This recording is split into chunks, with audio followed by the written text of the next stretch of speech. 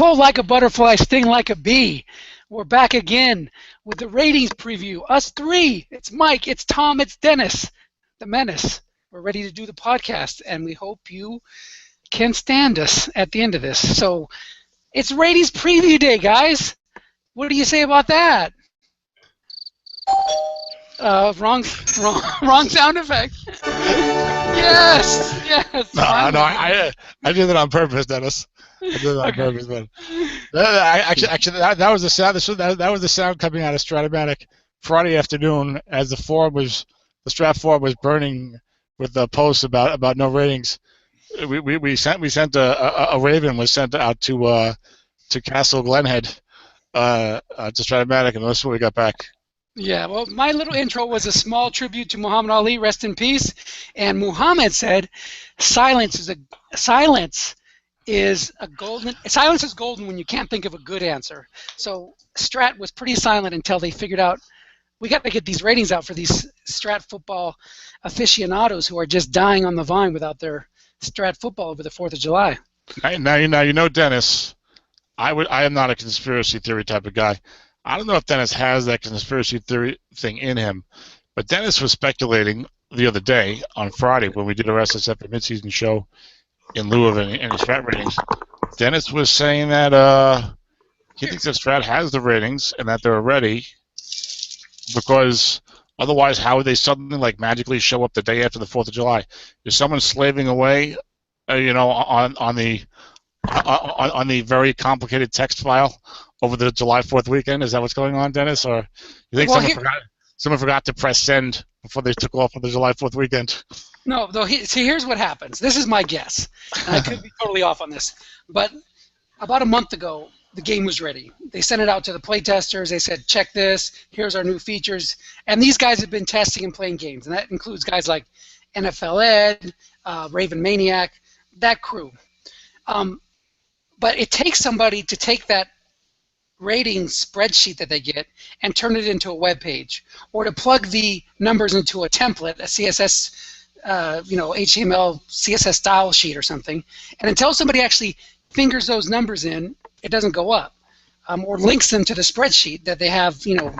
Maybe they use that same spreadsheet to build the ratings desk. I don't know exactly, but somebody needs to actually publish this, and that was never done. Indeed. But they should hire Ed to do it. He never done it in about 20 minutes. I know, he would have had it done last year already. I'm actually, I mean, Ed is such an amazing commissioner of these MIFA family of leagues. He makes it so easy to be in his leagues. But he, it's like I'm surprised that he doesn't have the rosters updated already, and that's not even a joke. It's probably only because he's on the West Coast. He had to come home from work.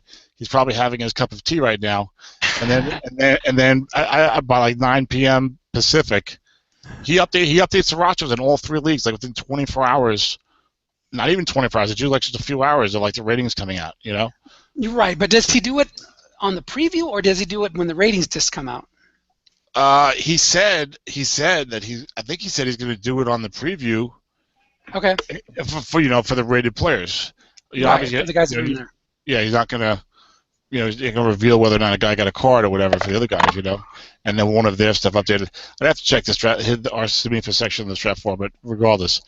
And we also have to say hello to, me and Tom have been talking so much. We're also joined by, this is Dennis Crowley, Tom Cook, and Michael Stuckey. Say hello, Michael. Hello, everybody. Thank you. Mike is one of our partners in crime. He's been a co-commissioner with me in SFFTL. He's also plays in KSFTL and WWWFL, and he runs the probably one of the, it has to be the longest Strat retro stock league, SSRFL. So Mike is a longtime Strat player, and he does a lot of the heavy lifting for the leagues that he's in. Thank you. Happy to be here. Now, the SFFTL, is that the one where the excellent defense is very good? You're pretty much not going to beat that in the playoffs? Is that one? It gets beaten. Really? Yeah, excellent? I've gone 16-0 2 years in that, and not won the Super Bowl. You should probably try to avoid that. And remember, in Autumn Wind last year, there was a team like I think it was the Seattle Seahawks that had excellent, and also got knocked out of the playoffs. Or maybe I had good, excellent. I don't remember, but either way, I was out in the second round. Who'd you lose to? I I forget. lost to Renee? no Neil, the coach of the Shannon. Baltimore Colts, Baltimore Ravens. It was the block punt payback game. Yes, The exactly. year before in the playoffs, yeah. Right. Yeah. Okay, I gotcha. Yeah, interesting. But Tom, of course, his main leagues are Autumn Wind and Somifa, and SSFA. Just to be for the family of leagues. Yeah, so two of those leagues use the same defensive card for all the teams, whereas Autumn Wind uses the double counting, as we call it. Well, it's interesting with Mike Stucci here. I see Mike's name all over the place, all over the years, and I'm sure he sees the same about me. Mike and I have hardly played in any leagues together. It's like Mike has a family of leagues, and I'm in like Ed's family of leagues, and the twain shall never meet. Yeah, Michael can speak to this himself, but he hates those leagues that have all-day drafts. Right, Mike? Yeah, I don't really love the all-day drafts, Tom. Otherwise, I would be in more leagues. I was in Spring Fever. I subbed 1 year in one of Ed's leagues. I took, a guy drafted a team. He quit a couple weeks in. I finished out the year. Mike, next year I might be looking to leave one of those leagues. Maybe my Somsford team. Maybe Mike can be the field manager, the head coach. Maybe I can draft the team. I can be the scouting director, GM slash. I would probably do that actually. But it sounds like. Hey, Tom, you got to do that with your Somsford team. Tom has this powerhouse team in Somsford. Said that Somsford. Yeah, but you got to. Let's commit right here. I'm the marriage arranger here. Let's make it happen. That way we get Tom on draft day and we get Mike during the season.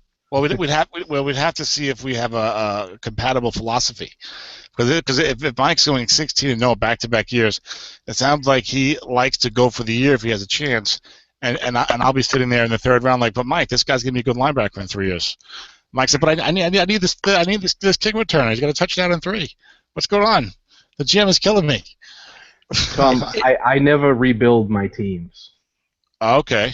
Retool is about as far as he'll go. I try to make the playoffs every year. I figure I got a shot if I can get in the playoffs. Yeah. So Mike would like the Rex Ryan, and I would be like the.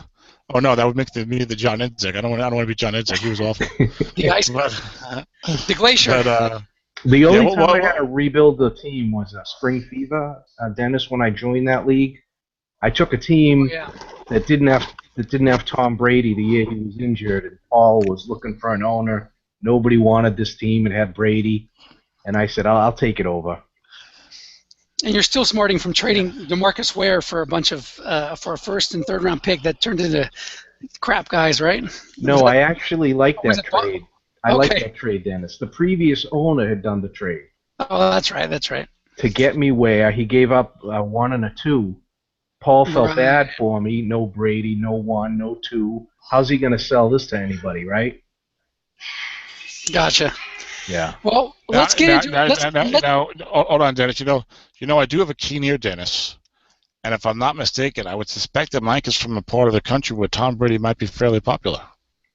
I think you're right. Absolutely. As a matter of fact, that's the whole thing. Is that this show doesn't work unless I have somebody with an East Coast accent.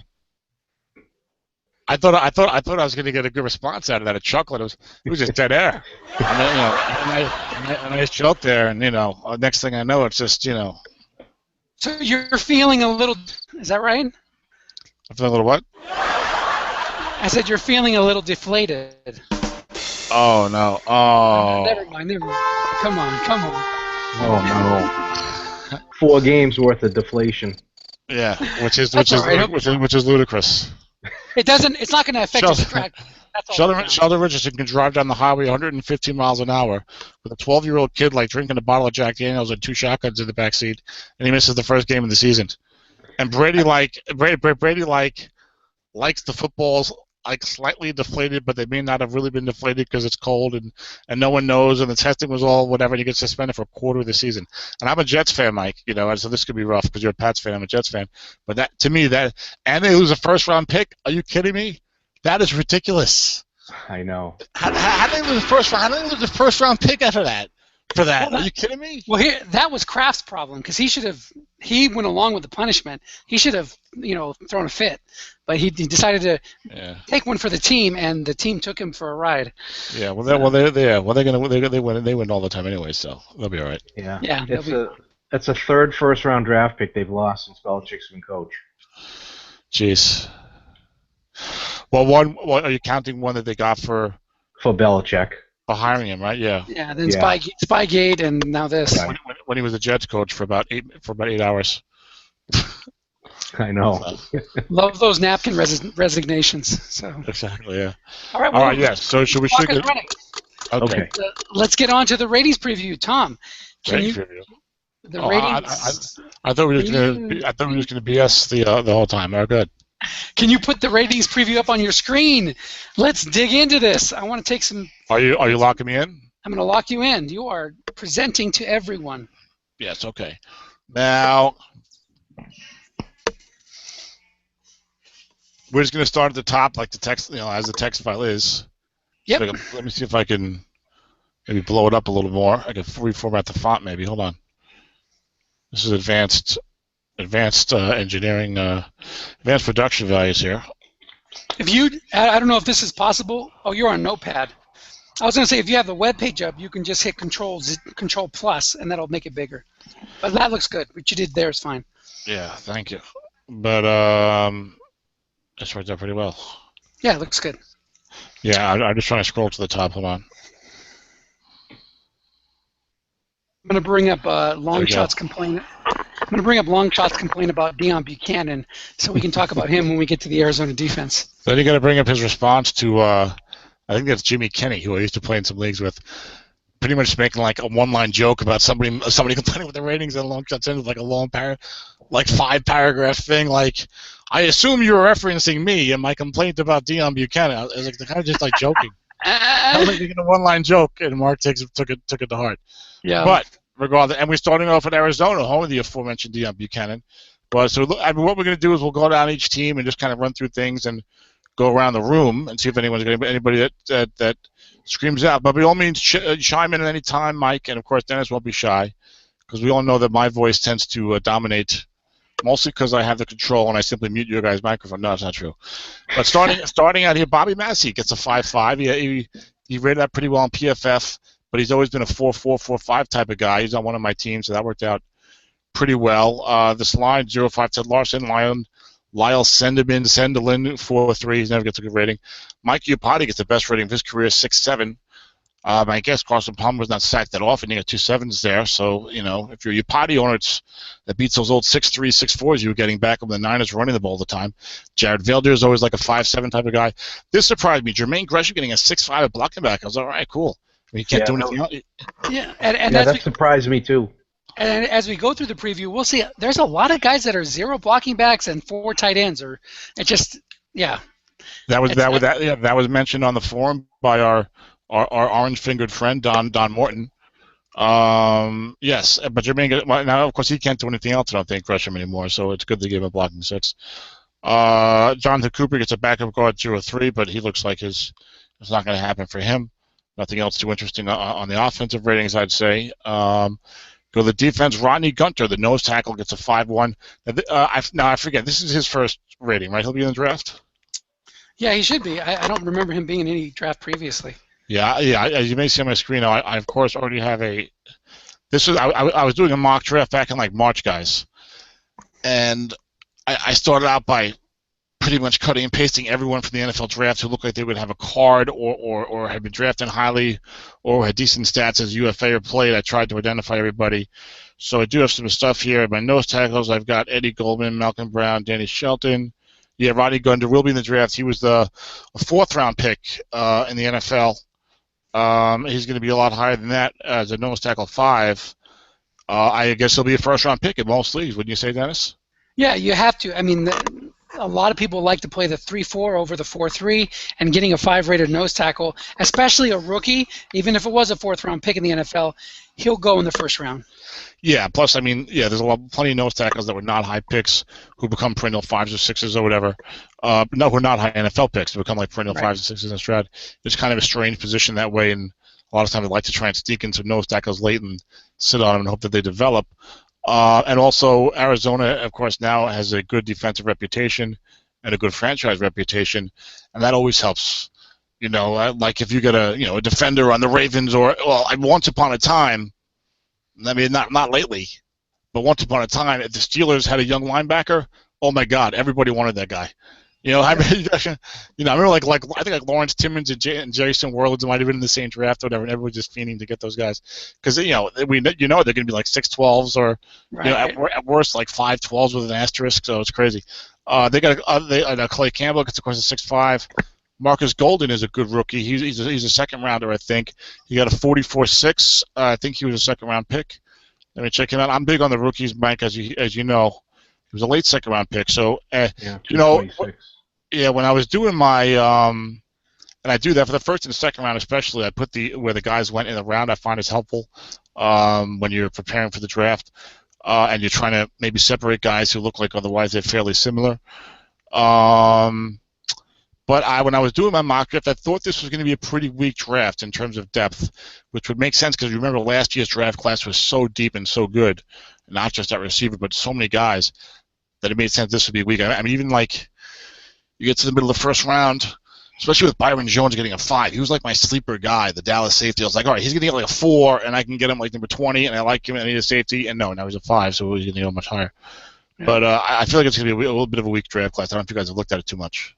Well, I think it was Longshot also, or somebody pointed out on the forum that there's no 6-rated rookies. Was that you, John? So, somebody posted that. I think there was Mark. There was Mark / Longshot. That was Mark pointed it out. He did have a couple of errors. He said Eddie Goldman. He referred to I think Eddie Goldman as a 5, but he's a nose tackle 4, I think. And but yeah, there are no rookie 6s. I think he's right about that. Unless except like a blocking back, I guess, or somebody. Yeah, I thought you might see somebody like Marcus Peters get a 6, but he got a 5. So. Yeah, well, he had all the interceptions, and he really actually wasn't rating out that well early in the season, and really I think his final PFF grade wasn't even that great, but he got raved about by everybody, and he made the Pro Bowl, and he's in the NFL Top 100, and the guy's a freakish athlete, so I mean, it just took him time to get going, I think, and he'll probably, be awesome going forward as a player. There's something else that you mentioned that you mentioned. Leon Buchanan. Marcus Peters. Remember now, last year, famously, Aaron Donald did not get a 6. True. And everyone and their brother thought he was going to get a 6. So if he ain't getting a 6, I mean, I don't know what you got to do as a rookie to get a 6 if Aaron Donald keep going. I remember Darrelle Revis was a rookie 5, which I had no problem with because that was kind of like pre-Revis Island. He was just like a really good rookie. But, but everyone knew that he was really good right off the bat. So it's very hard for the rookies to get that 6. Yeah, Richard Sherman was also a 5. No, he was a 4. Sherman was a 4. It might have been a 4 and then a 5, yeah. maybe. Sherman was a 5. I think he's right. No. Sherman was a 4, and Brandon Browner was a 5, and they came into the same draft, but Browner was like 4 years older than him. Yes. So I remember. Browner was a 5, definitely. I thought Sherman was 2, but you could be right about that. No, he was a 4, and there was I think it was Jeff Smith. In Frozen Tundra picked him in the first round over the 5 of Brandon Browner, and everybody's like, "Oh, what are you doing?" And I'm like, "No, he knows what he's doing. That was a good pick." Well, you know what's funny is I remember I did a mock draft, and I would do some mock drafts. And Mike, I've done like mock drafts in January for Samifa, like once Derby guy has his stuff out or whatever. And Derby, and I believe that I did a mock draft, and I had Sherman not going in the first round, and I think like John Madden. No, Zeb drafted him. No, there was like a couple of guys like, oh, what are you doing, Sherman? Going to go in the first round, blah blah blah blah blah. And I was like, well, he's a 4 corner. Who was a 5th round pick? He's not going to go in the first round. But then Strat made him. But then I think like Derby projected him as a 5 or whatever. I forget what happened. I was like, well, yeah, now he's going to go in the first round or whatever. Right. But it might have been a spring. It might have been a spring league or something. I yeah, it was. Yeah, Madden picked him. And then Derby rejected him as a sophomore 5. Yeah. And then he went in the first round. But I was like, at that moment, you could, he just did not fit the profile of the guy who was going to draft in the first round. You know what I'm saying? Because he was a 5th round pick out of Stanford, and he didn't have the draft pedigree, but yeah, he was a 4 as a rookie, like you're saying. I thought he was a 5. He started doing HGH, and he turned himself into a 6. That's right. Yeah, that's right. Obviously, him and Browner and the whole Seattle secondary. Yeah, I put in the group chat, Tom, the draft there. That's 2011 draft. Sherman was a 4. Yep. Chancellor was a 4, Browner a 5, and Thomas a 6. Yeah, and remember, where is the group chat? How do I see that? The top button on the left with the number 1, the red one. There you go. It. Oh, I see it. Nice. Yeah, you remember Sherman didn't even start initially as a rookie. He didn't start until like the 11th game of the season, so that's why he was lower rated too. Boy, and not to jump the gun, how about Cam Chancellor being a 4 against the pass? Man, I know. That was a blow. Yeah, and Mark had the numbers backwards, but he was pointing out with some of the rookie linebackers who were like 0.5, 0.545 that if you he had it backwards. He was saying if you play in a split rating league, they're not as valuable. But actually, if you play in a single rating league, they're not as valuable because you take the first number, the number on the left. Exactly. So he's got 0.004. So Cam Chancellor, if you don't play split ratings, he's just a strong safety 4. And you know that if they wouldn't have the split ratings, he would have been a 5 or a 6, right? Yeah. Even if they wanted to say he was injured and watered down, they still would have given him a 5 at least. Right, exactly. So it's interesting how that works out. So speaking of Mark and his complaints, so Deion Buchanan, he says, I'm not going to. I can't talk about Kevin Minter. Sure, same thing. But you're right. Let's go. Go to Buchanan. No Kevin Minter. Okay, so he's supposed to be good against the run and not so good against the pass. Does Pro Football Focus? Is that what they say, Tom? No. That's not what Mark had it right. Mark said that as a linebacker, he's amazing against the pass. Oh, okay. But and maybe a little weaker against the run because he's undersized as a converted safety. But that as a safety, he's the other way around. He's great run stuffing safety and not as good in the pass coverage. So Mark was saying that he should be a 6 pass coverage as a linebacker, and he did have tremendous numbers on Pro Football Focus. I think like over 90%, which is ludicrously high in Pro Football Focus's numbers. So Mark wants him as like a 64, 46. Exactly, 64, 46, 64, 45, something like that. Got it. And of course, Pro Football Focus has decided that they're not going to let me click on anything here. So yeah, that's fine. Take my word for it, anyway. Okay. I'll bring it up on mine. I got it on mine. Deion Buchanan was an 85 coverage. Okay, so share your screen, Mike. Okay. I'll switch over to you for a second. If I can get back to you. Here we go. Hangouts.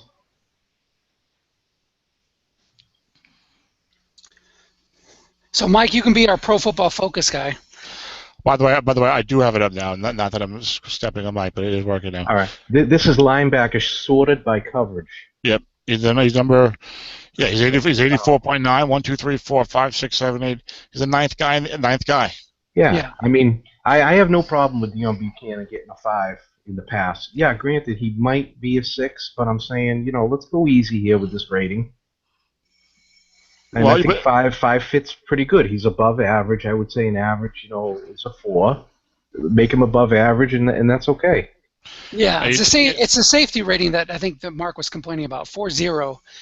Well, I think he wasn't happy with both ratings. He definitely wants him as a 6. He said it was amazing, and he didn't say that, but he was complaining with the 54. He did complain about the 40 as the safety more, but he certainly complained about the 54 as well. Yeah, you're right. He did complain about the 4 against the run, but you can't tell me that Deion Buchanan is as good as any other inside linebacker versus the run. There's no way. No. He was complaining about the 40 as a safety. I get it. Give him a 5 rating. For the run, he wants him. He says that as a safety. He's a good run stuffing safety, so he should be like a 45 or something as safety, and he's okay with the 4 as a linebacker against the run. But he wants him. I think he wants him like a 64-45 or 64-46, something like that. Yeah. But the guys around him, Rolando McClain. Derek Johnson is above him, and the guys above him are 6s. And it looks like Buchanan kind of starts to drop off into 5s because Rolando McClain, I think, is only a 5, right? Right. And Danny Trevathan? He's a 6. Is he? Yeah. Okay. He's a 6.5. Okay. Well, all right. Well, also maybe that I don't know. Maybe that thing about. But Trevathan's an outside linebacker in Chicago, right? Or is he inside?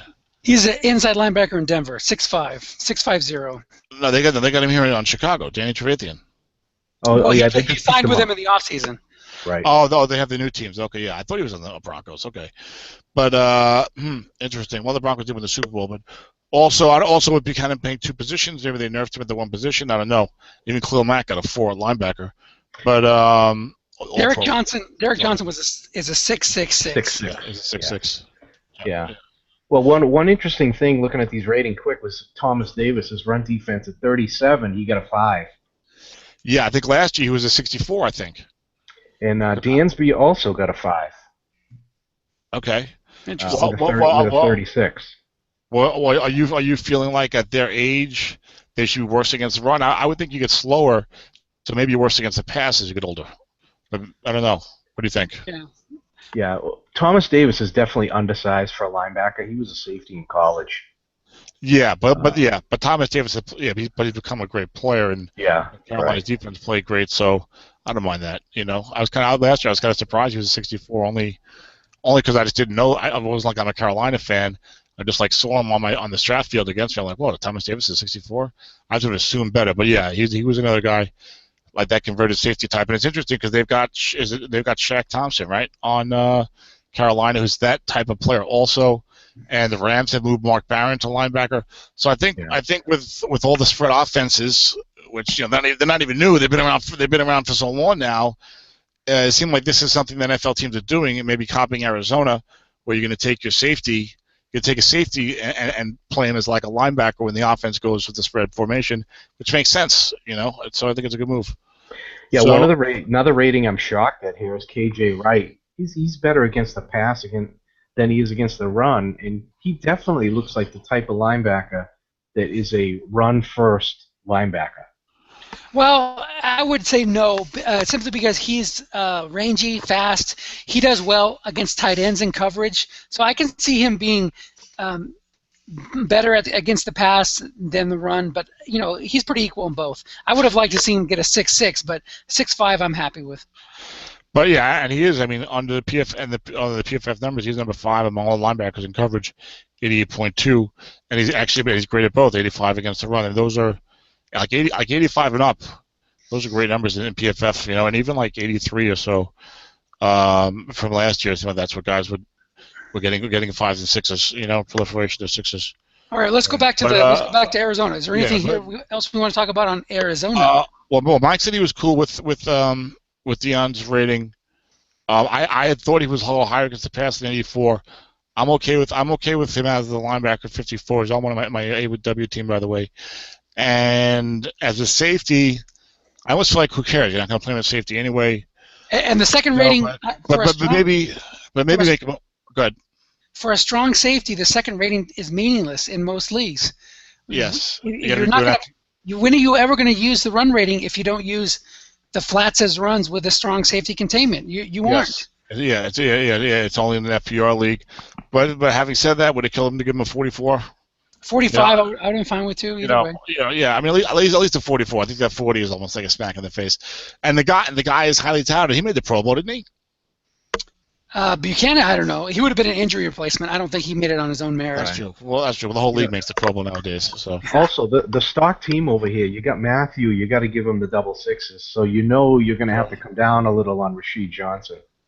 Yeah, and some have talked about Matthew maybe deserving a dual rating, free safety and cornerback, but he didn't get that.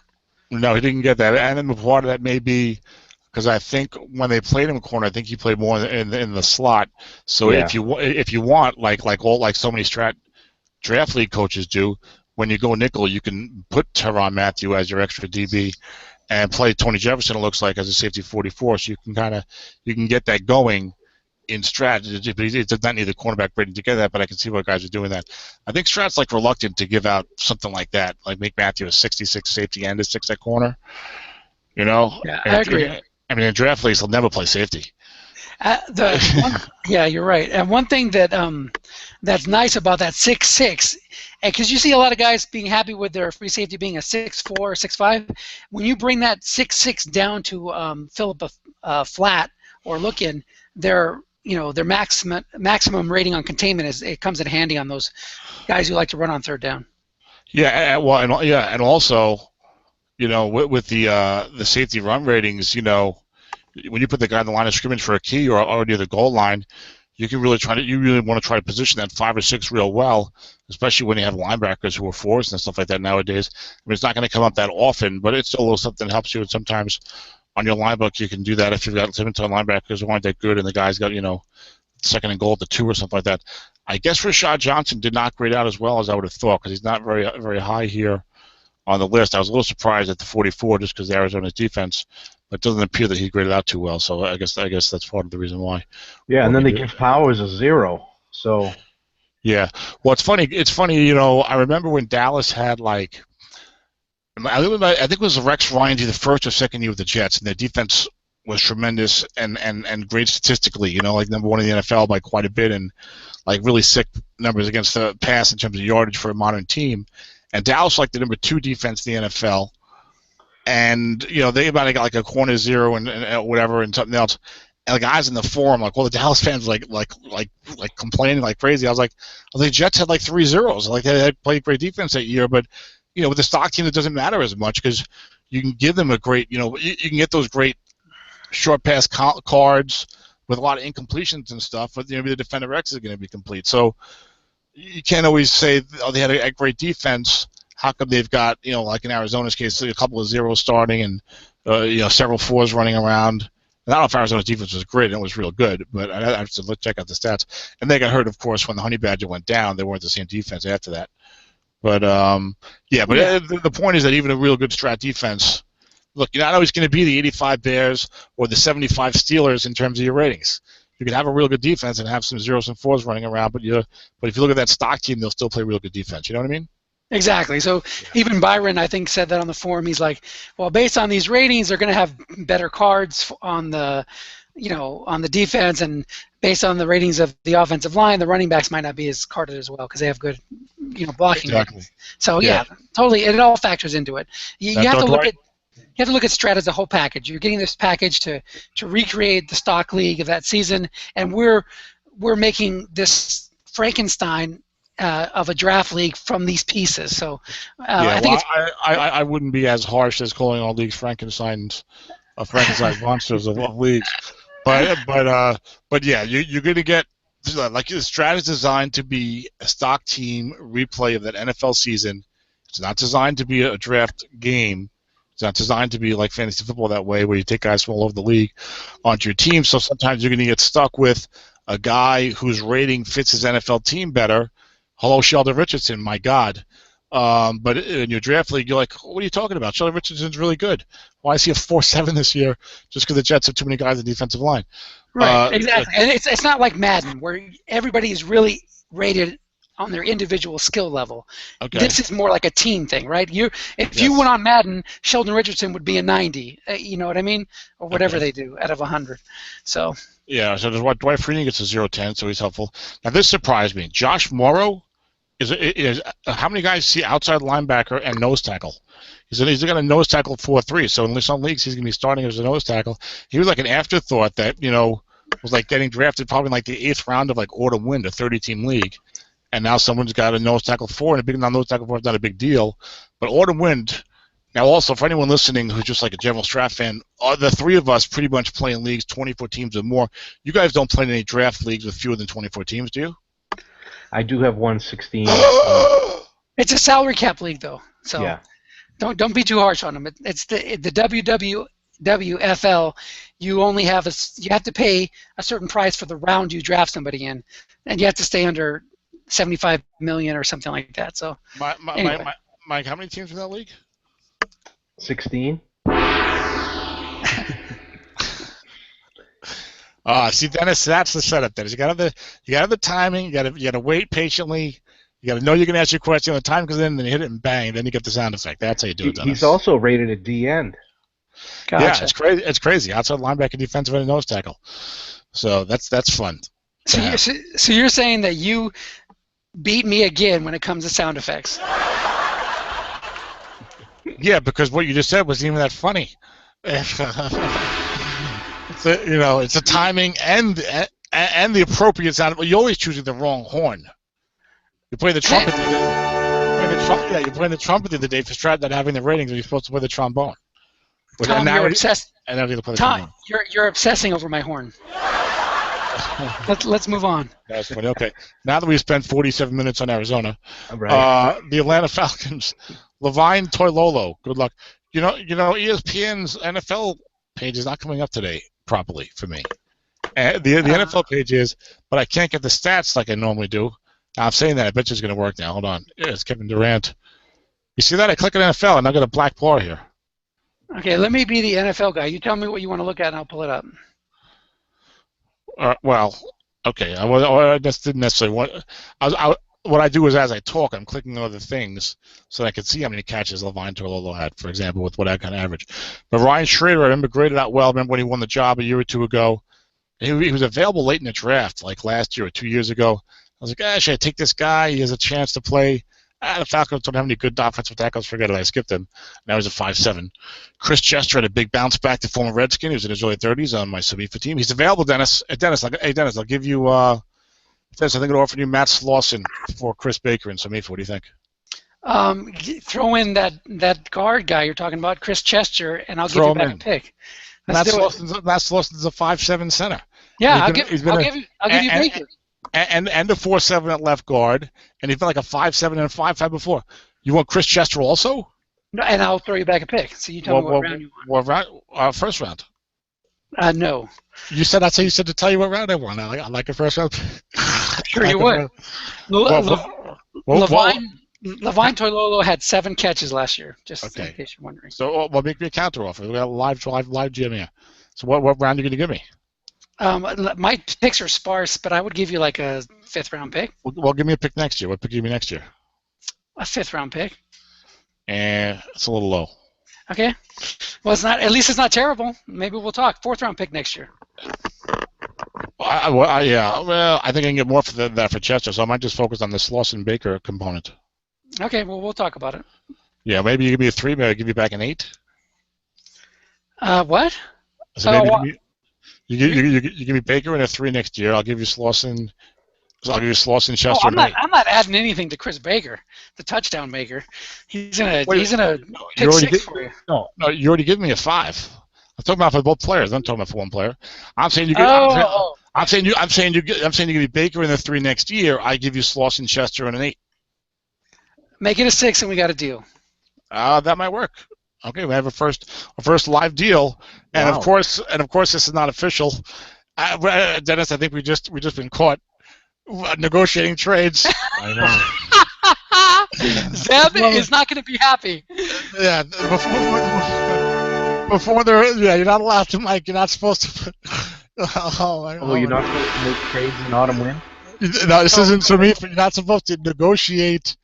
No, you can negotiate. You can't lock it in. You're not supposed to negotiate that specifically. You're supposed to be like, what would you say? No, I don't think so. That would be something I would strongly consider. You have to say like everything except yes. I guess I would do that. You have to go. No. There's wording. There's wording. You should check the thread. Last year was a lot of wording on it. So Dennis, let me just say that if you were to give me Chris Baker and a 3 next year, for Matt Slauson and Chris Chester and a 6, that would be something I would strongly consider when trading opens. And I too. But I think the point that Zeb wanted to make is that if somebody would inquire about Chris Baker, I shouldn't say, "Oh, I've already done a deal." You should say, "I'll consider that. No problem. Let me listen to it." So be open to other offers. So that's all I think. All I know is this is going to be a very lengthy thread on the Sabifa forum. After the show, it's going to last for a week, and you'll see the writing from last week, and then we'll tell you that that's not his cup of tea. I should say, I really need to make sure that I can compete with Marshawn Lynch's card, or find another running back. Dennis, you're going to do great. You're going to compete. All you need is a couple of linemen. Matt Slauson, Chris Chester, you're in good shape. I have to address my oldness of my team soon. That sounds like a possible deal. You don't hear Mike Stucci worrying about the oldness of his team. You're going to win some games, right, Mike?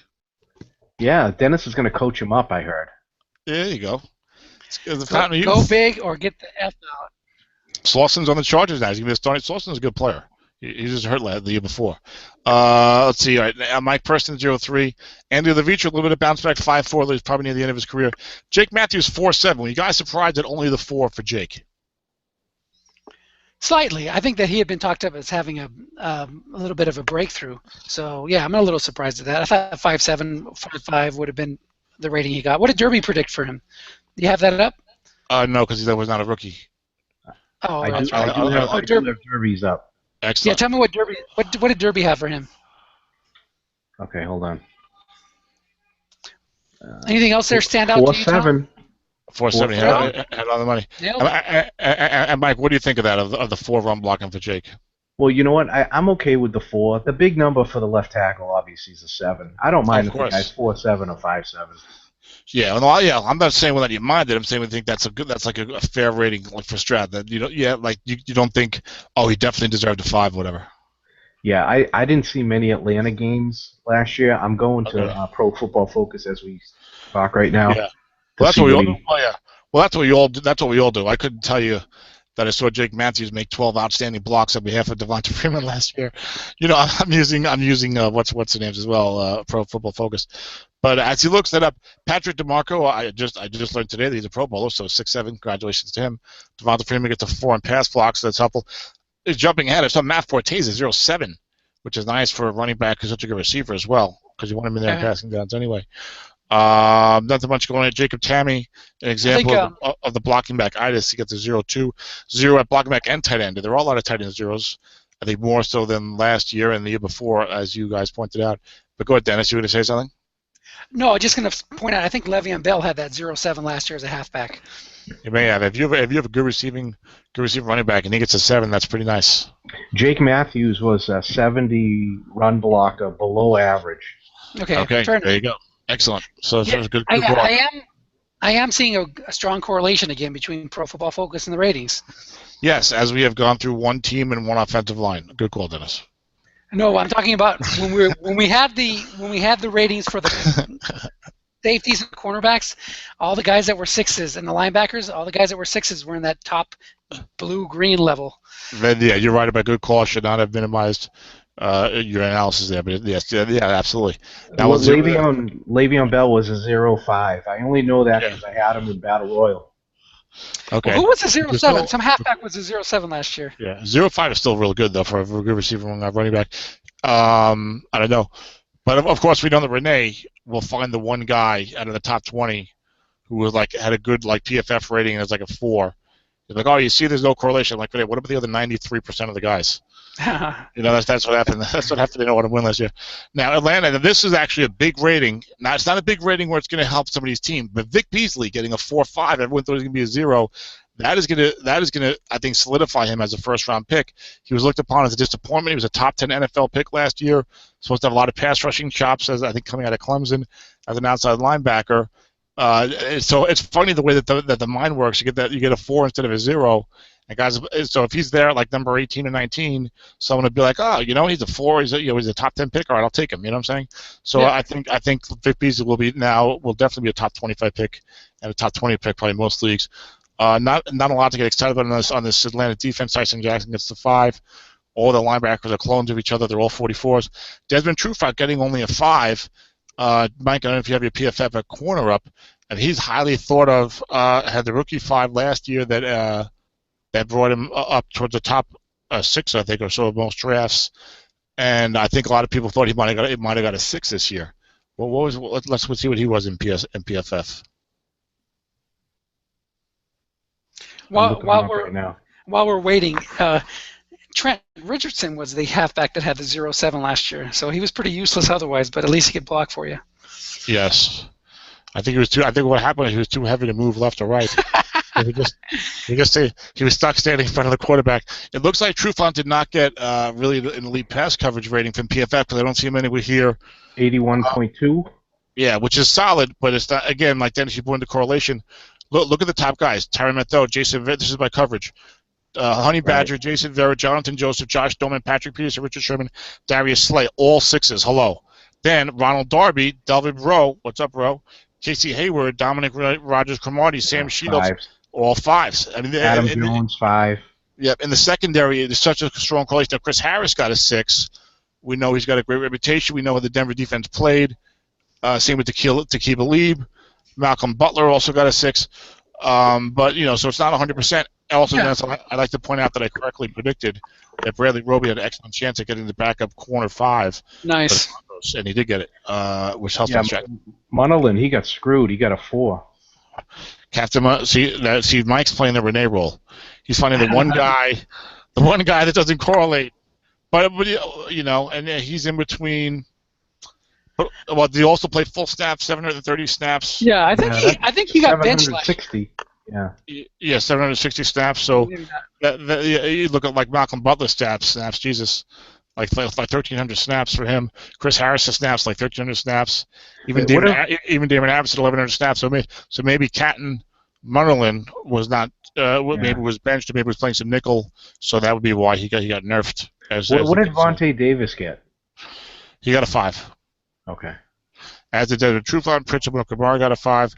Looks like Tremaine Johnson got a 5. Yeah, Logan Ryan. Yeah. Yeah, again, like if you crack 80 or in the, like 80 or higher, usually that's a real solid number. And some high 70s even get 5s in these PFFs. Oh my God! Look at Revis, 77.5. Yeah, that was all reputation. I mentioned that to Dennis today, Tom, when we were talking early about the Revis getting a 6. Probably not deserved. He was hurt last year, I think. He was playing hurt. He looked like he was hobbling around a little bit in some of the games, particularly the one against Sammy Watkins where he looked really bad. He was real strong early in the season, but look, he made the Pro Bowl, and he has the reputation. So Strat will hold on to that longer. And now we're going to see this year. I think it'll be a big year to see if Revis can bounce back a little bit. Some people feel like his demise was exaggerated, but you see the PFF numbers are not that strong. So we'll see what happens. I think he's entering the Champ Bailey phase of his career, where Champ Bailey was still a real good corner, like for the last 5 years of his career, but he wasn't like the super speedy guy he was early, like the first 7, 8 years of his career. Not that Revis was never super speedy, but you know what I'm saying. Champ Bailey had that transition from like one of the 2 or 3 elite corners of the whole game towards a real solid corner who was still getting 5s and 6s from Strat. So we'll see what happens. I really wish they wouldn't do this. Just give the guy the 5. I mean, there would be nothing wrong with that. Absolutely, I agree with you. I also hate when a guy makes the Pro Bowl and they give him a 6 for no reason. When the guy's on the way down, but he gets that, maybe that year before he's really fallen off. Yeah, the reputation pick. We can look back at it and see it. In the baseball, it was always Jeter, Tom. Everyone would talk about Jeter. Jeter at short. That was the big one. Because you get the Gold Glove, and you look on the list, and he was 8th in range. I think it's nice, Dennis, when we have a neutral, unbiased baseball opinion from the Boston Red Sox fan. And I'm not a Yankees fan, and I agree about all the Jeter stuff, but I just think it's entertaining that we have the Red Sox fan bringing up Derek Jeter 45 minutes into our football broadcast. Well, Darrell Revis and Jeter, both New York. There's a little bit of New York bias in the cards. Sure, but don't you have anyone that played the 1973 New York Giants can say that, or 1972. I can't remember now. 72 is a good Giants team. 72 Giants team, which probably won the Super Bowl in snarl. The defense was that good. They were 8-6, pretty good offense. But I love Jeter. I actually love Jeter, Tom, because I had him in a current league in baseball, and he was my go-to guy. Of course, he was outstandanding. I'm getting talked to by the producer in my ear that we need to get back to the ratings and move on. I think I do have to ask Mike Stucci on the question because, and this does devolve into sports talk or evolve into sports talk. But Mike, as a Patriots fan, what are your feelings about Darrelle Revis? Oh, fine. We understood he was a mercenary when we got him. Dude, he won the Super Bowl. And he played great for you guys that year. You liked him a lot that year, right? I got no problem for him. He wasn't worth $20 million. See you later. Yeah, okay, but the year you had him, you felt like he was still playing great football that year. Revis, he gets a lot of crap for hey, I'm a mercenary. I want to make as much money as I possibly can.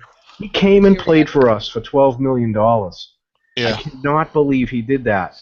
And Tom, most people don't know this. Revis actually played for $7 million against the cap. The $5 million was on the 2015 cap. Oh, okay. So that's how they squeezed him in. They only had $7 million. Yeah, So but the bottom line is he played great football for you guys that year. yeah, it was great. I have no problem with him. Yeah, and it was something that was seemed to be missing from the Patriots, like that defense. Yeah, it's a nice front seven to get the shutdown corner. But as Dennis said, let's get back to the ratings. The dead true no problem with the 5 at first. Ricardo Allen was like a 5th-round rookie who I thought had graded out better, and I thought he had potential to get a very sneaky rookie 5, but he gets a 40. Can you while I'm talking about the guys, see if you can get a pass coverage on safety Ricardo Allen of Atlanta, please. Okay. I want to throw in one comment, Tom. That Go ahead. Paul Warrilow there, the middle linebacker, Yes. really, really late pick in a lot of leagues Yes. that I saw the drafts that were in the spring. So say January, February type drafts. Yes. You know, he probably went in the 15th, 20th round of some of those drafts, and they're going to be well deserved to get a 4.4 out of him. Yeah. Well, it's funny. He was when he was a rookie. He was going in like 3rd and 4th round in some of the drafts I was in, and guys are then complaining because he was scheduled to start or whatever. Then he didn't do anything. But if he was going later in other drafts, they get a 4.4. That definitely helps. Ricardo Allen 79.2 as a safety, so that's right in that border. And he sees behind guys like Dante Whitner and Kirk Coleman and ahead of Andre Holland. So I thought he could be a sneaky maybe 5 pass coverage, but he only got and he only had 56 snaps, but he only got a 4. So he won't be like leaping up the draft board like some of these guys do at times. William Moore's at the end of his career. Robert Alford got a 4. Some people thought it might be a 0. Some people think he's up and coming. Vic Beasley also plays outside linebacker as a 4.05. That will help him in the draft because it's harder to find linebackers nowadays with the split ratings. Don't you guys agree? Mike and I were just talking about that earlier. It's like it's really weak this year. It seems weaker than normal up the middle and on the outside with the dual ratings. Yeah, incredibly difficult. Yeah, and even last year I felt like it was difficult, and I haven't looked through it that closely, but I just noticed since they've gone to split ratings, it's harder to find those good two-way linebackers, and they're gold when you do. Carolina. Just real quick before we go to Carolina, sure. one thing that we did in the SFFDL that Autumn Wind also does is when you use those calculations to figure out your cards, we added the rule in that a 0 counts as a 3 when you're calculating those values. So that helps. We put that in. We put that in my league when the split ratings come out, and Autumn Wind had that for all these years. So it's just one way that you can, if you're running a league and you're seeing that, and guys are getting average or worse, you can add that rule in. And another thing that I think that those two leagues have in common is that they let guys rip each other off. Larry would not like me to say the AW does have they have an unusual system. And look, it's all about, it's really like big government versus small government. It's the philosophy of laissez-faire. It's like, hey, we're all grown-ups here. Who are you to tell me what to do with my team? And that's one view, and those leagues will not really overturn any trades ever. That's like my league, SFFDL. Yes. We say as long as the two owners agree to it and they can justify it from their ends. And then the other league is more like the welfare state looking out for the poor and the weak, not getting trodden upon. And they'll have some mechanism for overturning trades. But I think that some of the guys in the laissez-faire camp, like Autumn Wind is and like SSFDL is, I think they feel like every trade's going to get overturned. We have like one trade a year that gets overturned in SOMIFA, but it works. It works because it prevents the really worst kind of trades. Yeah. I mean, nobody. I don't know why anyone would want to play in a league where the 4 or 5 guys who don't know what they're doing are just getting reamed on a regular basis by guys who do know what they're doing. That's not any fun to me. I was in a baseball league in the early '90s, and I traded Willie Randolph on the New York Mets to some guy for a young and upcoming relief pitcher by the name of Pedro Martinez. That is not that. I was like 23, and I was like, yeah, go for it. But I don't want to be in a league like that personally. Personally, I know everyone has a mechanism where they have a committee, so when a trade is made, everyone on the committee like emails each guy who made the trade with like their views. The commissioner collects them and then disseminates or whatever. But if you make a trade, you get like a report from the committee on your trade, and then if you still want to make the trade, you can make the trade. And the comments were all anonymous. And I was thinking of trying to get on that because I was going to write some harsh. You should. I was going to write some really harsh comments like that. Yeah. And hold on, let me point out real quick that for Tom to be saying that he likes the SOMIFA system, the SOMIFA style of league system, that's saying something, because Tom had a trade in SSFA overturned that I really didn't think should have been overturned. But you're more laissez-faire, but yeah. Yeah, but he didn't. I mean, I saw value on both sides. He was going for the year. And then when that trade didn't go through, he had to. He'd already made one trade. I tore apart. Basically, I traded like the 4th pick in the draft in the late 2 for like Matt Ryan, Eric Weddle, and that Giants tackle that retired, Will Beatty. Will Beatty, yeah. And it got overturned mostly because they felt like I wasn't getting enough from Matt Ryan, even though I ended up with Derek Carr. Okay, Right. Okay, so the trade got overturned, and then I looked at my team, which was aging, and I was like, if I had made that Matt Ryan trade, it's like this team could have had like another 5 years of fuel. But otherwise, I got Peyton Manning. Okay, so it's going downhill in a hurry, and the other guys are all old. So I blew up the whole team, Mike. I rebuilt the whole team, and Mike would hate this. And Mike, I went 0-16. I know, Tom. I listened to some of your broadcasts. Your pre-draft broadcast when you made that trade, or that trade got knocked down, and you ended up going in the other direction. I heard all that. Okay. I knew exactly what you were talking about.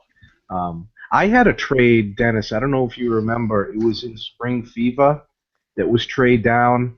I don't know if you know Nathan Baylor. I know Nathan. Oh, yeah. He's probably one of the sharpest GMs we have around. Yes, sure. Absolutely.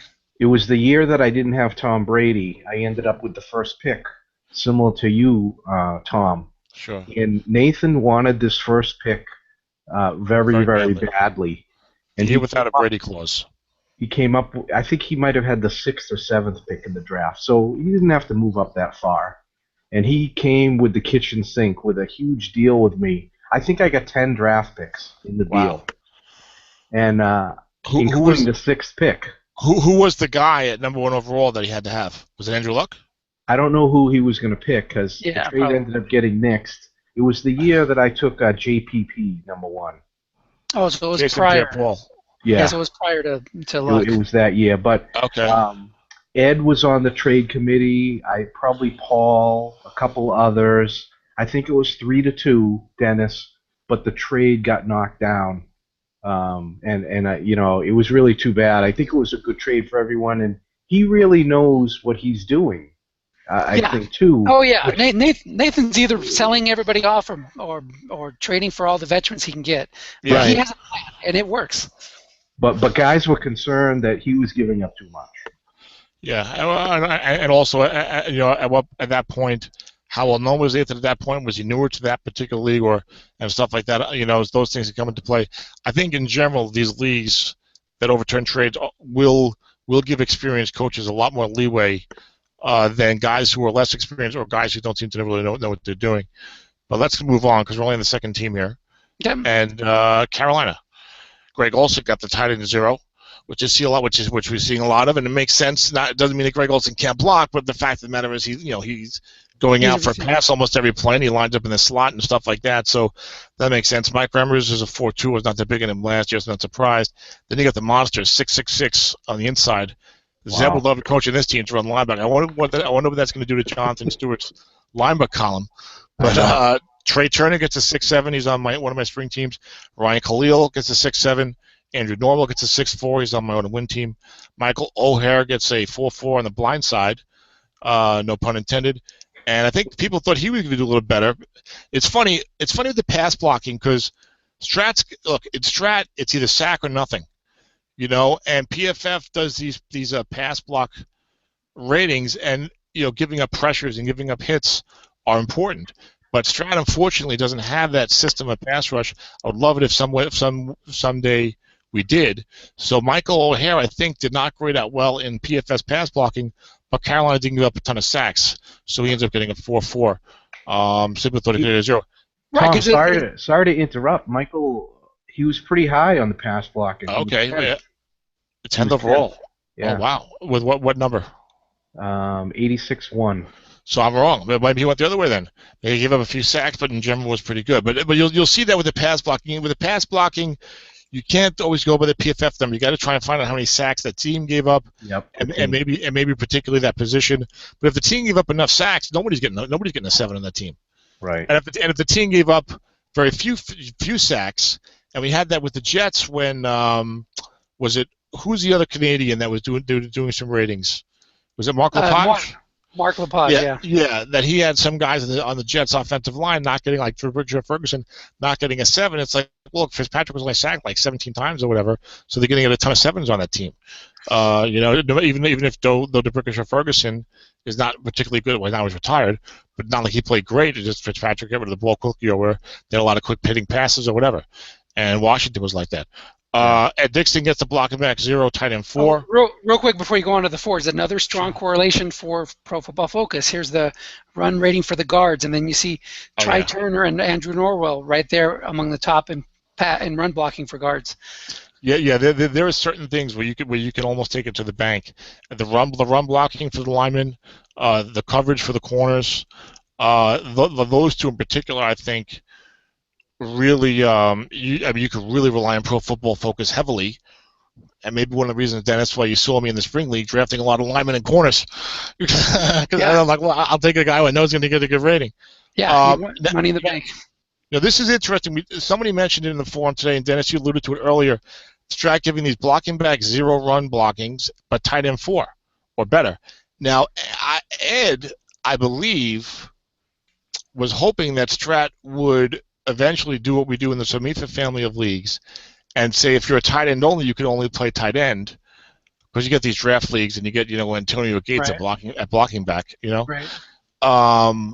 And I guess Strat didn't really want to go that way, but maybe a bit of a workaround is, all right, well, we're going to make the guy blocking back 0, tight end 4, so if you're going to play a blocking back, you're kind of getting hurt there, Right, they couldn't go back and do them because it would be too much work to redo the computer managers. Yeah, that could be okay. Now let's see, Johnson 205. How the body have fallen? Fernando Velasco. Or maybe I'm confusing with Luis Vasquez. Anyway, 0-2. Moving. Mike Tolbert gets a blocking back 6, pass block 0. So obviously the weight does not help your pass blocking with him like it did with Trent Richardson. But moving down to Carolina defense, I was surprised to see Charles Johnson get a 5-2. Maybe he was good against the run. I have not looked at the PFF closely since the spring draft, Dennis, so I'm not as sharp with that information as I was at that time. But I know Johnson was considered not to have had that great a year. I know he missed a lot of time in injury as well. But he gets a 5-2. This is interesting. Quan Short has become the big star, and Star Lotulelei is just like the run stopper. Whereas when they were the draft, Short was always like a late second round or a 3rd round pick, and Lotulelei was like a top 6 pick because of the rookie 5. And I like Short as a rookie, but he was a 4-3 guy, so I didn't take him. I kind of regret that now. Just real quick on Charles Johnson, he actually did rate that way. He rated as 81.8 against the run and 66 against the pass. So yeah, how many snaps though? Yeah, you're right. He only had 374 pass snaps and 168 run snaps. So he was about 540. Yeah, I know he missed a lot of time with injury. So, but look, they're going to put someone there as a starter. So, and Carolina made the Super Bowl, so nothing wrong with that. Shaq Thompson is going to be an interesting guy to watch in drafts. Linebacker 44-2, another undersized guy who played several positions, I think, in college. Didn't he also play some running back in college, I believe? Yeah, super fast. And with the success that Carolina had with Thomas Davis that Mike alluded to, and the success they're having on defense, now he's only a rookie 44-2. Is Shaq going to be a guy, and it's an interesting rookie class for outside linebackers. He was the 25th pick in the NFL draft, and I think this is a weak draft class. Is he going to be a guy that jumps and maybe people draft him at 13 or 14, or is he going to be a guy that slips and goes into the second round because of the 40-4-2? Yeah, that's a good question, and I think you also have to watch out for him. Will he suffer from the Chicago Bear linebacker syndrome? And what I mean by that is there was many years where you had Brian Urlacher and Lance Briggs always getting a 6 or a 5, and so the third guy always got a crap rating. Now you have the only good thing there is that Thomas Davis is so old he can't play forever. That's true. Nick Roach. Yeah, Nick Roach would always get your 0.2 or 0.4 rating. Nick Roach, poor guy. Now, look at this interesting crop of outside linebackers. Jadeveon Clowney, Shaq Thompson, Marcus Golden, Shane Ray, Preston Smith were like a lot.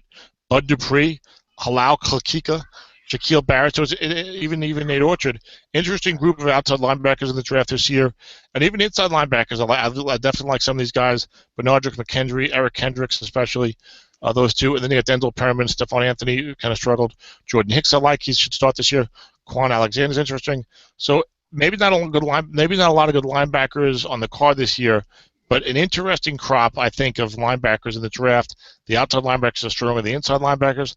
I'm not saying these guys are going to be stars. I'm not saying that these guys are great, but there's talent and ability there. It'll be interesting, I think, in a few years to see how these guys do. And I need some linebackers, so we'll see if I draft any of these guys. But Dennis, I love the rookies, so forgive me. But I like I can't help but chiming in on the rookies. No, that's great. And the other thing too is that because there's so much depth, you're going to wind up with somebody in the 7th or 8th round in Somifa and think you got to steal. And maybe you will, maybe you won't. But at least you'll have a name to pull out. That's not like some fly by night free agent that's going to be out of the league in 2 years. You're not getting any of these guys in the 7th or 8th round of Somifa. None of these. Maybe that's I won't say that. But somebody on this spreadsheet. We'll do a post-draft Somifa. Somebody on this spreadsheet at this time mark of the podcast will be taken in the 7th round of Somifa. Of these 15 guys? Yep. No way. None unless one of them gets hit by a truck. None of these 15 guys is lasting to the 7th round of Somifa. I'll tell you what. I got 6 picks, and I got 6 picks. You get me the 4th round with one of these guys, and he's on my team. And you can say it again in the 5th round, and say it again in the 5th round and the 6th round, because I'm going to draft the value. And especially with Andrew Luck of the lacerated kidney card that I'm going to have. Even the guys they're all decent, and there's some I don't like them much. Shane Ray, I don't know how much I believe in him, but I don't know how much I believe in. Shaquille Barrett could be the guy, but he got a good rating. Shaq Barrett got 4.49. Exactly. I was going to say he could be the guy, but he got a good rating, 44.9. He'd be a first round guy. All right, Dennis. What do you want to bet? What do you want to bet that none of these 15 guys will be in the 7th round of Somifa? What do you want to bet me?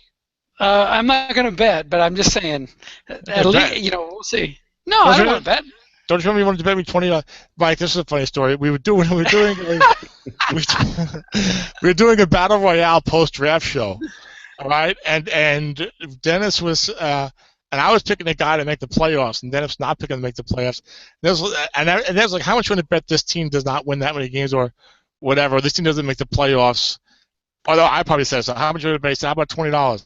I said, all right. So I'll bet $20, but you know what I'm going to do? I'm going to play the guy late in the season. I'm going to throw the game. So the guy makes the playoffs and then win the $20 bet because you know what? We better not have a bet. The commission. This is what's going to happen. If we would have made the bet, then one of these guys is going to be available late in the 6th round, and he'll be the last guy. Tom will trade his second-round pick just to take him to win the bet. No bets. None of these guys. These guys are too good. Which one of these guys is there? Which one of these guys is there in the 6th round, Dennis? Come on. I'm just telling you, it can happen. Anything could happen. Did you make the battle royal bet? No. Dennis decided as a commissioner that he shouldn't do it because they would encourage me to throw a game late in the season if I already claimed my player spot. Now, Dennis, I know you don't follow the young players as much as I do, especially until you have to. Until it gets closer to the draft. Well, first of all, I'll tell you. First of all, Shaq Barrett is the only one. There's only 2 guys. There's only 2 guys here that were drafted after the NFL 3rd round. Only 3 guys here that were drafted after the NFL 2nd round. Right. 12 of these 15 guys were 1st and 2nd round picks. I could see somebody like Quan Alexander or Denzel Perryman. Oh, he's just not going. He's a 0.5. I'm just saying. Bernard McKinney. Oh, I love Bernard McKinney. Put him on my team, please. Okay. Well, we'll find out. You're right. I'm not really prepared for the draft. Well, it is July 5th, so you're okay. Yeah. But yeah, loving him is maybe strong, but he's a decent player. If you got a guy like that in the 4th round, you'd be ecstatic. Anyway, Luke Kuechly's a 6. that much we do going in. Thomas Davis 65-7. I love this. Charles Tillman with the comeback 4. Don't you like to see that, Dennis? He's in the starting lineup, NFC champions. Yeah, and he says the only place he wants to sign this offseason because he's hurt, he's still recovering from an injury, is with the Carolina Panthers. So Okay. Not too bad. At least he gets one more year of value. Yeah, he's on one of my teams. I'm going to try and trade him for like a 7th-round pick. Josh Norman, of course, is a 6th. No way he's the best corner in the NFL, by the way. NFL top 100, which I like. Is wrong about that, Dennis. I told you that. What Kirk was Coleman. hold on? What was Derby's prediction for Roman Harper? I think there was some sentiment that he would get a decent rating based on the Panthers' play, on team defense. Do you have that, 44. Mike? 44. Okay, so that's about where he's supposed to be. All right, Kirk Coleman was the guy who came out of nowhere, and he pretty much sucked his whole career. It came out of nowhere, Tom, and then Tom, this is just wrong. This is just wrong. Kurt Coleman, 5'4". Okay. I mean, they're playing Seattle. Luke Kuechly's covering guys that Kurt Coleman can't cover. This guy should never get a 5. Let's see where he's. That's pretty good. So it's interesting insight. I hadn't thought of it that way. Yeah, his rate. He's rated pretty decently. He's rated good on. He's 79.7, but there is some. Chad Greenway would tell you a few years ago when he did not get rated well by PFF that some people would say there's some flaws in the system where they don't know what the scheme is, they don't know what his responsibility is. Chad Greenway was maybe like being told to drop deep a lot and then coming up and make tackles. So when he's giving up 68% completion percentage, he's doing what the coaches tell him to do. It's not his fault the coaches don't know what the hell they're doing. You know what I'm saying? Yeah. So in this case, if Mike Stucci is correct, Luke Kuechly could be breaking up some plays, or because he does so well in space that what's his name, Kirk Coleman, ends up with better looking numbers because passes that normally would be the safety's responsibility, just like Bobby Wagner in Seattle does that great job in the middle and drops deep a lot. Maybe Luke is known for being great against the pass that way. So Kirk Coleman's getting a bump because of Luke Kuechly's ability to drop back in coverage. But now Strat can't make Luke Kuechly drop back in coverage. They could give Carolina better pass defense cards. So if they agree with Mike, then they say, well, the best way to reflect it is to give Kirk Coleman a better rating. I don't know. Another thing that I wish Strat would do is to take into consideration. I know this is kind of hard, but Kurt Coleman is a guy like they are looking to replace. You know what I mean? Like he will not be their safety next year.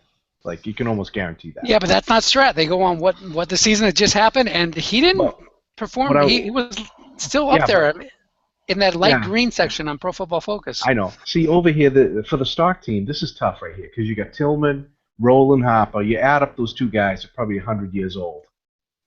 So they can't get 5s. You got to give Norman a 6. Now, what are you going to do with a team that made the Super Bowl? You kind of got to give the free safety 5. So it's almost like you're drafting a spot. You know what I mean? That's what we just talked about. That's what Strat is. It's a amalgamation of parts. And you know what? For Trey Boston was like. Hey Dennis, are you there? I'm here. I hear you're breaking up though. You're right. Trey Boston was the guy that was rated last year that people said, "What is he doing rated?" Right. No. Trey Boston got like the 4 last year, and he was a young player, and was maybe like a 3rd-round pick, and everyone said, "Oh, he's going to be a solid safety," and I think people drafted him wisely, and then he was on the bench for Kirk Coleman, who had been around forever and always sucked. But anyway, Coney Ely's on my team. Come on, Coney, develop into a good player. I need you. Anyway, moving on. Cortland Finnegan's a 0. How the mighty have fallen.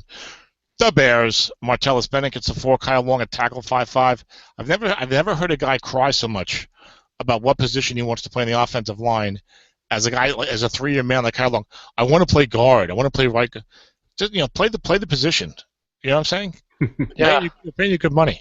Your dad was Howie Long. Why don't you be tough? Why don't you show some toughness? Tom, I wanted to ask you. You got all these Coach Ryan offensive linemen now in Chicago really excelling. All these Jets. Excelling. Well, Vladimir Ducasey and Slauson. And Slauson. Then those guys. All former Jets.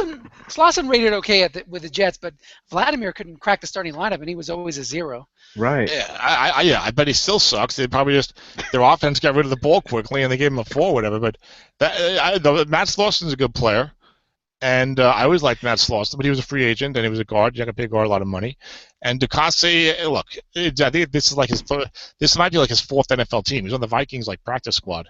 So I don't know, but Mike, I'm not the type of fan that actually is like a homer where it's like first of all, when you're a Jet fan, the last thing you're thinking is the Jets always do the right thing.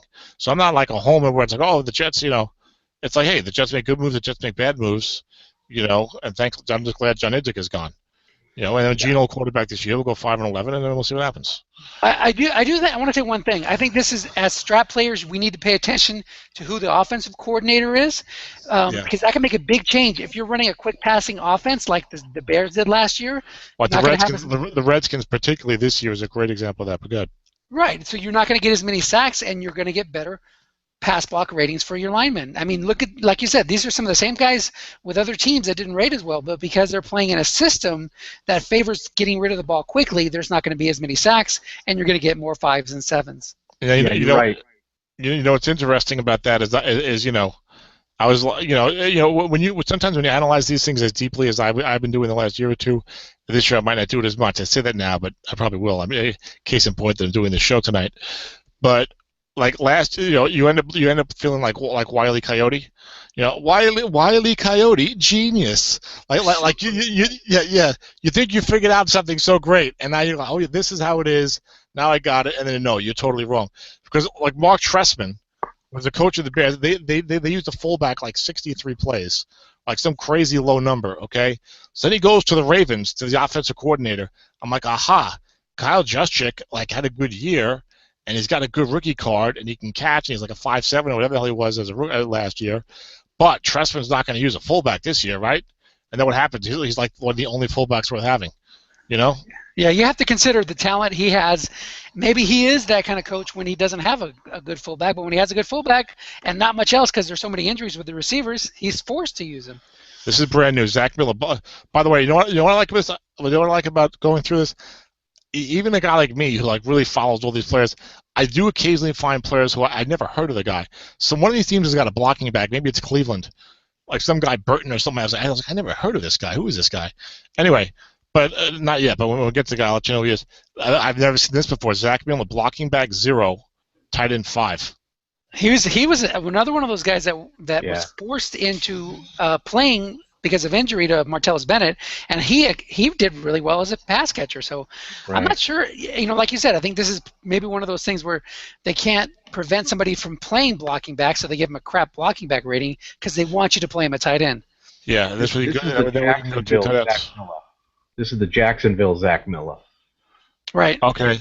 Not the Seattle Zach Miller. This is the bad Zach Miller. No, well, he's going to be good, though. I like him. I think he'd be a good pick as a pass-catching tight end. Yeah, you only like him because he's the same name as the guy who was in the Seahawks. I can't lie. Now, Derby, this is interesting. Derby must have had either Patrick Omame or Vladimir Dukatsky as the backup because I believe he had Hronis Grasu, who I widely know because of the name. I think he had him as the starting center 4-3. Because I saw him on my rookie list today, and look, when you're looking down a list of rookies, a name that will jump out at you is certainly Hronis Grasu. Yeah, 4-3. Now, who was on the bench there? DeCoste? Or Omame? Or either one of those two? Omame getting a 5.5. I mean, that's the left guard. That's crazy. Yeah. Okay, so the DeCoste that you guys were giving me a hard time about was on the bench. No, he didn't have Patrick. Omaha.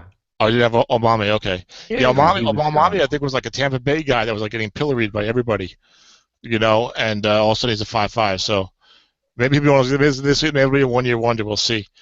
Well, they have the same coaching staff, so maybe he'll do okay. Yeah, your Omame is so fat that he can only play right guard. Thank you very much. Let's go to the Bears defense. Mitch Unray is a guy that you ever get those guys? You're preparing the draft, and it's like, this guy's like in every draft, and he's always like a 0-3, and he sucks, and nobody wants him, and then he comes back and he sucks again the next year, and he's still in draft. Yeah, I feel like Mitch Unray is in like every draft that I prepare for. I'm like, I'm tired of looking him up. Retire, Nick Roach. Yeah, that's another one. But Mrs. Unren, his parents, are pissed off that you're talking bad about their son. He's going to have like a 9-year NFL career, a nice pension, making minimum wage every year or minimum salary for a veteran, but he's making more than we'll ever make in a lifetime. Well, good for him. He's still not a good NFL player.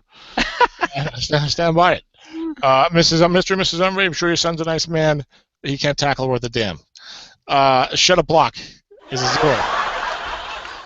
Now, this is interesting. It's a good nose tackle. See, it's funny. See, you know what it is, Dennis? I told you I thought there was going to be a weak draft class. Now I'm talking about how good all these positions are.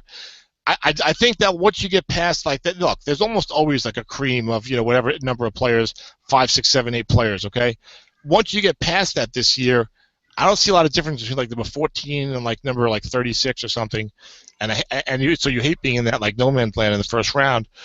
But I like the nose tackle class. You got Eddie Goldman, you got Danny Shelton, you got Rodney Gunter, you got David Parry. That's 4 pretty good young nose tackles, I'd say.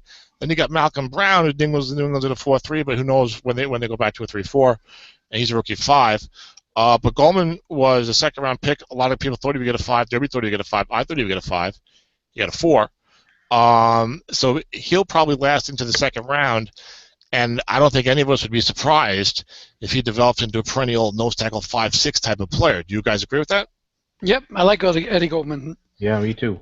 Yeah, 335 could be the next Brandon Williams. Now, maybe not as good as Brandon Williams, but Brandon Williams was that guy who in fall leagues was going middle, late second round, even though we all knew he was going to be a good nose tackle, and now he's a 6 every year. Yeah, I think Goldman's suffering from the Strat as a team game thing because the Bears' defense was bad last year. Now what happens? Okay. But it was you saw signs. Before, though. They have Vic Fangio as their defensive coordinator. It was much better than it was before. What's going to happen next year? They're getting a few more pieces. I could easily see him being a 6 next year, or at least a 5. Yeah, I think probably a 5 probably, but I like Eddie Goldman. Solid nose tackle. Parnell McPhee, look at this rating, 56-11. That's nice. I've had McPhee for years. He finally got the rating he deserved. He was one of those. I sense that Mike may have a little of that. My guys are not getting the ratings they deserve syndrome. Do you have that, Mike? Oh, I always do. I'm sick and tired of 4-4 from him. I think McPhee was one of those guys, Dennis. We talked about Football Outsiders Almanac. He was one of those guys that when he was a rookie/young player, he was in their top 25 sleepers for future pass rush, and it took a long time, but it came around. Shea McClellan is on one of my strat teams, Dennis, and he must have done a hell of a job last year because you don't see too many. You don't see too many starting linebackers. 0-0-0. Nice. Well, at least he was a starter. Nowhere to go but up. Christian Jones. Good. No, I was saying one thing I like to point out about the Bears is that they have a couple of guys that you pretty much wrote off as a strat coach. Willie Young, he's not starting. He's not going to be worth anything because he had a great rating last year, but he kept playing, broke through the starting lineup, and now he's a useful 45-11. And then you have Strat zombie Lamar Miller, who you thought you could write off after a couple of years of injury and bad ratings. Lamar Houston, excuse me, not Lamar Miller. Lamar Houston, well, Lamar Miller's on Houston, but Lamar Houston is now 44. 12-1. Wow. That's not bad at all. Well, you talked about, you said that William cracked the starting lineup. I remember that Derby was commenting that it was really difficult to do the Bears outside linebackers and edge players because like Willie Young and Lamar Houston and even Sam Acho all got a lot of playing time.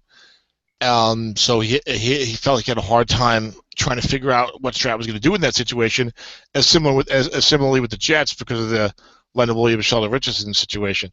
Christian Jones was a guy that I liked in the spring drafts because he had a good pass coverage rating. And it's hard to find a linebacker who's good against the pass, especially inside linebacker. And sure enough, he got a 50, which is pretty good. I'll take it. Yeah. I should say he's not on my team, but I'm saying I'll take that rating. I was going to say this is one area where Derby really shined with the Bears linebacker. He had Christian Jones rated at 5.02. He came out with a 5.0 or whatever.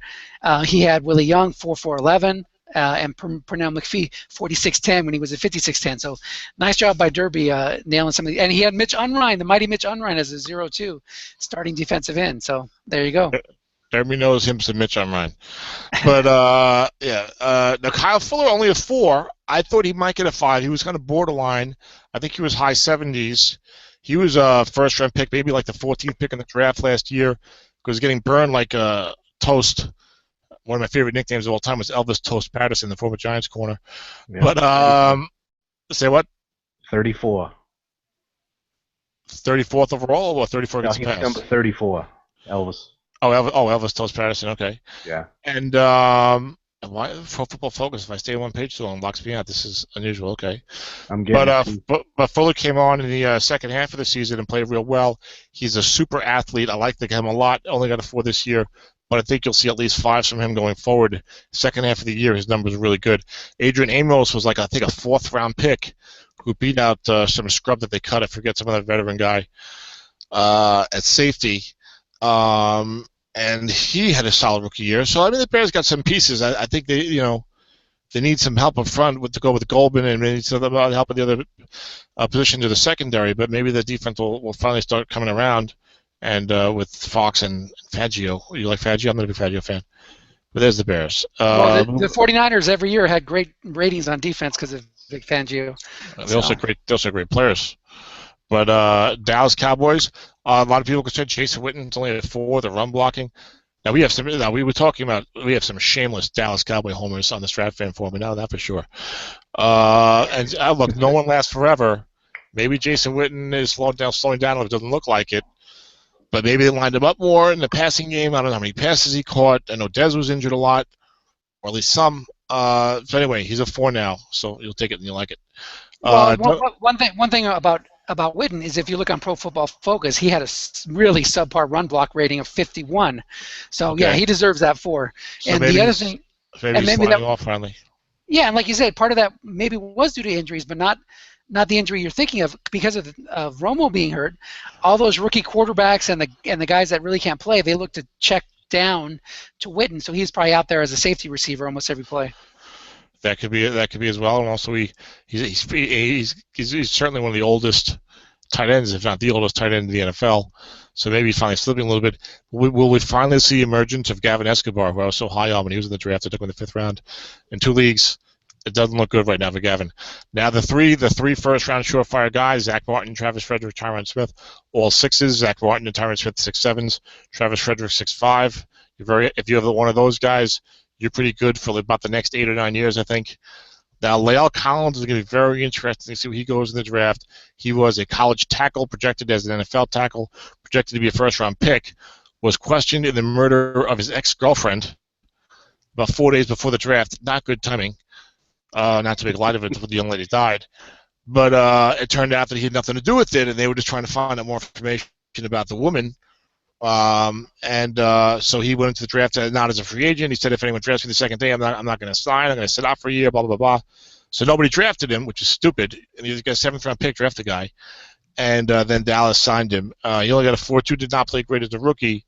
But he'd be an interesting guy to watch in the future, as all the Ronald Leary fans are crying, because he was like a 6'3" 2 years ago, and now he's nothing. Plus, he's like 31, so he's done. Yeah.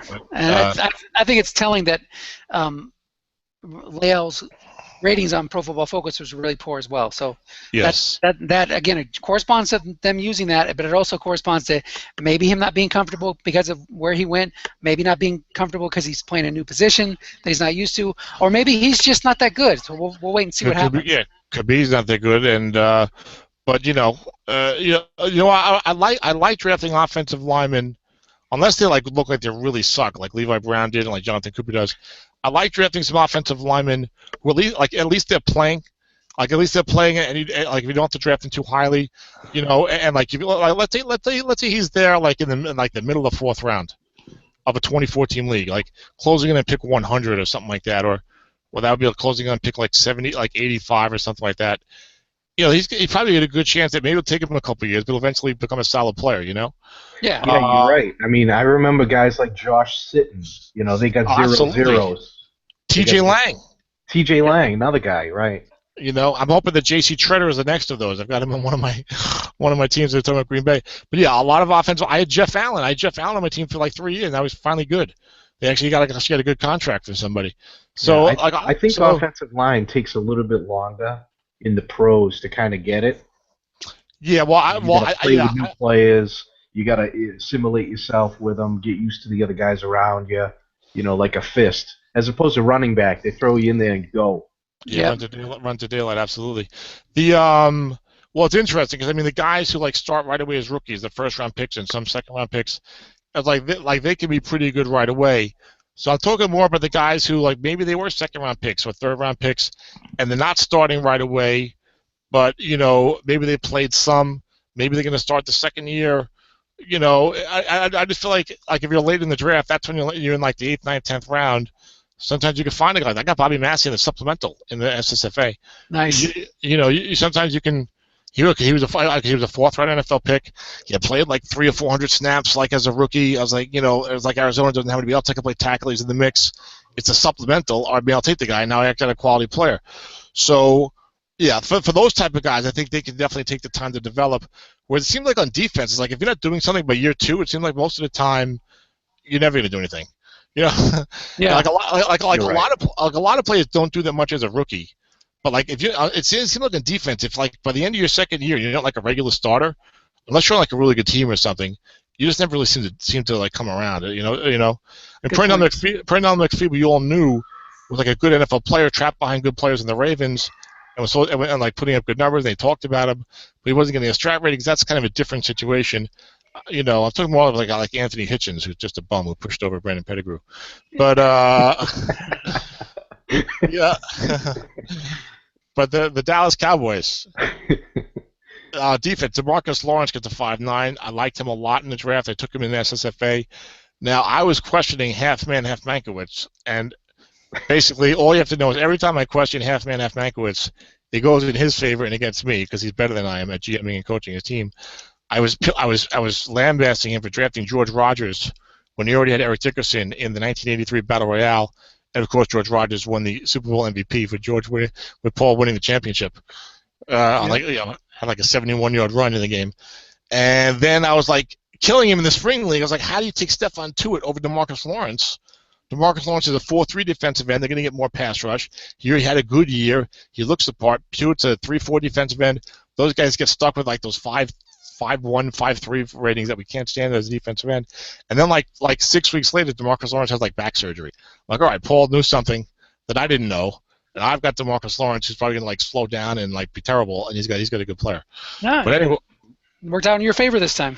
Yes, you might want to run some off tackles or line books against Dallas with Nick Hayden and Tyrone Crawford 0-0. Yeah, I thought Tyrone Crawford would have gotten a better rating. Well, I'm trying to see. He did not grade out well, and some people think he was supposed to be good. I think he played okay. Look, the Dallas line was so awful like 2 years ago. True. Like the only guy who like wasn't pancake blocked every single play. I guess looked good. I don't know, but he didn't grade out too well. I was surprised at the 0, but I don't think he graded out well. Yeah, you're right. Poor grade. He might have got a good contract actually, but that's the GM in Dallas doing that. Although he's not done that bad of a job lately. Now, Greg, go ahead. Was Crawford drafted last year? Was he in the? He won't be in the draft this year, right? Yeah. I think he's actually like a 4th-year player actually. Yeah. Oh, okay. Yeah, you're right. Something like that. He might have been not played hardly as a rookie, and then was in his draft second year not as a 0, and then last year might have got like a 4 or something, and then he's back to 0 land. Right. Greg Hardy got a 4.7 when he wasn't beating his girlfriend, and now he's not in the NFL. Apparently, everyone on Football Talk, they're like he sent out all these like really nice Twitter tweets now, about like saying like shiny happy things like, whereas like last year he had like all these like violent like things on his tweets, and now it's like. Here's Greg in the driveway, pushing his child on his tricycle, Yeah, he's in trouble. He's gonna have to get like some injury on some contender that they're really desperate to bring him in. Right. He's kind of burned some bridges. Yeah, he can play if he wants to play if he's got the motor. Anthony Hitchens, I'm not a big fan of. Rolando McClain, this guy's suspended for the first 10 games of the season. Yeah, it's like a 1-year player. Yeah, he got suspended for the first 10 games of the season and decided to skip the voluntary OTAs. We talked about you could see him never. Yeah, you could see him never be ready again. Yeah, well, except that Jerry Jones is like, oh, don't worry about it. He's spending time with his family. So you talk about like the decisions Greg Hardy made. Rolando McClain, you got your career rehabilitated. I don't even know what he did to get suspended for the 10 games, but go to the voluntary OTAs so that you don't look like a guy that no one ever wants in their building anymore. You know what I'm saying? Sean Lee, always great to see him bounce back, and Sean Lee could always play, except that he was always injured. So no big surprise that he's healthy. He's playing great at 65.5. Dallas corners, Brandon Carr gets a 4. Jerry Jones paid too much money. Morris Claiborne gets a 0. Probably shouldn't be in the starting lineup. Barry Church gets a 0.6 because he gets a lot of tackles. That's going to come in handy. What do you want? Even if you're playing FPR, it's like I got to double team the tight end all the time because so I can try and get the the 3rd and 5 FPR like strong safety containment, and the guy's going to go for it in 4th and 1 with FPR. Byron Jones, this guy is a hyper athlete out of Connecticut. I liked him a lot. I thought you could going to go in the 20s in our drafts because he's going to be a 4. Unfortunately for me, Strat gave him a 5, so now he's going to be a top 10 pick. Yeah. The rumor is that at the combine, he broke the Olympic record in the long jump in the combine long jump. He did. Yeah, but it wasn't official because right. It wasn't the Olympics with a bunch of people like testing it. It was like some guy with going, holy shit, look at this guy jump. But yeah, so he's like a freak athlete from UConn.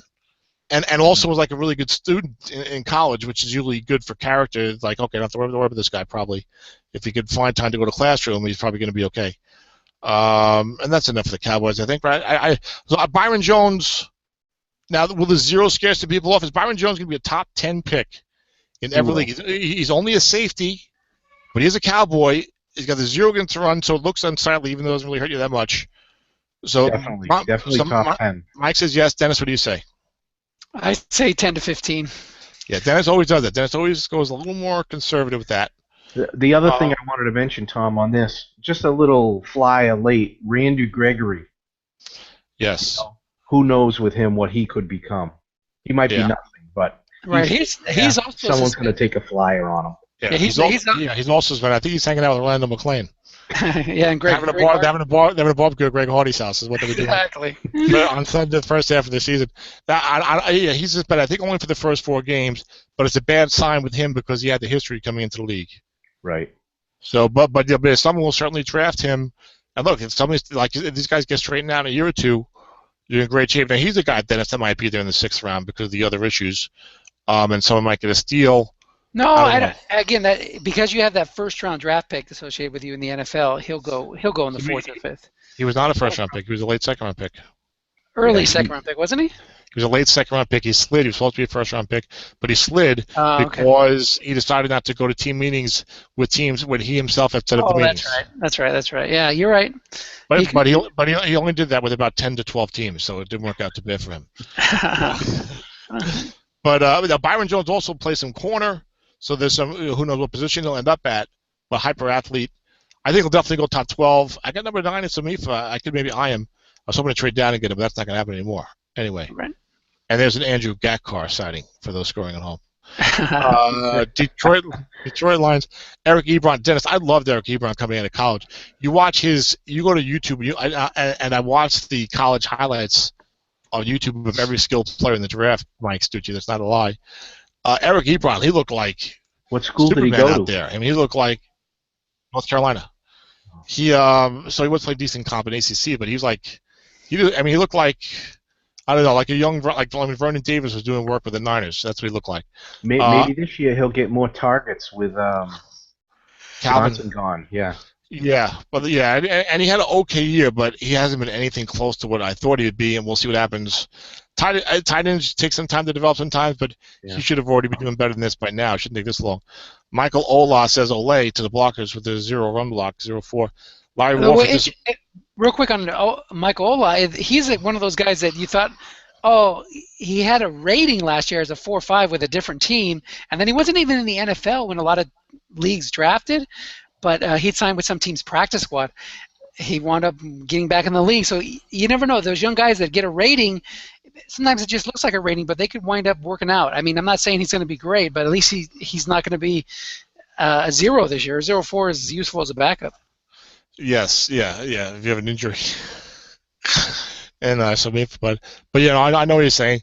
And look, some teams you could play a 0-4 right tackle, if you have to, I guess. Well, if you're not caring about winning or being competitive in the playoffs, but my point is that you can play anybody who care about winning, as I proved by my 116 team. Exactly, no, but what I'm saying is that he. Hold on, let me say something. I was playing a 3-4. My linebackers were all zeros, and my inside linebackers were both 0-0s. Nice. You I you had to take that. I played NFL Ed. He scored a touchdown in the first quarter. He went for 2 and he did a linebacker. I was like, yeah, and he got it. I was like, you have no respect for me inside linebackers. We're good. That's the Bermuda Triangle of defenses Yes. right there, because they just Yes. disappear every time. Chris Baker was, I think, a nose tackle 4, could not hold up under the pressure. But go There ahead. you go.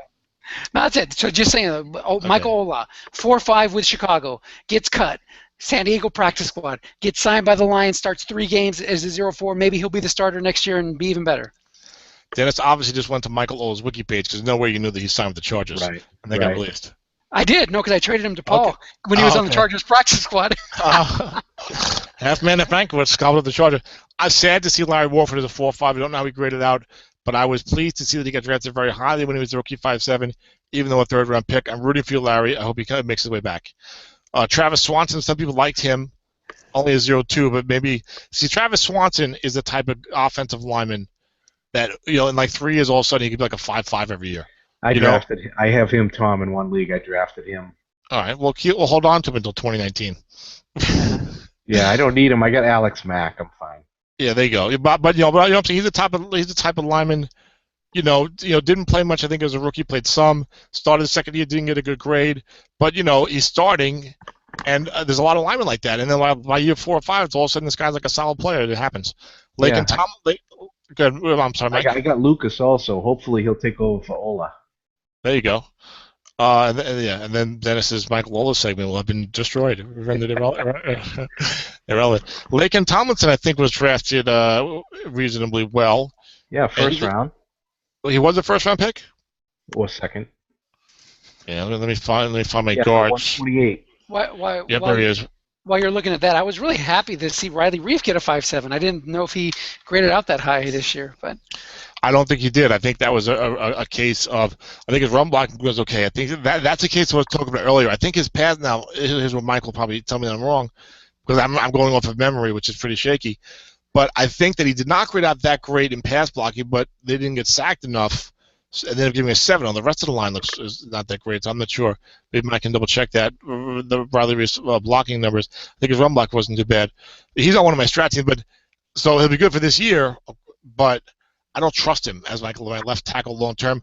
He'd be fine as my right tackle, but I want Tyron Smith as somebody to be left tackle.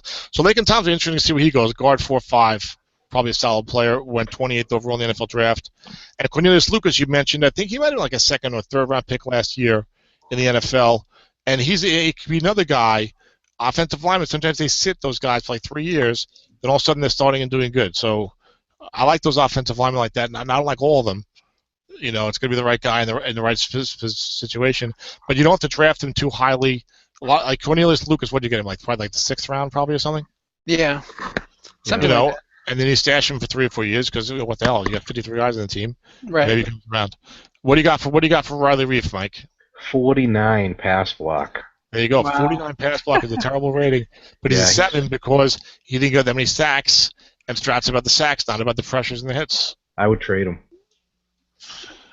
Trade him to me. I'll take him. Yeah. I'm gonna keep him because he's always like a 5. He's always like a 4, at least a 4-5 or 5-5 or better.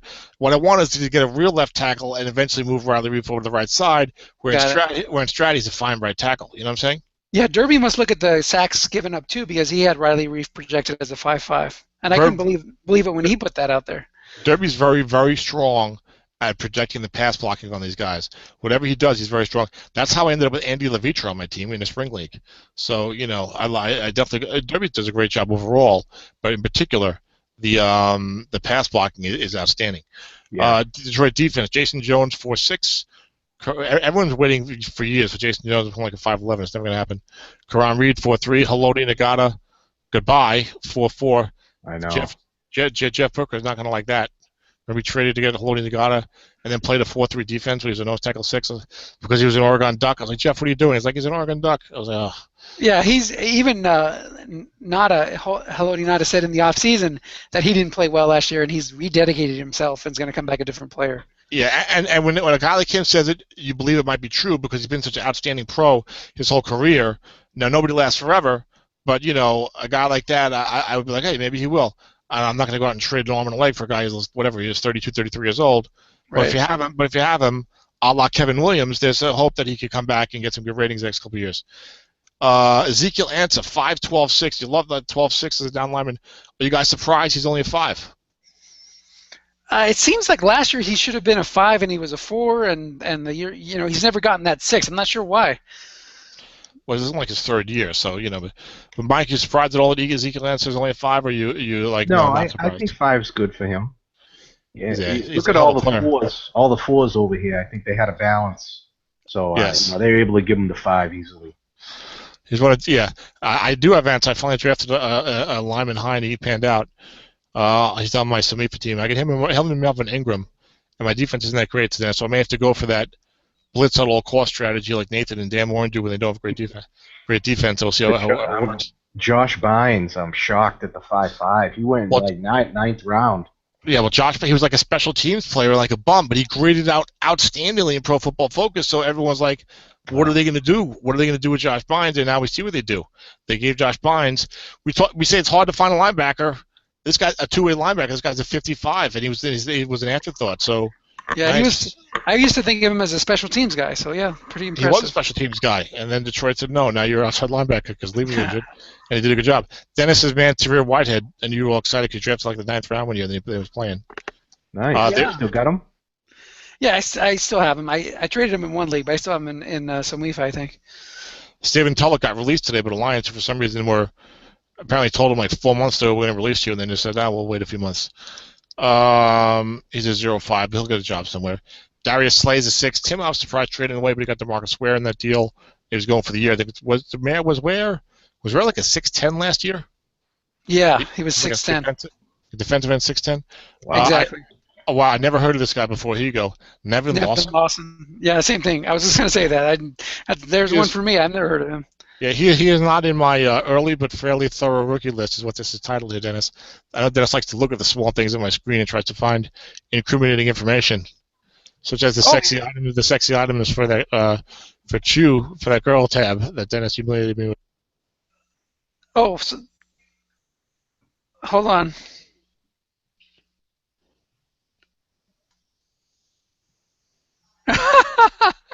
I somehow muted Tom. I can't figure out how to unmute him. Tom, you're muted. Can you unmute yourself?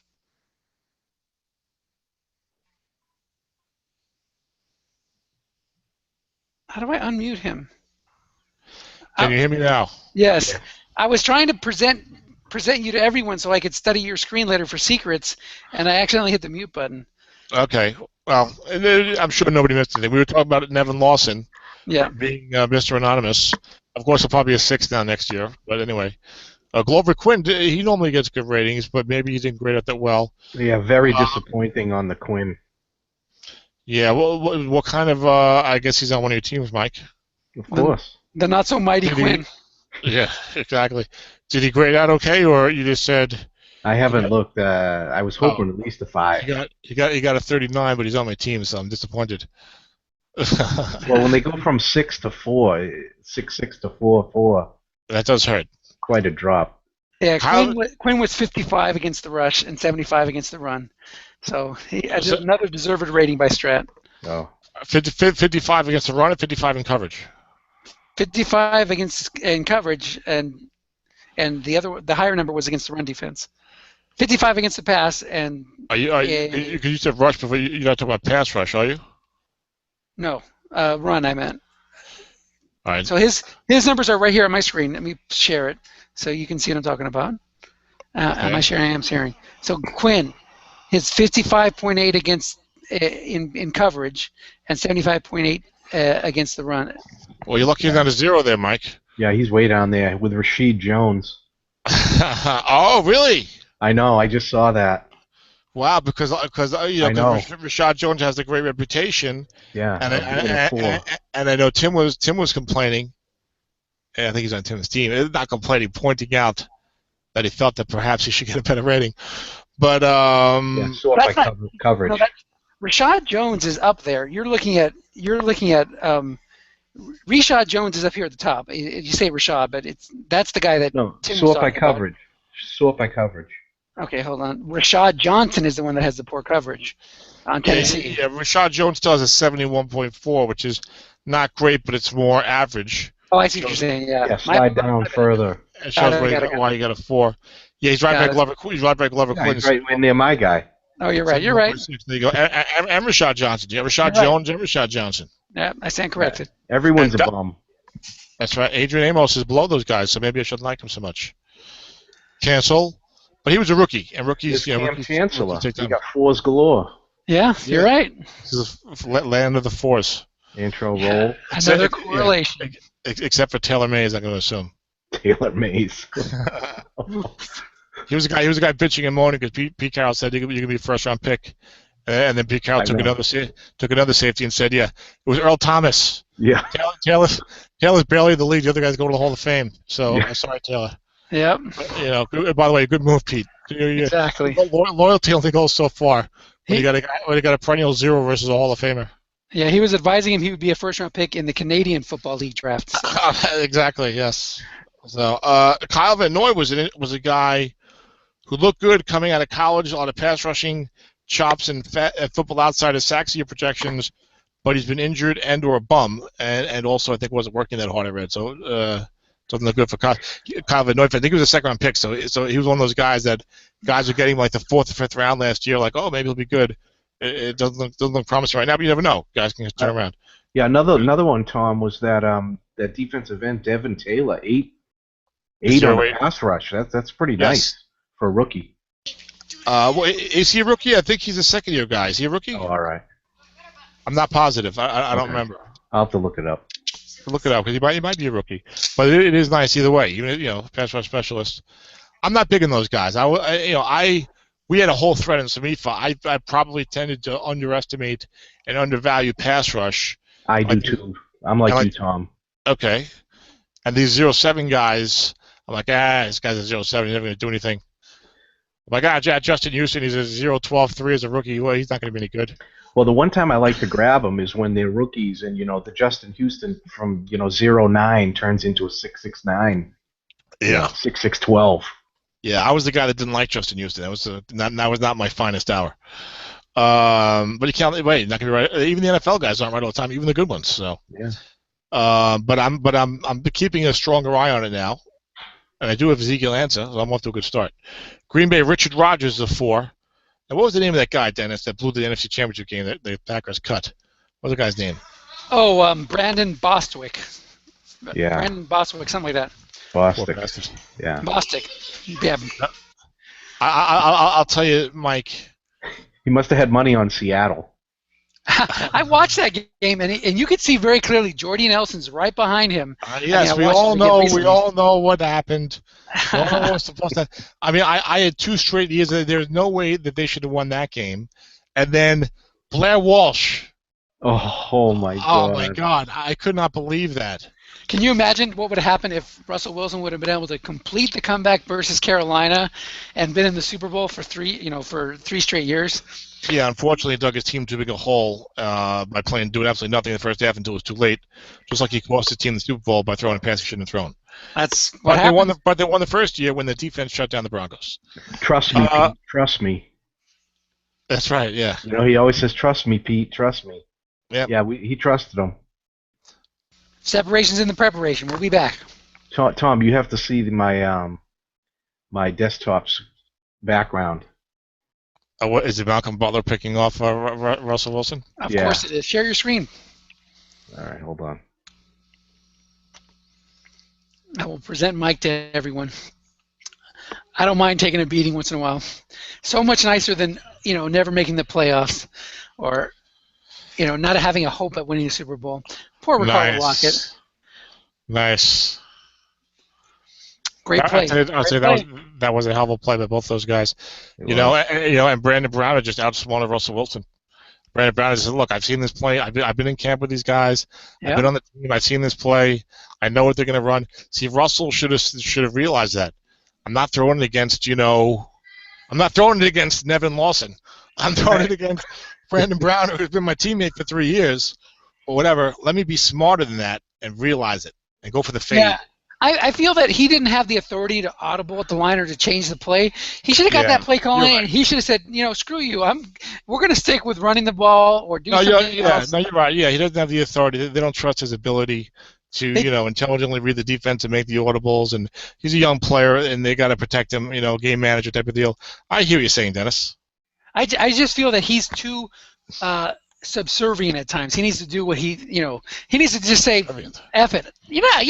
I'm going to do what the offensive coordinator called. I'm a good team player. We're going to trust what he said brings in. F that stuff. Just run what you want to run. All kidding aside, I mean, Russell's done a tremendous job. He's a great quarterback. And whatever he's doing, he should keep doing it. So, I wouldn't worry too much about that. But anyway, let's move on to the Packers. Richard Rodgers is a 4. And you get Richard Rodgers, and who's like Rob Haverstein? You get Rodgers and Haverstein. Boom. But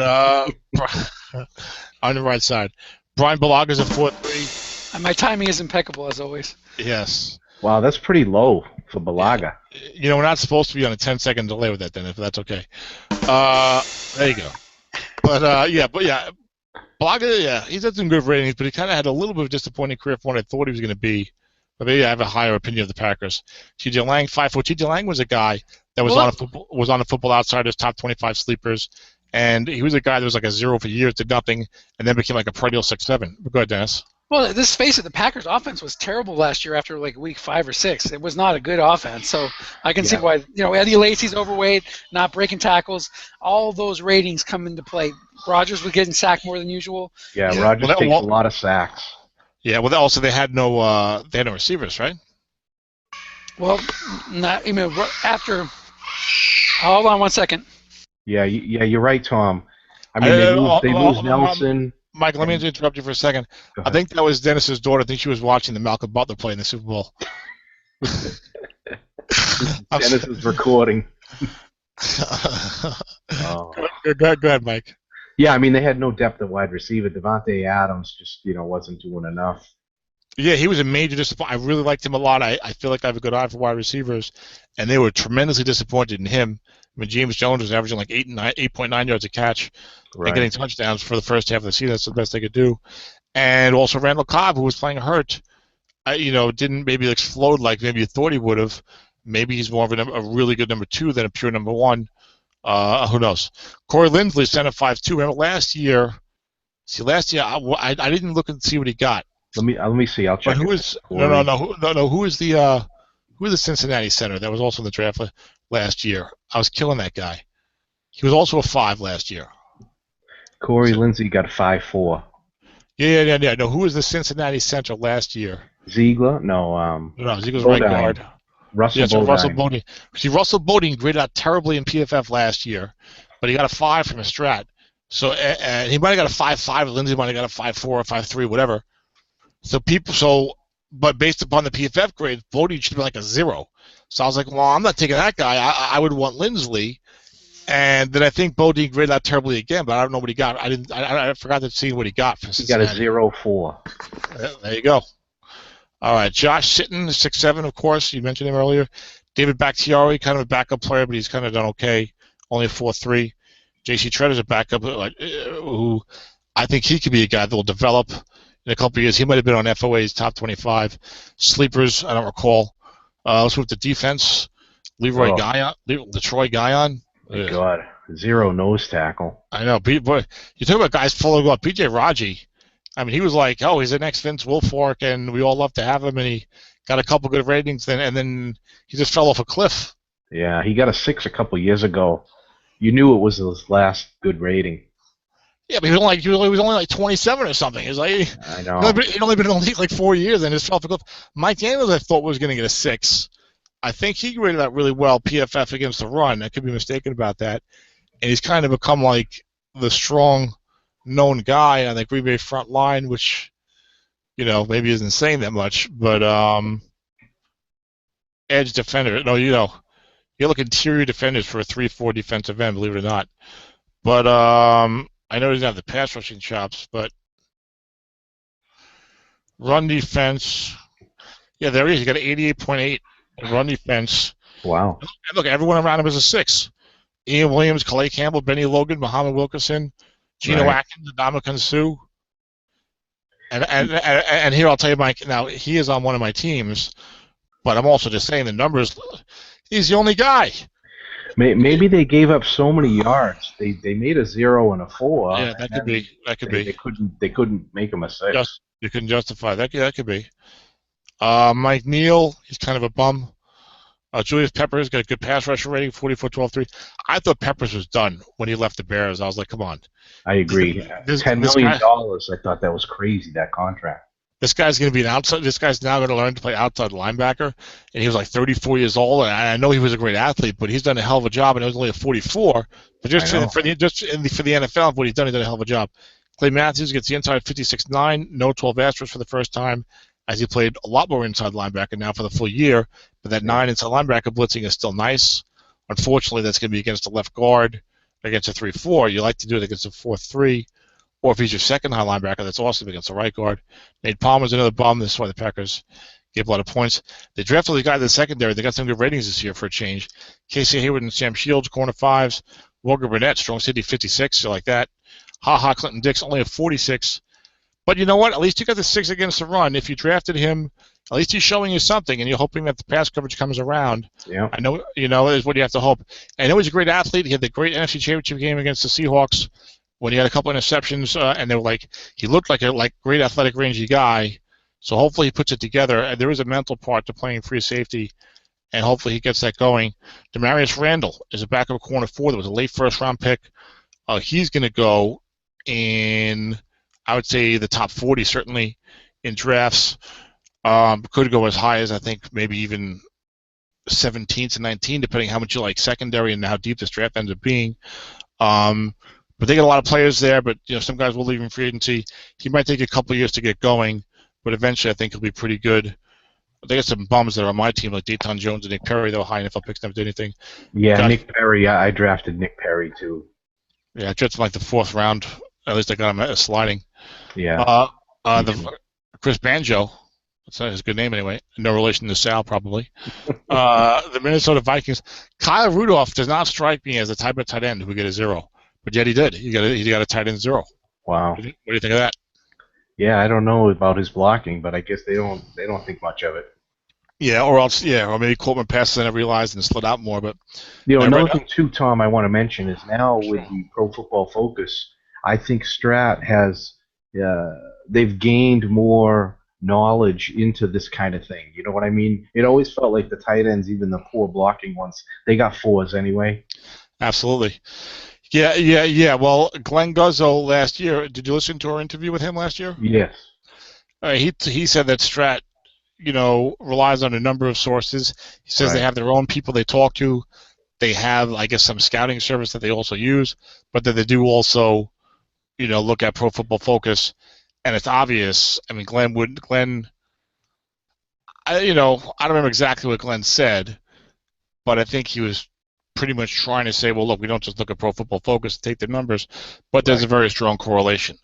And I think what he says, well, if you have a lot of people looking at it, there should be a strong correlation if everyone knows what they're doing because it's saying the same thing. So, be that as it may, for those of us who don't have our own scout, watching the Vikings 16 games a year, Pro Football Focus certainly helps a lot. TJ Clemmings 0-2.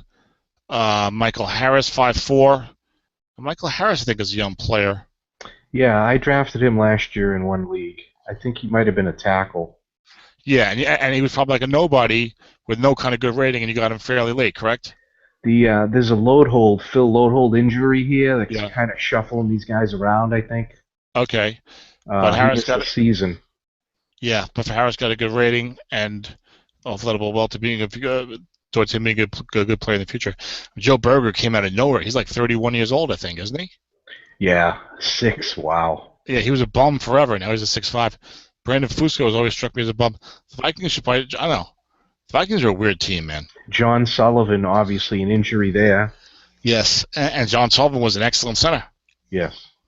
Matt Khalil had a bounce back for him, 5'3", not very exciting as I have Khalil in one league. The 3 is the killer right here.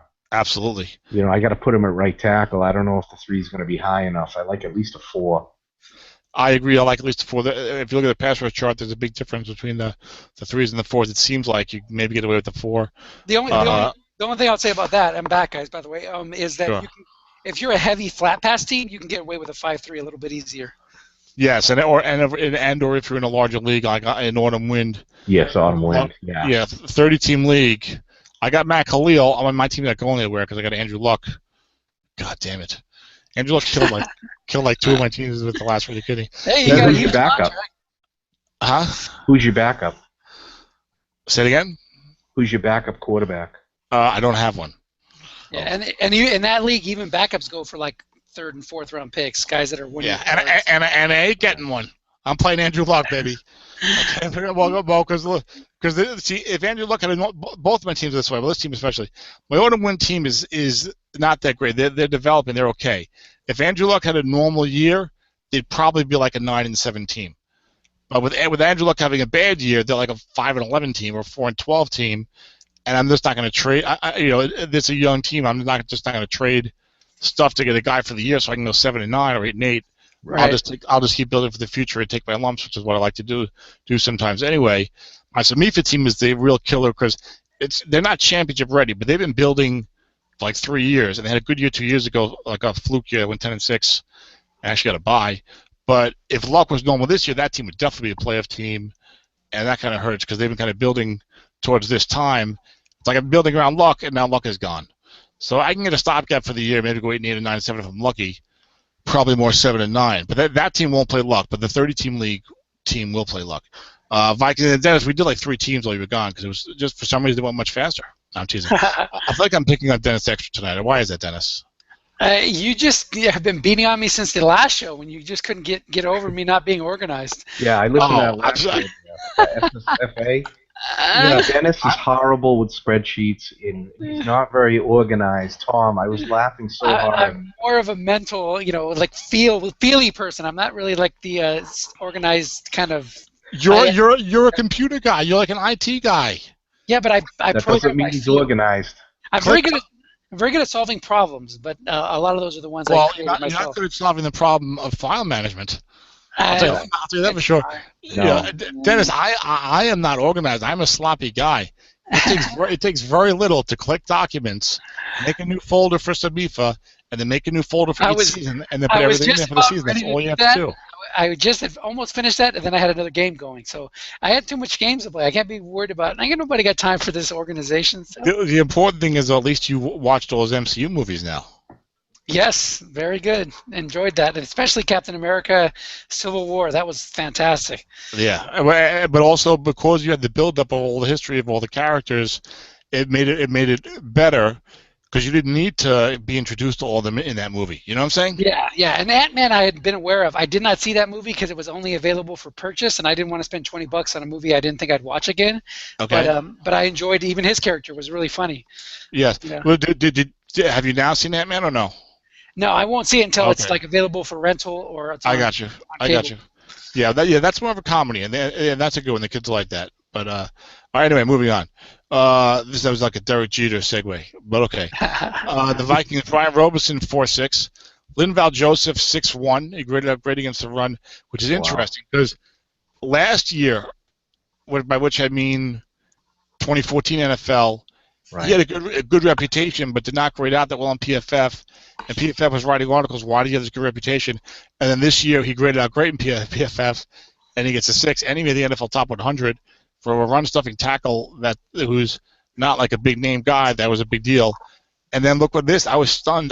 He's not on any of my teams. I don't know what his numbers were like, but Sharif Floyd down to a 4. Yeah, on a good defense. That certainly requires a look. And every time we're surprised, we look and we see that the PFF numbers bear it out. And I'm wondering if that'll be the case again now. Depends who clicks first. And while you're going, Derby had him rated as a 5.3. So what do you see here, Tom? I see Linval Joseph's the number 3 guy in the NFL run defense at that position. Mike, have you gotten there, or am I going to get there first? Chris Baker's pretty low, Dennis. You better sweeten the pot in that deal. Not going to happen, Captain. I think we're close on a deal that, of course, we both know we could never ever agree to in a million years. I would strongly consider it. I will give that very strong consideration. I would say that I would be extremely likely to do the deal. Of course, I'm not saying that I would do the deal, but I'm just extremely likely. I can't find him yet. Sharif, if anybody finds Sharif Floyd yet, there he I'm, is. 74.8, which is kind of like borderland territory. There are a lot of fours here. Well, Stephen Tuitt's defensive end more. Sylvester Williams is a nose tackle. He's a 4. No, it's definitely 4 area. That's a lot of 4s down there. Yeah, that's 4 areas. You know, Star the Tulays down here, but they made the Super Bowl. I was stunned to see Daquan Bowers is still playing in the NFL. He's on one of my teams. As a thrower. Yeah. So Sharif Floyd gets a 4. That's a big surprise to everybody. Mike, I'm sure you were surprised at that, right? Yeah, I thought he was going to get a 5. Okay, I'm going to jump off again for a second. I got a phone call. All right. Continue. We will. Anthony Barr, 6'5". I missed him by 1 pick in one league. Where really one of them. He was full on like number 14.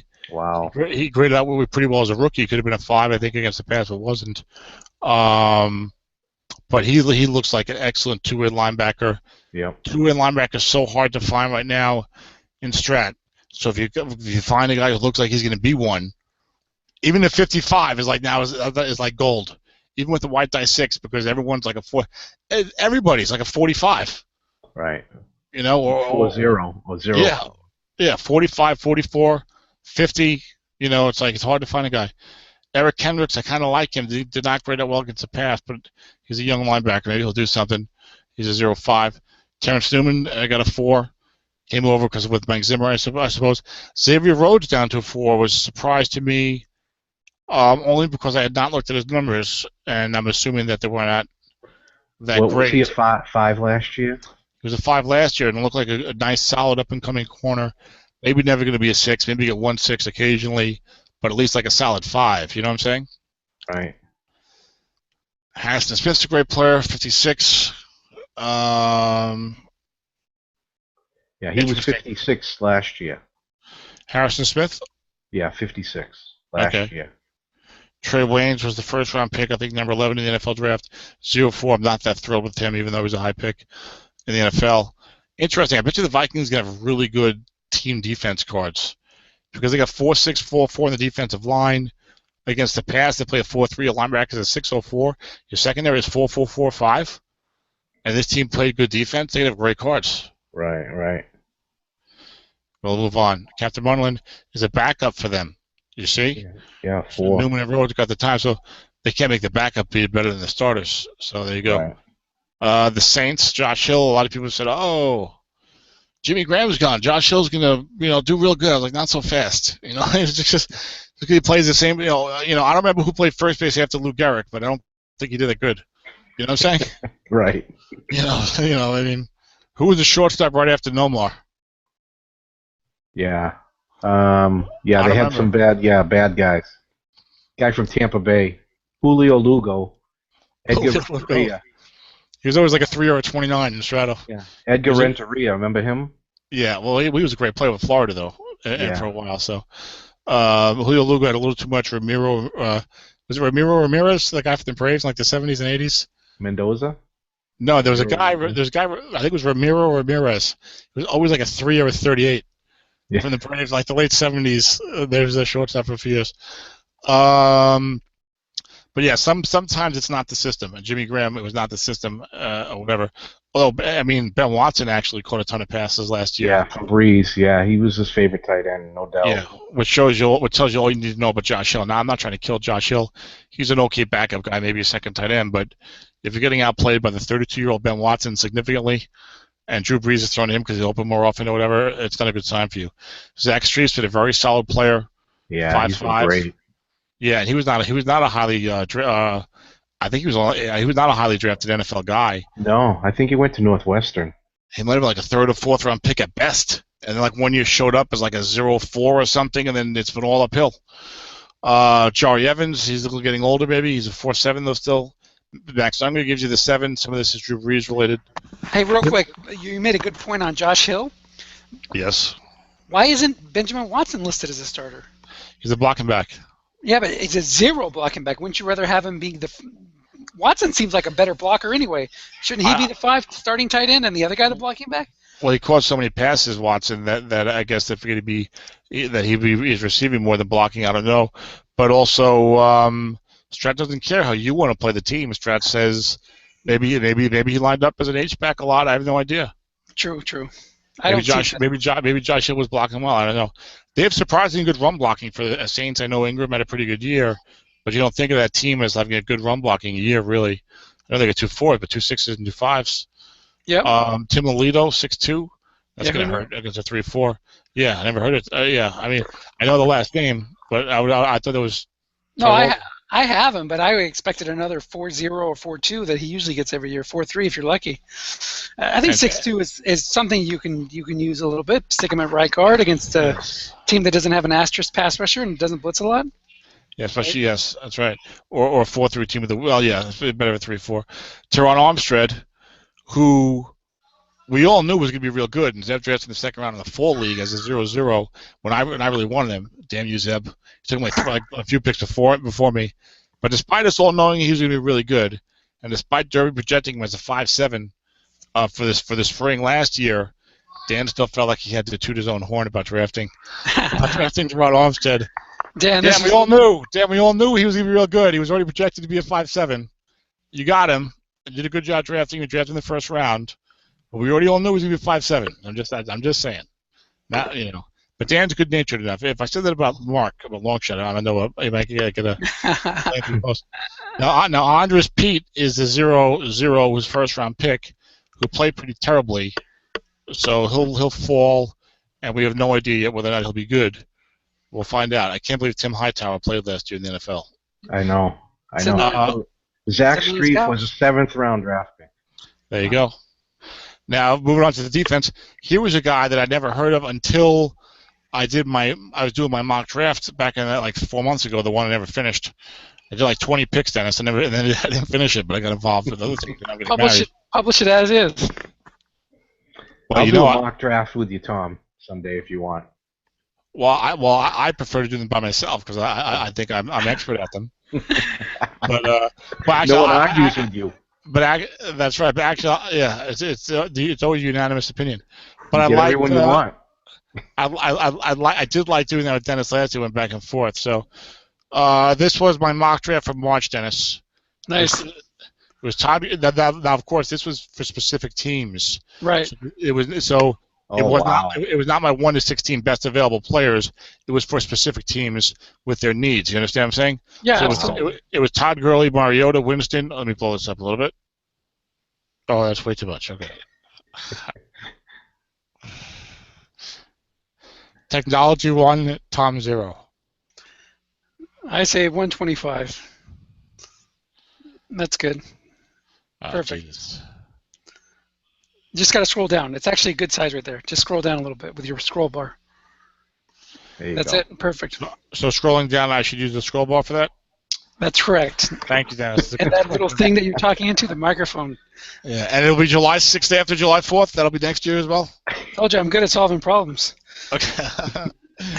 So it was Todd Gurley, Marcus Mariota, Jameis Winston. I think Winston will go before Mariota now. This 4 spot was really hard because of this guy's team. And I'm not saying I think Clowney should go 4. Again, these were for specific teams. I can see Clowney going. Yeah, and this is 12. This is all done pre-ratings. And this was all done in March, just to me like a PFF. Clowney 4th, Leonard Williams 5th, Marcus Peters 6th, Amari Cooper 7th, Ronald Darby 8th, Thomas Rawls 9th, David Johnson, Arizona running back 10th, Malcolm Brown 11th, Kevin Johnson, Houston corner 12th. I do like my corners, Dennis. Yep. Delvin Breaux, Saints corner, CFL guy 13th. Shaq Thompson, I had higher 14th. Brandon Sheriff, who I did not think was going to get a 5.5, 15th. He'll go higher now. Demarius Randall, I thought might get a 5. He'll go lower, 16th. That was my top 16, and I didn't get to finish it. Yeah, Malcolm Butler needs to be in there. He's going to be available. Yes, exactly. I think geez. That I don't remember if I had. Hold on a second. I don't know if well now Malcolm Bell's going to go. He's going to go in the top 5 probably. Yeah. He's a Williams. 6. I think I overlooked him because sometimes I will miss a guy who's not a rookie because he was not a rookie.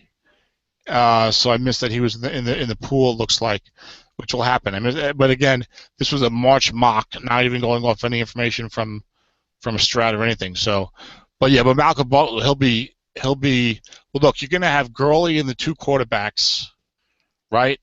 Malcolm Butler, he might go 4th. Yeah.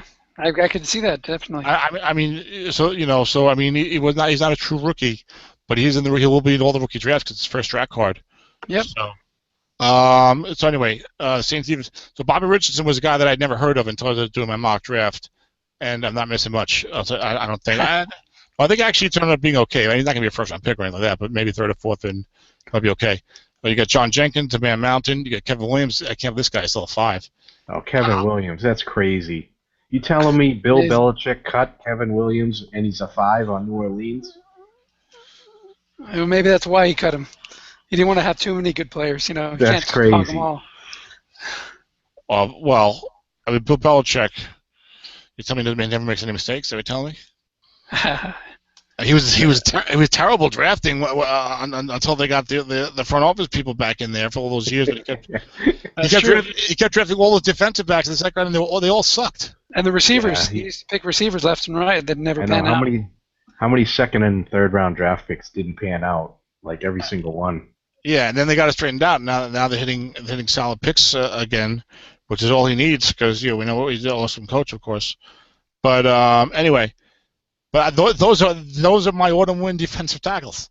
I traded Tony McDaniel was a 5 last year, and I was not going for the year. I traded Tony McDaniel for John Jenkins and a 6th round pick, and the autumn win trade evaluators did not think I had made a good deal, Dennis. They thought I got ripped off.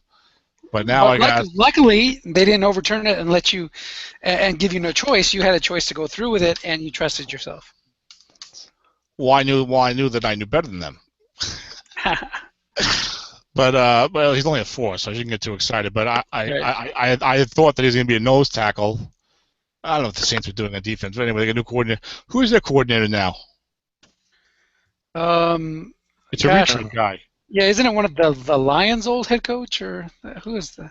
I'll Google it. Go ahead, keep going. It's not the former Tennessee guy, the head coach. No, Jim Schwartz. That's it. He's with the Saints now. No, Dennis Allen. Sorry, Dennis Allen. Dennis Allen. Okay, he was not a bad defensive coach. He's more of a secondary guy. So Niners played 3-4. Maybe they'll go to 3-4. Kevin Williams can't play forever. I'll be trading Kevin Williams at 5, so somebody give something for him. Cameron Jordan, 5'10".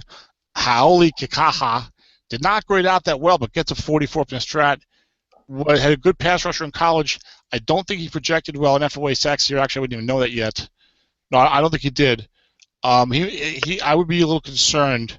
He would be in that linebacker class of the guys that would not be near the top for me. I think someone's going to draft in the second round. They might end up disappointed, or maybe he'll come on strong. We'll see.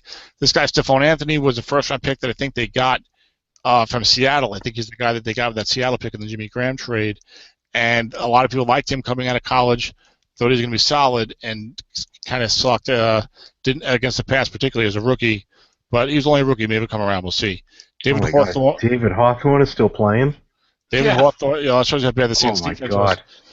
He's still playing, but not well. I mean, David Hawthorne we know stinks. So this must have been a weak spot. I think it's a weak side of the defense, Dennis, when they had David Hawthorne at right linebacker and Brandon Browner at right corner getting called for holding penalties, Hey, lay off the heater, David Heater Hawthorne. He was a Seahawk too. Yeah, well, they're not all. They came over the brass ribbon. Delvin Breaux is a corner 5. Delvin Breaux, he's a new Brandon Browner. He's from the CFL. He's the guy that had some horrible illness and was gonna die in college. He didn't, and then came back and played football in the CFL for a few years and was good. And now he's a 5. So I think he'll be a first-round pick. Because look, if you're a rookie 5, you're going in the first round. I don't care who you are. I don't care if you have half a leg. You're going to go in the first round. If you're a one-year player, you're going. Yeah, he looks like he can be pretty good too. Yeah, no one will give you anything for your 32-year-old guard 5'3", but then they'll draft a 28-year-old 5 in the first round. I'm like, you're going to give me a 4th-round pick for this guy? But Brown looks like he's done. Kenny Vaccaro had a bit of a bounce back, still struggled against the pass, but wasn't dreadful.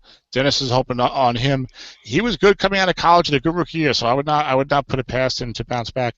Jairus Byrd had terrible injury problems, and he's not the same player he once was. Vaccaro's another one that's hurt. I think that's hurt by the split rating. If the split rating didn't exist, he probably would have been a 5. Well, I don't know. He was so terrible as a sophomore. Strat might have said, you know what, screw this guy. You make him show me, and then I give him a 4 anyway. Yeah. But it does hurt that he gets to 46. I know what you're saying. Absolutely. Didn't this defense give up the most passing yards in the history of the NFL? I don't know. That's possible. That's possible. Yeah, I think they did. Rob Ryan, they're gonna have bad pass defense cards. Yeah, it's gonna be really, really bad. Yeah, and they may struggle a little bit against the flat pass. 4-3 with a 4-0-0. Just a tad. Yeah, I like to play. What are you gonna do? What are you gonna do? Play a 4-3? You gonna bring in the safety? Leave Brandon Browner on an island? Not gonna happen. Kenny Vaccaro going deep against Ben Watson. Well, the same team. The New York Football Giants, they have a very interesting player. I'll be curious to see where he goes in Eric Flowers. Larry Donnell, it was not a tight end that I would think would be a tight end 0. Can we all agree with that? Wow. Yep. I'm not saying that Larry Donnell's a good blocker. I don't know. But he's kind of a big guy, and I know he caught all those touchdowns the year before, but he doesn't look that fast. I just assumed he was at least like kind of okay, you know? He missed a lot of time with injury last year, so maybe that's where that 0's coming from. Yeah, and also the Giants can't run the ball to save their life. Yeah, I was going to say that, Tom. The Giants have a bad reputation for run blocking also. Yeah, the last couple of years, which is amazing because like 5-6 years ago, it would have been like, oh, I want a Giants offensive lineman. Yeah, when they had Snee and those guys. Yeah, that's right, yeah. And just to put you in, just to give you some numbers, on PFF he was a 32 point. Let's see, what is it again? 35.3 run block rating for Larry Donnell. That's fairly poor, Dennis. That is awful. It is awful. They got Marshall Newhouse playing right tackle. That's not good. Some of the other guys are pretty good. The Western Richburg I loved last year. I missed him in SSFA. I was so upset. He's a 5'7". Jeff Schwartz has been a good veteran player. Jeff Schwartz is another one of those guys who for years was like a journeyman, and like the last couple of years really solidified himself. You know, he's older now. He's probably like 32, but still. Justin Pugh gets a guard 5'7", tackle 4'7", so they have some talent there. Eric Flowers, the 9th pick in the draft, left tackle 0-3, didn't play well, but played the whole year. So, and he's going to go, where is he going to go? He's probably going to go, I see him going early 50s, so early 3rd round. I see him going in the 24-team league. Yeah, I can see that. I see him going very late 2nd round and want to win, you know, maybe close to 60. I would feel like he'll at least end up being a good right tackle for you in Strat. We'll see. And maybe better than that. We'll see. I don't know. And that's pretty much it. We'll tie? Will not tie. Yeah, go overtime. The Giants, Robert Ayers, 4'10". That's a nice rating for him. Colin Jenkins was a stalwart on my 0-16 team, Dennis. Nice. I had dual rating. He can be terrible at 2 positions next year. That's right. I had Colin Jenkins and Sean Phillips were holding down the left side, I believe. Nice. So with Nick Ballard, inside linebacker. I was gonna do a write up. I was gonna do a write up in the season. I was gonna like quote guys. And it's like, you know, Colin Jenkins and Sean, I was gonna quote like Jenkins and like, you know, we got a lot of young talent. You know, I think they're gonna turn around. I'm looking forward to being here next year. Then at the end, I was gonna write Jenkins and Phillips were released shortly after the game. Jonathan Hankins, 5'0", he's a very good player, and his pass rush will probably bounce back a little bit. Jason Pierre-Paul, maybe hire somebody to do the fireworks. I don't know. You know, I think they were generous giving him a 4 against the run. Give him a hand. Yeah. That's bad. Yeah. But I didn't mean to blow up the show. Yeah. Oh boy. That's bad. This is a human being, Dennis. Hey, you don't see that very often. 0-6 or 6-0. All I know is he won't be pointing any fingers at me. I think you're going too far on this. But he actually played pretty well. I watched the Giants a fair amount because we get them here. I know they didn't grade out great against the run, but he actually was playing pretty well the second half of the season. So I think a 4 is okay for him. I don't know. We'll see what happens. I think he'll be obviously much better rated next year. He even said in the offseason that he was getting more feeling and getting more used to the lack of digits on his one hand. So club. Yeah, I think you'll see like another double-digit sack year for him. Okay. I have to say, but I think it's really hurting him when he's trying to like reach and bring down the ball carrier. I'm not even joking. It really hurts me. He can't like tackle guys from behind. He's like reaching out and he doesn't have enough fingers to grab the guy. If he was on the Patriots, he'd be cut. All right, yeah, we all know the Patriots are really good and they win a lot of Super Bowls. We don't have to be constantly reminded about it. Okay. now, I don't know. The Giants. Have you ever seen a team that could just? Can I curse on here, Dennis? Yeah, absolutely. You ever see a team that just doesn't give a shit who their linebackers are? I know. I mean, for years now, it's like Jesse Armstead was like he wasn't even that good. It's like every year they have these guys. It's like Jasper Brinkley, really? Yeah. We like Devon Carter a little bit as a rookie, but I mean, these guys they never draft a linebacker in the first second round, and they just roll out like whatever. Who do you got that fits in uniform 53? Put them out there. Exactly.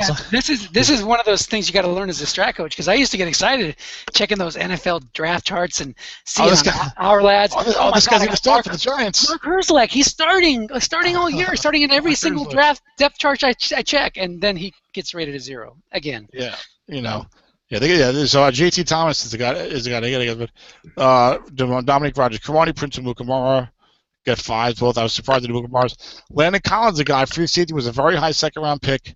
Was a 0-4, I know, but safeties sometimes take a little bit of time. He could take some time to come around. And like when I say something like that, he was the high second round pick in the NFL. Don't you draft him high in the second round? Right. He was like if he was like the 36th pick or whatever, he's gonna slip because he's 0-4. If you like pick 49, pick 50, if you're going for the future, and you need a safety, it might not be a bad pick. You know what I'm saying? Right, and like you said earlier, if you're like your second or third year starting on defense and you haven't done anything yet, there's a good chance you might not do anything when it comes to strat. Yeah, and at least this guy's playing and the Giants have something invested. By the way, the Giants, I've never seen a team waste more money in free agency. Janoris Jenkins? Are you kidding me? I'm a Jet fan, but they spend a ton of money on, and what'd they get? They got 5. They got Olivia Vernon, Janoris Jenkins, and who was the other guy they gave up a bunch of money to? There's a third guy. Now those two guys were the biggest thieves. But there was a third guy. I can't remember. But anyway, it's not going to work out. I'm just telling you right now, it's not going to work out. And they should. And I mean, Eli. They got Eli. I've never seen a team. Their offense is 2 guys, a quarterback and a wide receiver. All they have is. The third guy was Damone Harrison, the nose tackle, Snacks. Oh my God! The Jets. So he's a really I love Snack. He's a really good run stuffing nose tackle. But is that what you really need to get your defense going nowadays? The NFL is a run stuffing nose tackle. Oh, we got to stop the run. He might be the best. He might be the best of their free agent signings, to be honest. He actually might be. Also, he's probably the least paid of those 3. He probably might be the best. But it's like, why run against this team when you can just throw it against the linebackers all day? But anyway. But and also on offense, their whole offense is Eli Manning and Odell Beckham. As you watch them play, it's like that's all they do. It's like, wow. Yeah. It's like no one could block, no one could run. Victor Cruz is hobbling around a bit.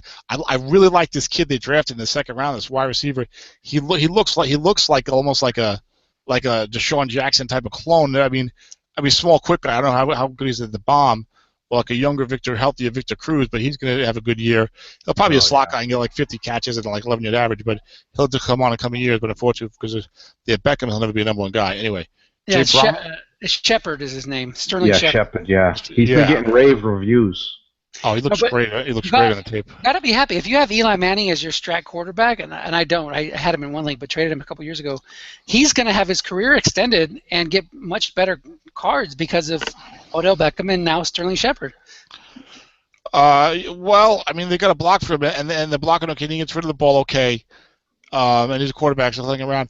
But I think the stats he put up are pretty good. I know Tony in Samifa was right. I go, you got Eli Manning. He's not that great.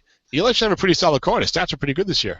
Because of those receivers, I think it's going to continue to be that way. Those guys might get him. Those guys are going to solidify his Hall of Fame enshrinement because of the stats he'll put up. They've gone the new offensive coordinator that everyone was killing earlier last year. It's more of a West Coast system, so the picks are down and the completion percentages are higher, and that's helped them. Whereas before there was more of a downfield attack, like Bruce Arians had with Andrew Luck as a rookie, which doesn't always produce the best track cards. The Philadelphia Eagles. Zach Ertz getting a 6 surprised the hell out of me, and he's on my team. Were you guys surprised when you saw that Zach Ertz was? Now again, I didn't check the numbers. I wasn't like, oh, he's only 73.2. I was just saying, wow, Zach Ertz a 6. I didn't see that coming. What do you think? Yeah, I'm in the same boat. I was a little surprised at that, especially when you saw so many zeros at tight end. Let me check his rating on. Mike, what do you think? Or I think Mike's looking up. That's why he was. Yeah, I silent know. there. He's up there. He's like 5th or 6th in run blocking. Wow. Okay. Lane Johnson 5'5". He's become a solid player. Jason Peters 6'7". Will Lane, maybe one day Lane will end up on the left side. They went through a bunch of guards because they had injuries. Unfortunately, Andrew Gordon was supposed to start for them, and I got him like really late in order to win, and they get injured for the season week 2. Bastard. But Matt Tobin filled in. I would not count on a lot of great future for Matt Tobin. Jason Kelsey's really good, but I think he played hurt and missed some time at 4-7. So the line, you expected outside of Zach Ertz. Now, so they've done this on a lot of the teams. For those of you who go back to the cards, instead of listing a blocking back or a fullback, they're giving you a default 3-wide formation. And the Jets have that as well. So Jordan Matthews is listed as wide receiver there, where normally it's a fullback or tight end type. Interesting. Yeah, I didn't notice that. Yeah, they used to do with the Detroit Lions back in their run and shoot days with Barry Sanders. DeMarco Murray, you probably want to pass the ball when he's in the game. Okay. Defense, Fletcher Cox, 6'9", of course. Benny Logan, 5'1". So I think Benny Logan was undersized for nose tackle, so I stayed away from him when he was in the draft. I regret that now. Cedric Thornton, 5'1", is on my autumn win team. I'm going to trade him away, get him while you can. What's the rule? Is there a rule on autumn win that, like, for the following year you can only trade your first-round pick? Is that? No, yeah, that's for everybody. You can't trade your first-round pick for the next year. So now that this draft's happening, you'll be able to trade your first-rounder or get somebody else's first-rounder. But you won't be able to get their next year's first round. Okay, but they can trade the other picks, though. Yeah. All picks are... So I could trade Cedric Thornton for a 2 next year, theoretically. Yes. And Okay, if you wanted to get a first-round pick this year, you could also get that. I'm not getting a first-round pick this year with Cedric Thornton, I don't think, Dennis. You never know. If somebody needs that rating, it is on a win. I got to look at. Consideration. It would be like a 28th, 29th, 30th. Yeah, I think autumn win you can kind of agree they don't have that stipulation, but you know what I did? I shouldn't bring up his name, but should I bring up a guy's name? I already have this is gonna be like another Jarvis Landry situation with David Will hating me for killing him for drafting Jarvis Landry. Doesn't matter. I think it was last year because I was like, I'm not used to being in a league where you're allowed to, bend over the new guys in the cell block and take what you want from them. Okay, I'm not used to that type of league. Okay, so I'm looking. So like, see, one thing with like the Somifa leagues and the TRCs, the trade review committees, when I'm making an offer to a guy, if I'm making an offer to a guy, if the offer is too much in my favor, I'm like, you know what? I better tone this down a little bit, or this is going to get turned over. Let me just make a good trade instead of a great trade that's overturned. You know what I'm saying? Yeah, that's a good way to think, actually. It's like yeah, I noticed that you don't think that way, but anyway, it's like self-censoring. But so anyway, I was like, this guy makes all these good trades. I was like, let me look and see who this guy is trading with. Maybe I should enter trade. Maybe I should enter trade negotiations with his normal trading partners. It wasn't during the trading season.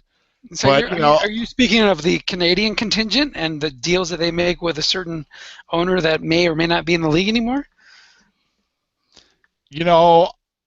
I would hate to disparage our friends to the Great White North by commenting on any aspersions. Any favorable trades they may or may have not made in recent years. Yeah, let's just say that they're not going to be able to go to that bank anymore because that bank is now closed. Well, you see, I'm still new to Autumn Win, so I didn't even know who was not making the best decisions in his trades. But some guys are making great trades left and right. But anyway, and the other guys are getting ripped off left and right. But anyway, Cedric Thornton is a 5'1". Connor Barwin, 44.9. That's a downfall, but he's an older guy. Last year he was like a shock to get that rating. He had played great, so he deserved it. But it was just like, wow, Connor Barwin, really? For years he was like 4.7 or whatever. D'Amico Ryan's 54.0, kind of a nice bounce back. Michael Kendrick 0.5. A lot of guys liked him a couple years ago. He's supposed to be a smaller, speedier linebacker. He's surprised to see the 0 against the pass. And he's not there anymore. He's signed somewhere, right? Where's Michael Kendrick? Oh, he's on the outside now. This is a Ryan Shazier type of rating. Both these small, speedy linebackers got hammered in the ratings. Yeah, well, this is Kendrick's third year. Last year was Shazier's first full year.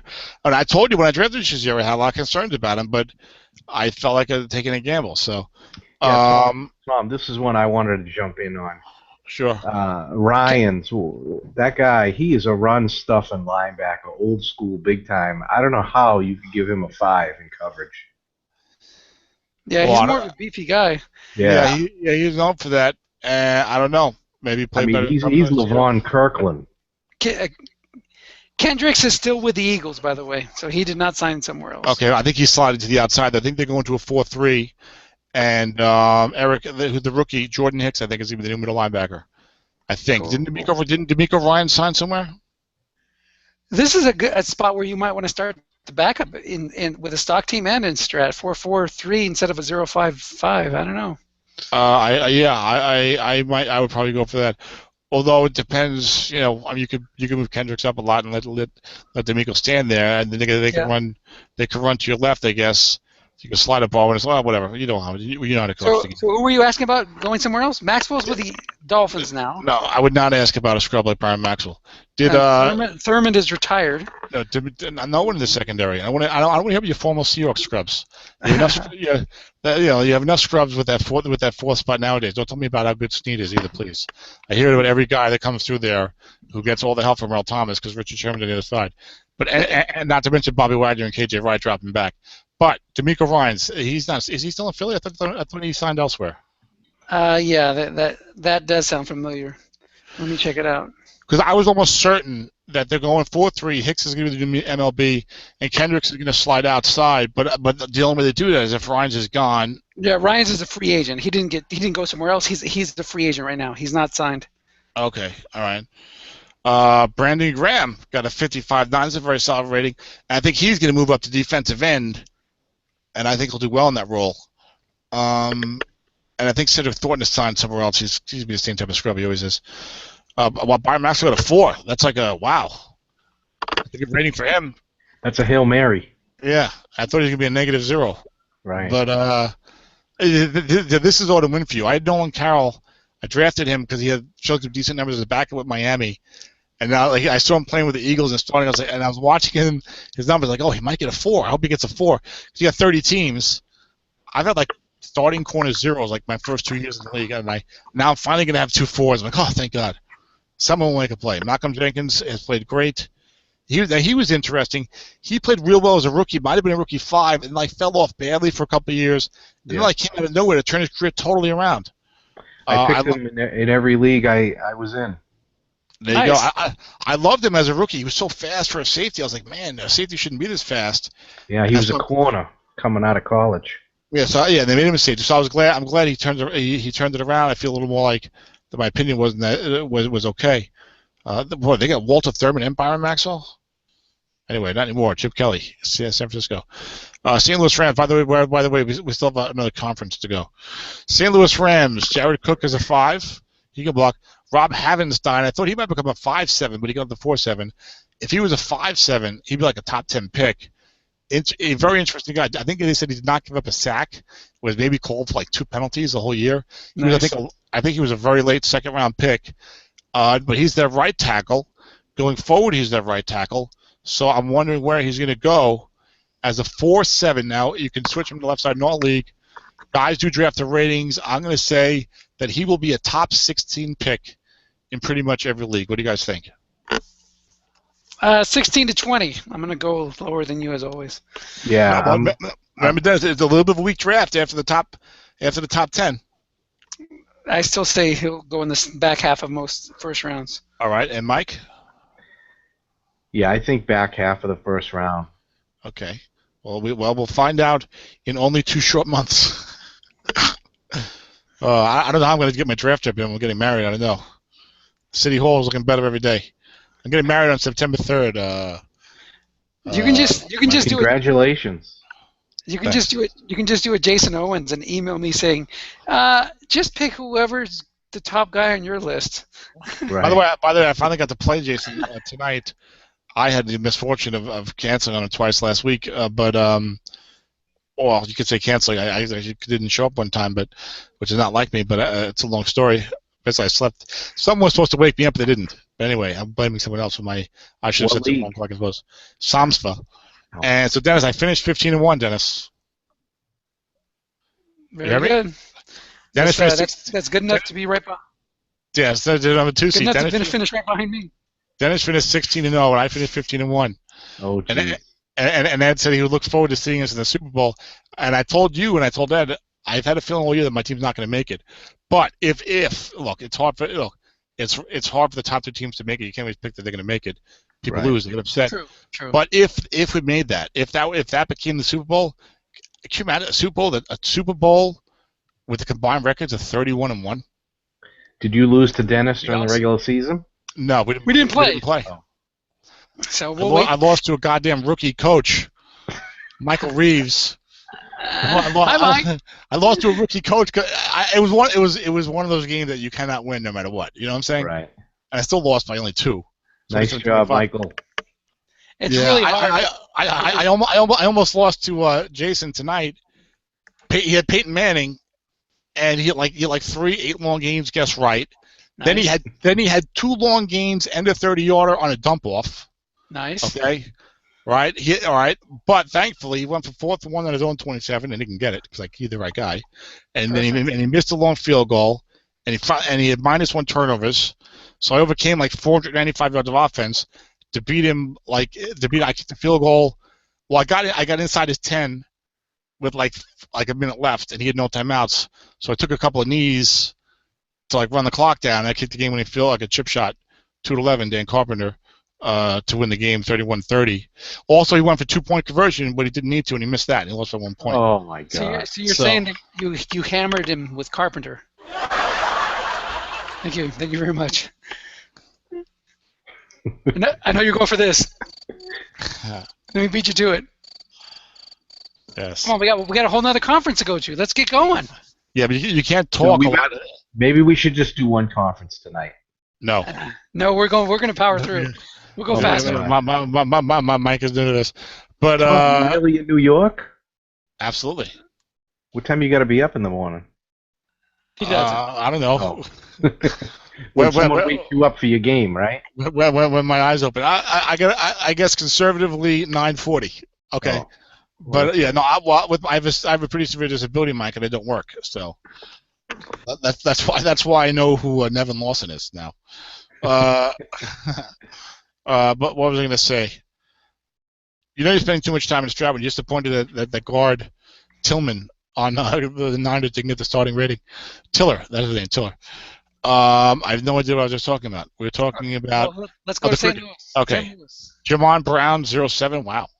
See, the Rams were a team that did not hardly get sacked, and I'm glad that Greg Robinson only got a 0-4 because Greg Robinson had awful ratings in PFF at everything. Right. What is Todd Gurley's card going to look like with that run blocking? I know. With that run blocking and the quarterback play. Oh my God. Hold on. With that running backing and the quarterback play in 4 games against the Seahawks and the Cardinals. Right. It's going to be something else. So Dennis, let me ask you a question. When my 0-16 SSF team, by the way, Mike, that does get you the first pick in the draft. When my 0-16 SSF team next year has got Derek Carr and Todd Gurley and Trey Turner and Andre Levitra and Jabrisha Ferguson and Bobby Massey and Brandon Cooks and Larry Fitzgerald and Jordan Reed and Jacob Tamme and a secondary that goes 6'4", 6'6", and a line that goes 5'5", and one linebacker 4'5", I got to fill the other 3 linebacker spots. I'm going to win more than 0 games next year. What do you think? I think that's absolutely guaranteed. This sounds like a double-digit playoff team to me. Or I could have done what everyone and their brother wanted and gone into next year with Peyton Manning and Marshawn Lynch and Mario Williams. I think I'll take Derek Carr and Todd Gurley instead. Thank you. Yes. Of course, Gurley will probably blow out his knee this September. It's a spring league, and then I'll be like, now what do I do? No, he looks like a once in a generation type talent. So you're pick him. Yeah, well, we got to see what he does this year, but it certainly looks good. And actually, the card will be so good that I'll take him anyway. I have so many picks and players, I'll be like, screw you guys. and Michael Reeves. I'm circling the calendar. Coming back to avenge that loss. Well, that was Sansa loss, but when he said something, about the Jets in one of his posts, and I responded in the thread saying that now. Oh yeah. SSFA Jets have their first Bulletin Board Show. Michael, the league's been around 9 years. This was my first losing season. I made the playoffs 7 of the 8 first years, made the Super Bowl 2 of the last 4, won the Super Bowl. So hey, he wants to crow about his 7-9 team beating my 0-16 team by 2 points, by the way. I should have won. And Michael, let's go. Todd Gurley's ready. He's healthy. Bring it on. We got to get Mr. Reeves in the Battle Royal. That's the real coaching. Oh, there you go. I like the Battle Royal. I'll invite him. I'll invite him next time. But I had to invest time in this relationship, so I don't know. Maybe. Well, the divorce will probably be in about 5 or 6 years. And I'll play some more Battle Royale after that. I'll be in hit leagues again after the divorce. So anyway, we really missed you for the '86 Battle Royal. Thank you. I appreciate it. Yeah, it would have been fun. Greg Robinson 0-4. I was very glad to see that because they gave up so few sacks that I thought that he could have got a 7, and certainly at least a 5. So I'm glad Strat hammered him because he played awfully. And I was like, this guy was the number 2 pick in the draft. So guys drafted him like, oh, I got the number 2 pick in the draft, and he sucked. So I wanted him to get a terrible rating, which he did. So I'm glad for that. I'm spiteful for no reason. He's not on any of my teams. Derby had him 4-7. Wow. Yeah, because they gave him hardly any sacks. Yeah, you must have cringed. I must.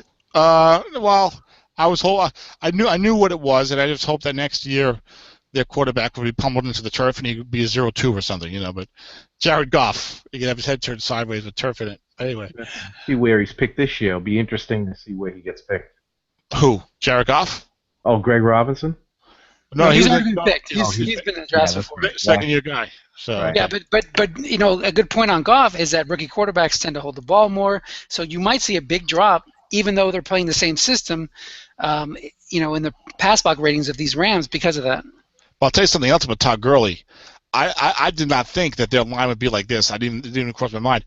Like you said, for this line to have 3 zeros, a 4, and a 5. That's crazy. That is insane. And for them to have no passing game at all, and for them to be playing Seattle and Arizona 4 times, I don't know what the rest of the schedule looked like. Gurley might have a tremendous card. And then next year, he gets a rookie quarterback who's not going to put up huge passing numbers. So even if Gurley goes like 1,400 yards and a 4.5 average, you have a tremendous card. Yep. So if Gurley's healthy this year and puts up any kind of numbers, he can have 2 great cards. Absolutely. All right, moving on. Certainly better than Benny Cunningham, who that guy drafted in the first round, and then we got mad. And Trey Mason. Yeah, Trey Mason. It was really Trey Mason, not Benny. No, Trey Mason didn't go in the first round. He went in the second, later round. I actually liked Trey Mason a lot. I just feel like he was a victim of circumstance. He had a pretty good year last year, his rookie year. Yeah. The defense, William Hayes, 5'6", whatever. Perennial. He's don't say he's a veteran that keeps putting up 5. That's amazing. Well done, William Hayes. He wasn't even supposed to start last year. Yeah, with good reason. Aaron Donald, 6'12", that's awesome as an inside tackle. Broncos, 5'4", has been probably a little bit of a disappointment, but he's been a solid tackle. Robert Quinn, 5'6", that's a big disappointment if you have Robert Quinn. Mark Barron went from completely useless waste of life to reasonable player, which is a tremendous upgrade. I have him on like 2 teams. Because he went like 8th in the NFL draft, and he was like sitting there like at number 30 in every draft. I was like, well, I'll take the guy. He was like a 4 rookie safety, and then he was awful.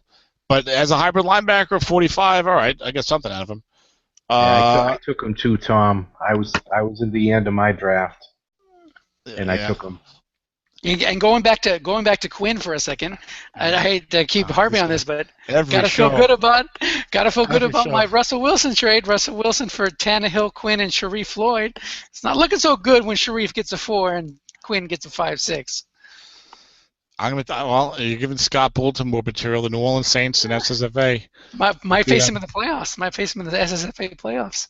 What type of SSFA team are you gonna have next year? Do you know? Same as Mifid's a lot of holes. Good. So you guys can beat up on me next year.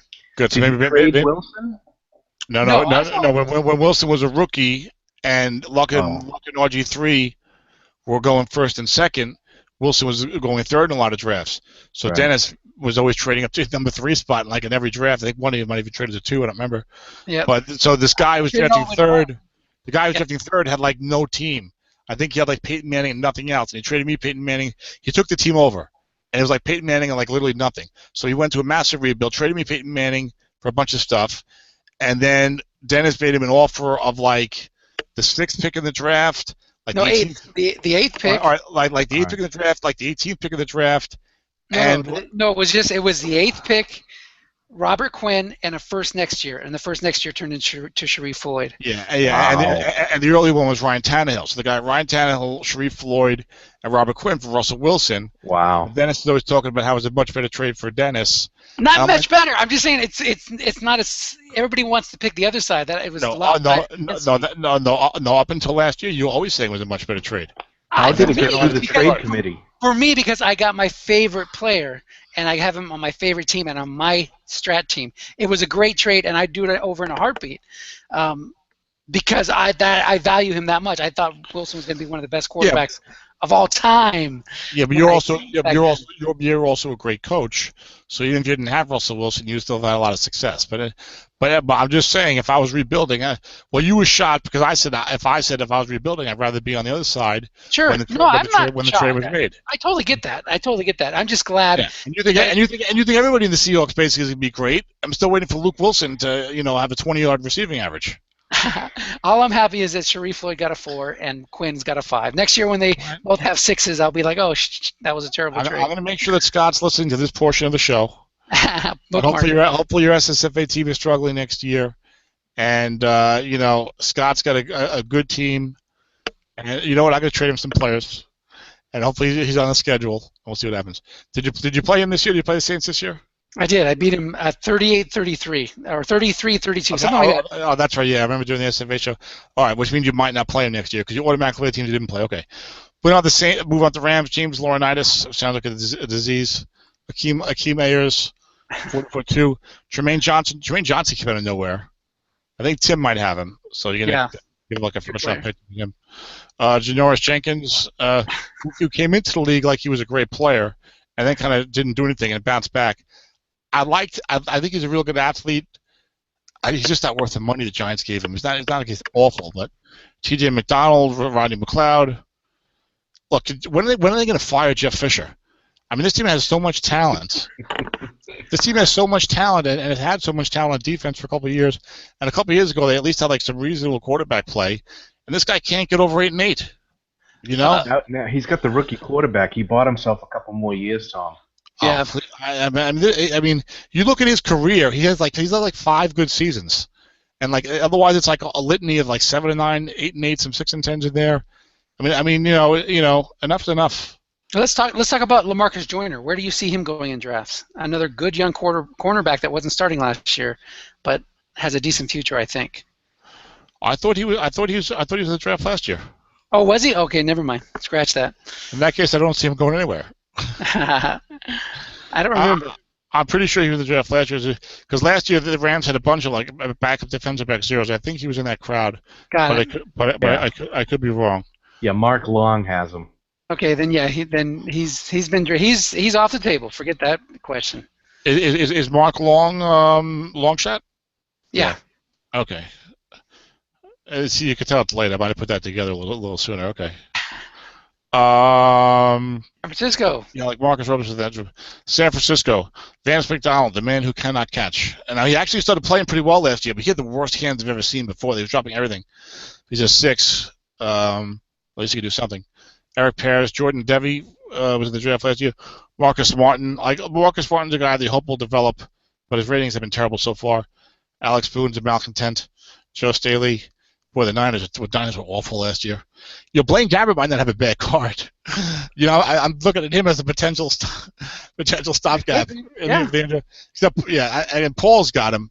So he had a couple crazy games where he rushed for over 100 yards. So Andrew Tiller is the guy. Yes, there's Mr. Tiller. Who graded out really well, and I was like, he might get a good grade, like a 5.3 surprise. He's a backup, bastards. Yeah. But what I was going to say was. But Paul's got him. Paul, I don't think Paul getting way too cheaply. I don't know, especially if he's going to start. It's like great. I don't know who I'm going to get. I might try to get Johnny Manziel. His scope might not be that bad. If you get low interceptions and a good mouse running, and he can't complete anything wrong, but I have great receivers. I'm going to try to hit the receiver card. We'll see what happens. San Fran defense. Glenn Dorsey's been a disappointing NFL player. Ian Williams has been solid. Quentin Dial, forget about him. He's really not worth much. Ahmad Brooks is a good player. Michael Wilhite, blah. Rob Bowman, great player. Aaron Lynch, 45-10, nice. He was a second-round pick as a rookie. So he was a second-round pick last year. Went second round a lot of our drafts, and people are probably happy with his progress. Tremaine Brock, 5, surprised me slightly. They like Kenneth Acker. I think he was like a late pick, like a 5th rounder or a UFA. I don't think his numbers are that great. Eric Reed bounced back with a 5-4. Claude got him in order to win in a trade that some people thought was too one-sided. But Eric Reed had some issues, but he bounced back well. I kind of like Jaquiski Tart. Didn't do a whole lot to get a good rating, but I think he might be a decent player down the road. Eric Armstead I kind of liked. I love the guy they drafted this year, Brenston Buckner. I think he's going to be real good. And that might hurt Armstead's development. You got to watch out for that. And it would really help my SSFA team if Mike Purcell would develop. But I think he was a supplemental pick. Jimmy Ward finally got some quality run and played well after getting like 32 snaps as a healthy rookie. And I knew Dante Johnson was a scrub. He was a 4 last year. He's a 0 again. So good job for people drafting him for the year. You can I think I get extra early to get tired, Dennis. But we are in lightning mode, lightning round. On to the Seahawks. On to the Seahawks. And really nothing to see here. Moving on to the next team, Washington. Jimmy Graham is a 0. And that's about which matches the amount of impact he had in the Seahawks winning games last year, which is 0 impact. Gary Gilliam is a 0-2. But this offensive line is clearly overcarded. 4-4-4-4-0. You got to think about what that's going to do to Marshawn's card. I think that he should get a little bit of a boost because of that. I think you will get a little bit of a boost, but I don't think his card to be as good as you think it is.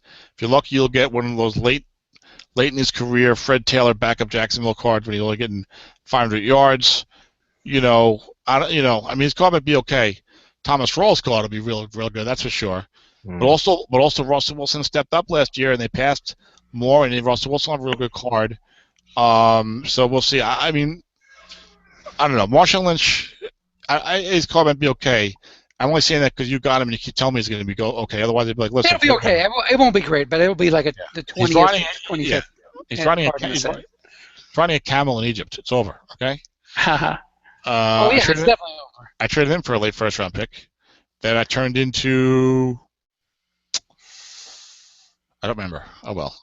Let's see. What's interesting is that the Seahawks think they're going to be improving their line, or at least keeping it the same, by bringing in guys from other teams that were rated 0-2 and 0-3s. So, the Jamarcus Webb and Brandon Soule. This is going to be a disaster next year for the Seahawks. Bradley Soule. Bradley Soule, whatever. He doesn't have any heart. Just a little soul. They do have a guy. Is it Glowinski? Was like a 3rd or 4th rounder last year. Yeah, he's in the mix. And they drafted like a 3rd rounder. So the talent for some of those guys, like some of these guys that they had at the beginning of last year, were like all these UFAs and guys who shouldn't even be in the league. Like a guy was cut by the Jaguars who couldn't block anybody. So I don't know. I mean, it's not a good sign when you lose the only legitimate lineman you have, Russell Oka. But I don't know.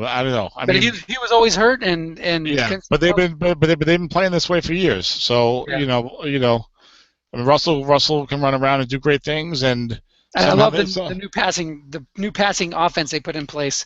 Somehow the running backs still do great, which has a lot with them. And they drafted other running backs. This is another thing when you look at the first half, second half splits for this number of sacks given up. It's like night and day. So if they can keep up what they're doing in the second half, keep those sack numbers down, you can see a lot of 5s. I do love watching when they play the Rams, because these guys get ravaged by that Rams front line. That game early last year was like, I thought the Rams had like 8 guys on the defensive line. The Seahawks. it was unfair. It was I've never seen that in a long time. That was crazy. Yeah, Aaron Donald was like in the backfield like literally every play. Yep. It's not easy being Sweezy. Okay. Christian Michael, who I thought was going to be a great player, is now lucky to be in the NFL. And they drafted so many guys. I'm not very optimistic for him. I liked him so much I took him around ahead of Devonta Freeman, but I took Devonta Freeman. It worked out okay. He's not going to have Devonta Freeman will not have a great card though. He landed like a 4-yard average, 4.1 receiving card. Defense, Michael Bennett's become outstanding, better than I ever thought he would be, 6'10". Ibe to Rubens, an afterthought. Brandon McBain's down to a 4.2. But you guys drafted a big tackle, I think. Cliff Avrill's a 5'9". That's the best of his career. Jared Reed is the guy they drafted from Alabama in the second round. One thing I will say about the defensive tackles is because they both got 4s, that helped Bobby Wagner to maintain his 6'6".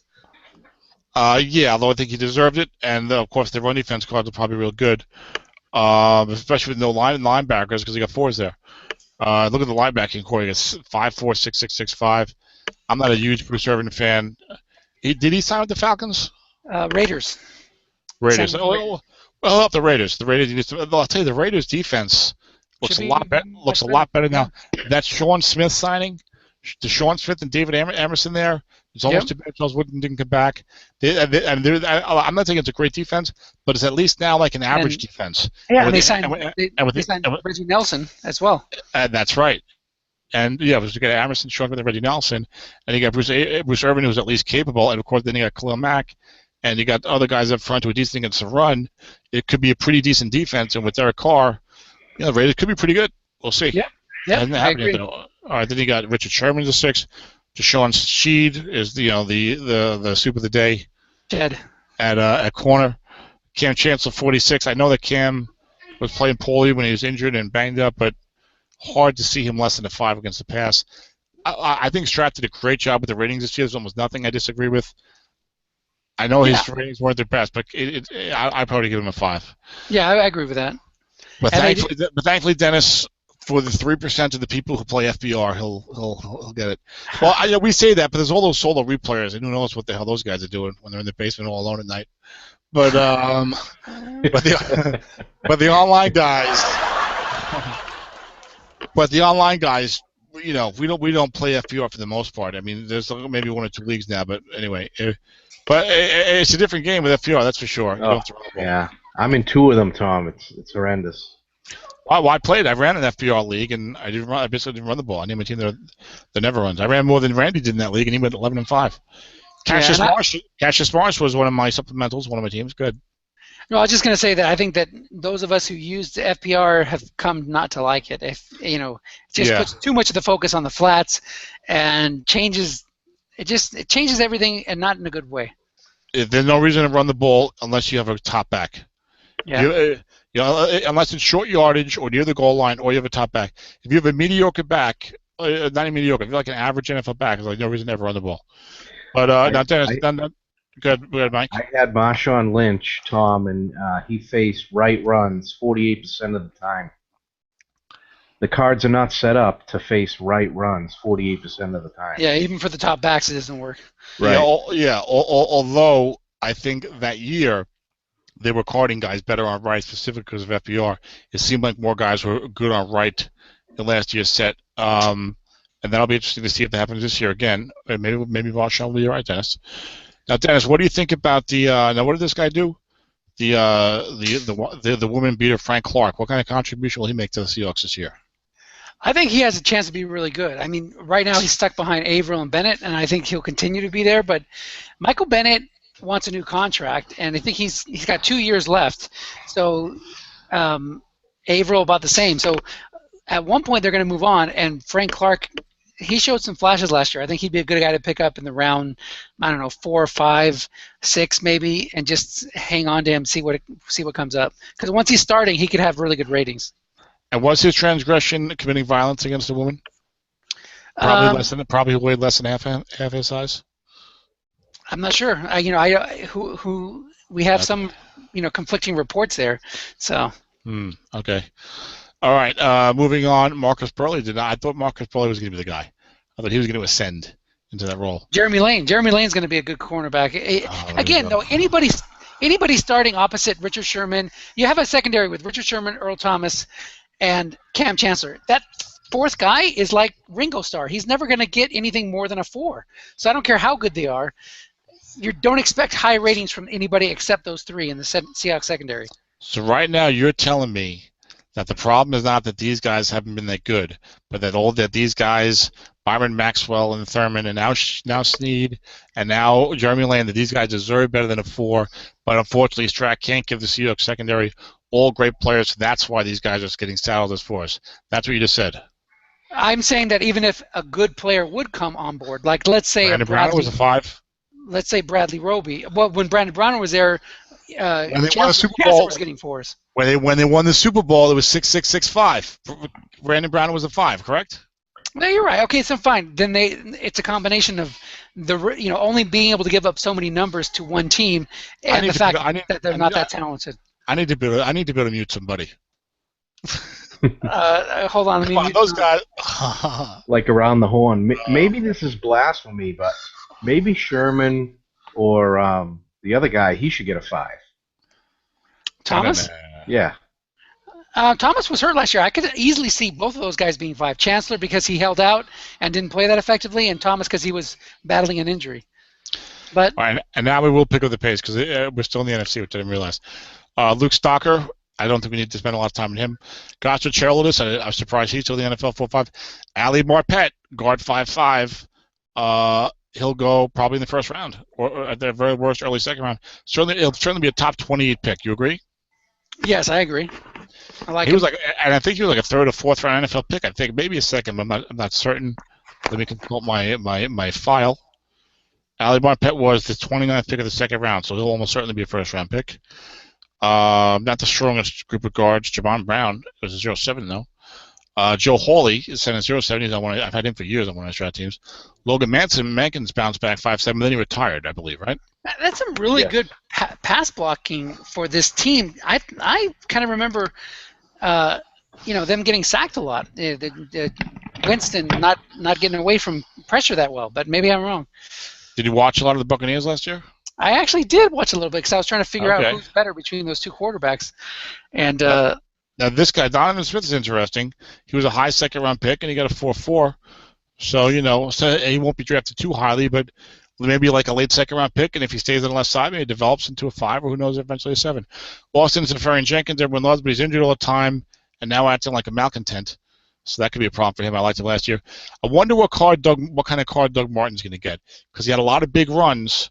Could be a little chunky, and Winston was pretty good, and so we'll see what happens. It'll be interesting to see what kind of card he gets. I know Tim's watching that very closely because he has Doug Martin. Tim Bollier, SSFA, Samifa Autumn Win primarily, and plays other leagues also. The IFL guru. Tampa Bay defense, William Golston, which gives me flashbacks to Vernon Golston, so I really like to see that. It's a 4-5. Gerald McCoy down to a 5. That was surprising. So the effort wasn't there as coaches say it was. Okay, so real quick on the Tampa Bay, they only allowed 27 sacks last year, so those ratings are deserved. Okay, and maybe we will only do one conference, Dennis. If you decide it's too late, we'll see. Or if Mike, you need to go, and Dennis and I carry on. We'll go fast. We'll do speed round. Okay. Jock Smith 0-9. Dennis liked him last year. Denny Lansana 0-4-4. Quan Alexander 4-4. So he's a middle linebacker rookie 4. Is he gonna be in the 7th round? Probably not. Well, you're probably right about that, but somebody will be there. None of those guys are a 0, I don't think, hardly. And Levant David 5-4-6. Sterling Moore, which is surprising. Levant David's got a great reputation. I don't know what his numbers are like, but yeah, that's surprising for me too. And he was only at 55 last year, so that's interesting. Sterling Moore, corner 4 over from the Cowboys, their former nickel. Here's a guy I never heard of. Jude, I couldn't even pronounce his name, so I literally never heard anyone say his name. Jude Adjei-Baraba. Never heard of him either. Let's get the scoop on him. We'll find out. Hey, Jude. Chris Conte got a bounce back thanks to Lovie Smith being there, so I would not be looking for him to stay and do much since Lovie got unceremoniously dispatched. Bradley McDougall was a disappointment. He's on, I think, 2 of my teams. Did not grade out well. I'll take the 44. Conte's on one of my teams because I think I drafted him very late. He was like a retread in one of those leagues or something. Or I kept him on a team. I forgot what I did. Interesting backups. Tony McDaniel, it's over for him. Harry Melton, surprisingly, is 0-4. Daquan Barrow, surprised he was still in the NFL last year. Bruce Carter. Some people thought he could be great with Dallas. Not so much. Is that Agent Carter's son? Yes, it is. Okay, Jonathan Banks was like a 2nd-round NFL pick. Was like a corner 4 a couple of years. Looked like he's up and coming. And bang, he's on the bench. It's a 0-5. That's weird. What's that about? Yeah, look at Werner. Oh yeah, well he's at least a little older, but yeah, once he left Tennessee, Werner, Werner von Werner, but he didn't work out well for him. I always thought he was a little overrated and maybe a little more of a system guy. Like some of his own. I'm curious how Josh Norman's going to do with the Skins. I'd kind of like to see him struggle a little bit because they play some zone over there. The linebackers help in coverage. I think he's overrated. We'll see if that actually happens with Washington. Although I think it was a decent signing. The Washington, I like the defense up and coming. Now, I don't think Josh Norman is as good as advertised, but I think he's a good corner, just not maybe a great corner. So he will help. But Washington, Jordan Reed's a 4. I thought he would be a guy that might probably get a 0. Wouldn't you have thought that? Yeah, he's a pass catcher, that's for sure. Mm-hmm. And he was hurt a lot too. So I mean, he was hurt when he was in there. He was catching a lot of passes. So. Yeah, well, yeah, he wasn't. I don't think he was hurt that much this year. I think it was the other years he was hurt because he didn't catch him. I hurt a little bit, but he's on one of my teams. I didn't think he'd be this good. I got kind of lucky with him. I drafted him for the year mostly. Morgan Moses, I liked as a sneaky pick last year because he was going to start on the right side, and it's like, hey, he was like a 0-0, and guys got him in like the 5th or 6th round in a lot of leagues, and now they got a 5-7. Brandon Scherf, there's a new sheriff in town. He did not grade out well, but again, Washington had very few sacks. They throw a ton of flat passes, but very few sacks. I don't think he graded out well in pass blocking. Maybe okay in run, but because he was drafted so high in the NFL, he was like a number 5 overall pick, maybe. He's a 55. He's going to go. He's only a guard, but I think he'll go top 12 because he was drafted so highly. He was the 5th pick in the NFL draft. And he's a 55 right guard. Where is he going to go? Top 12? I'd say somewhere around there, yeah.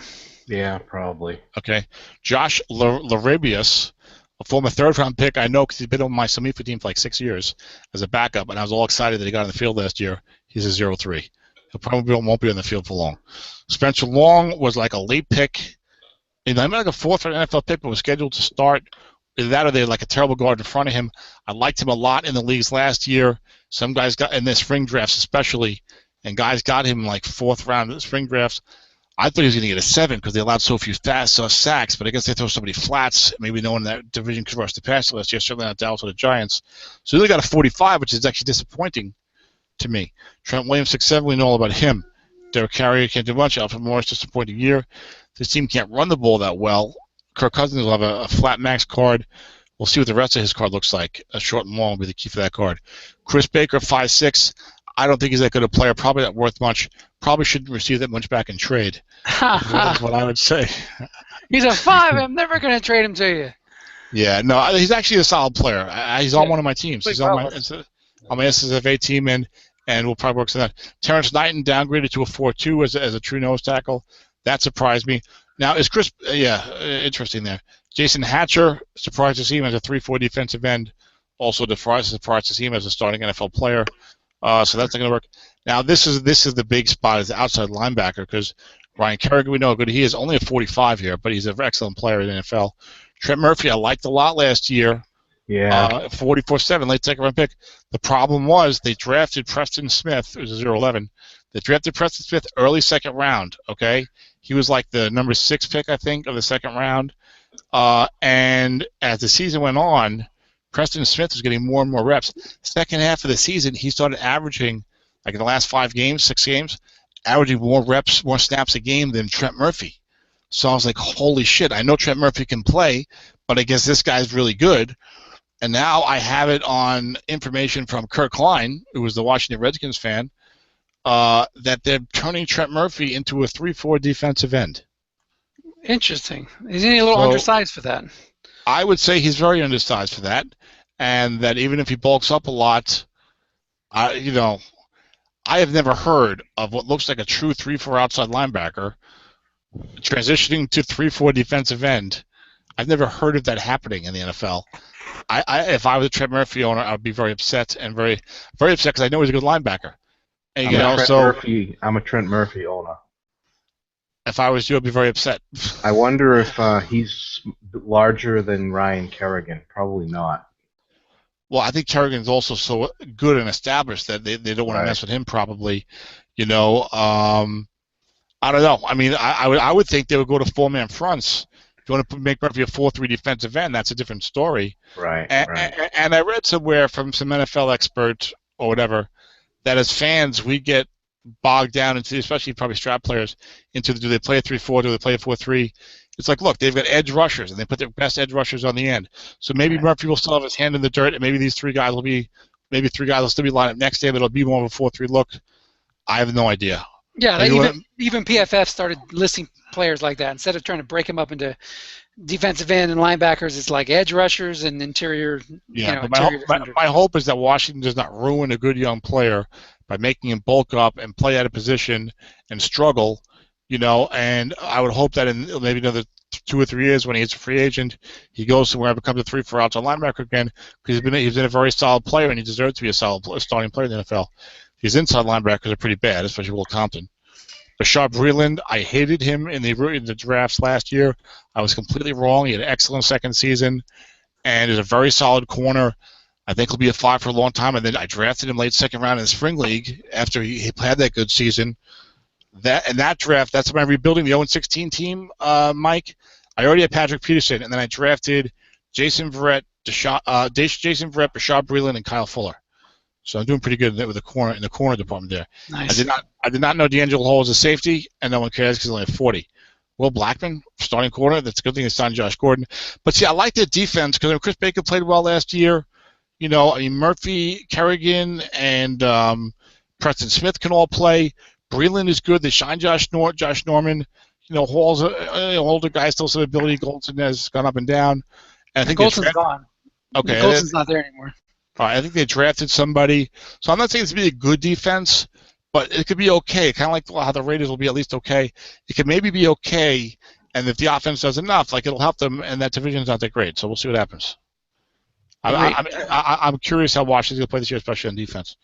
The Baltimore Ravens, have we finally reached the AFC? So we spent 2 hours on the NFC and jibber jabber. Let's try to do this last conference in an hour. Yeah, sure, no problem.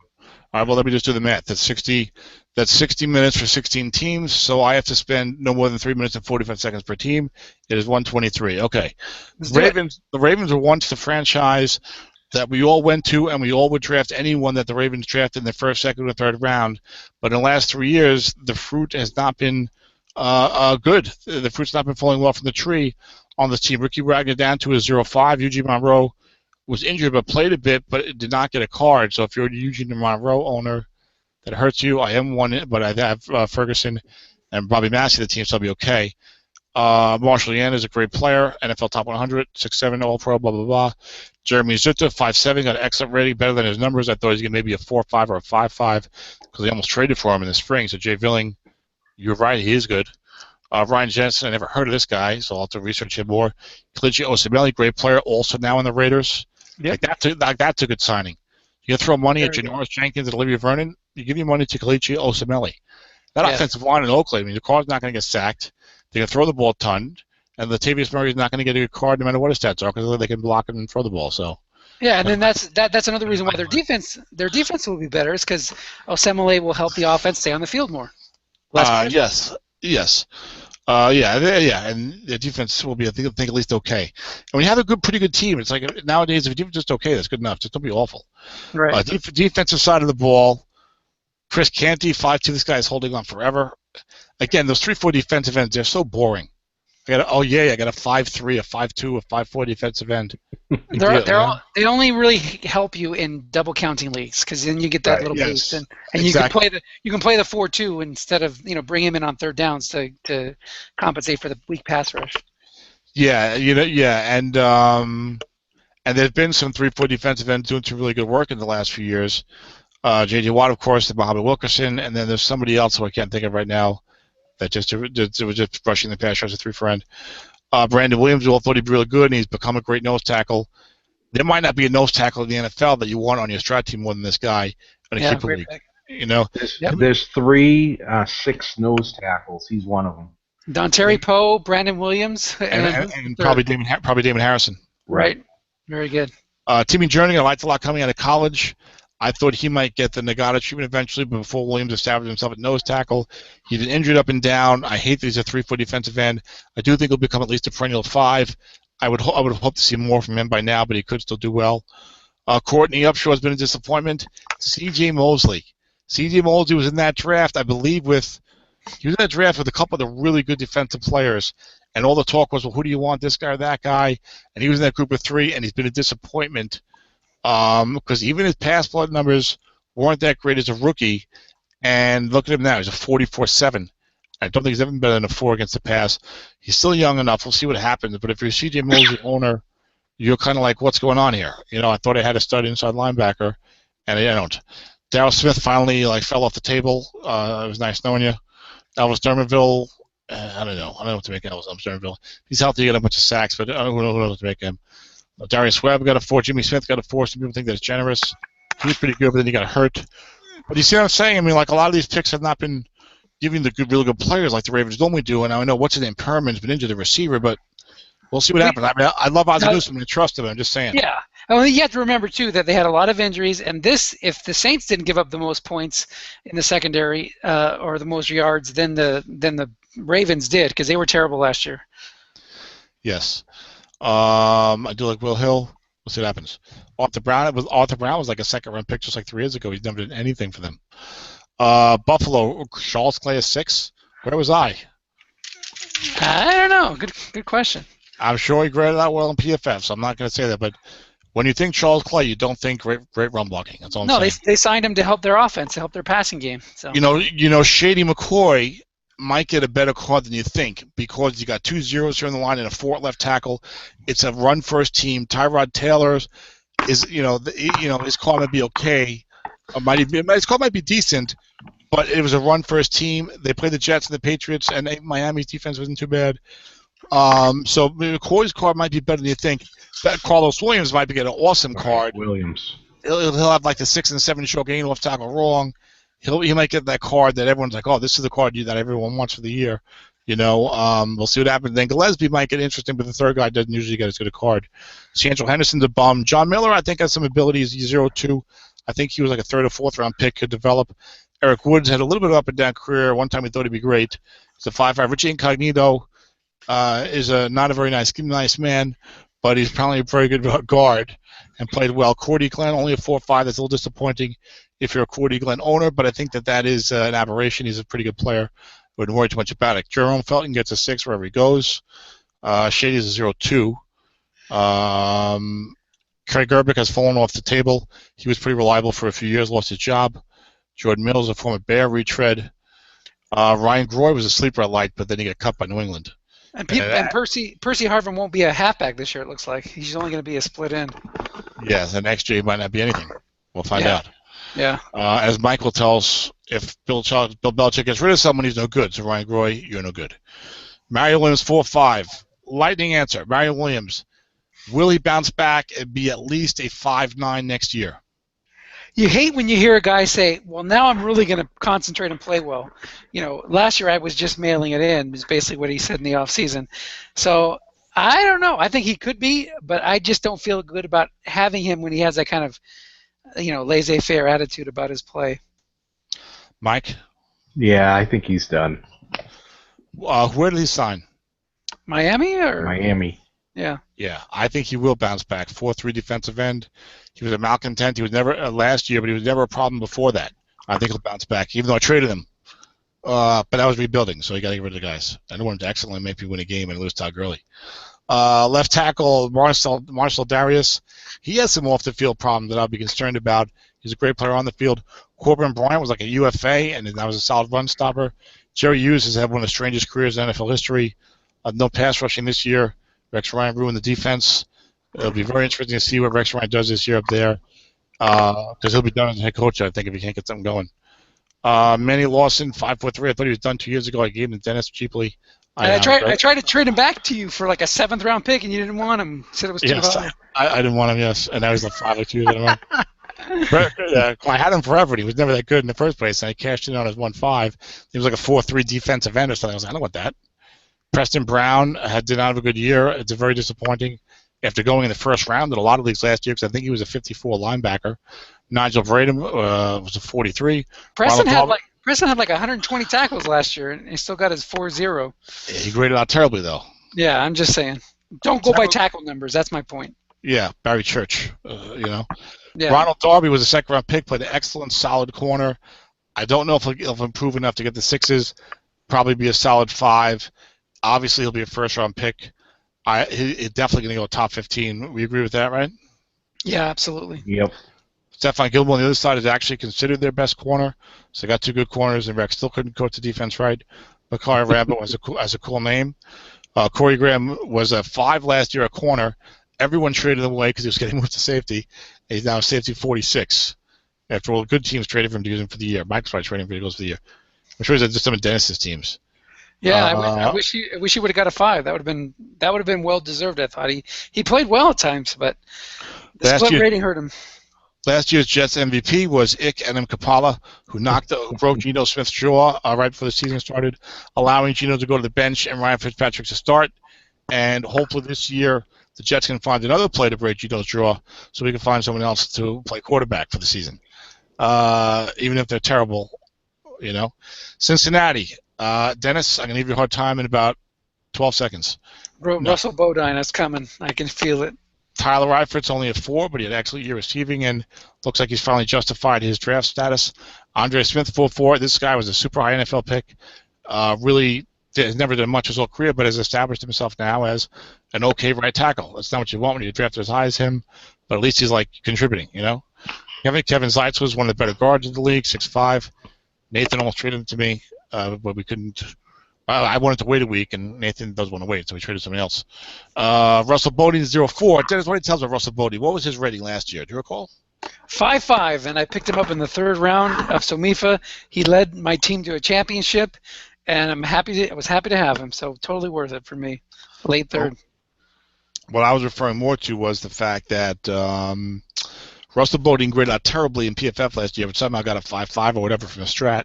Right. Corey Linsley graded out pretty well, got a 5.3. And there was another rookie center. Brian Stork. He was a 4.5. Yeah, that's right. Those are the 3 that were available. Yeah, Weston Richburg was in that draft. He was like a 0.4, 0.5 or something like that. He would have got up here for the year. But a guard. He was a guard then. Yeah, he might have been a guard, but he was going to play center for the Giants. But I know what you're saying. And I was like, I don't know what to make of it because Bodie graded out terribly. So this year Bodie graded out terribly again, and now he's a 0 from the Strat. So for all of you guys who say, you can't go everything by PFF, there's a very, very strong correlation. You have to be blind not to see it. Absolutely. Yep. So anyway, Clint Bowling, for some reason I don't know much about him. I do know his name, and I've seen him before, but he's a 5.5. Andrew Whitworth is a Strat Hall of Famer. I don't know if he'll be an NFL Hall of Famer.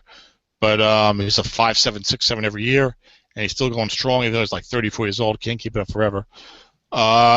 Big news to watch on the bench is Cedric Ogbuehi got a rating. This guy had, I think, like less than 100 snaps last year. He was a late first-round pick for them. He's going to be starting, I think, at a one tackle spot this year. Maybe Andre Smith. Maybe he's moved on. I don't remember. And Andrew Whitworth's getting older, and this guy maybe could eventually become a good left tackle.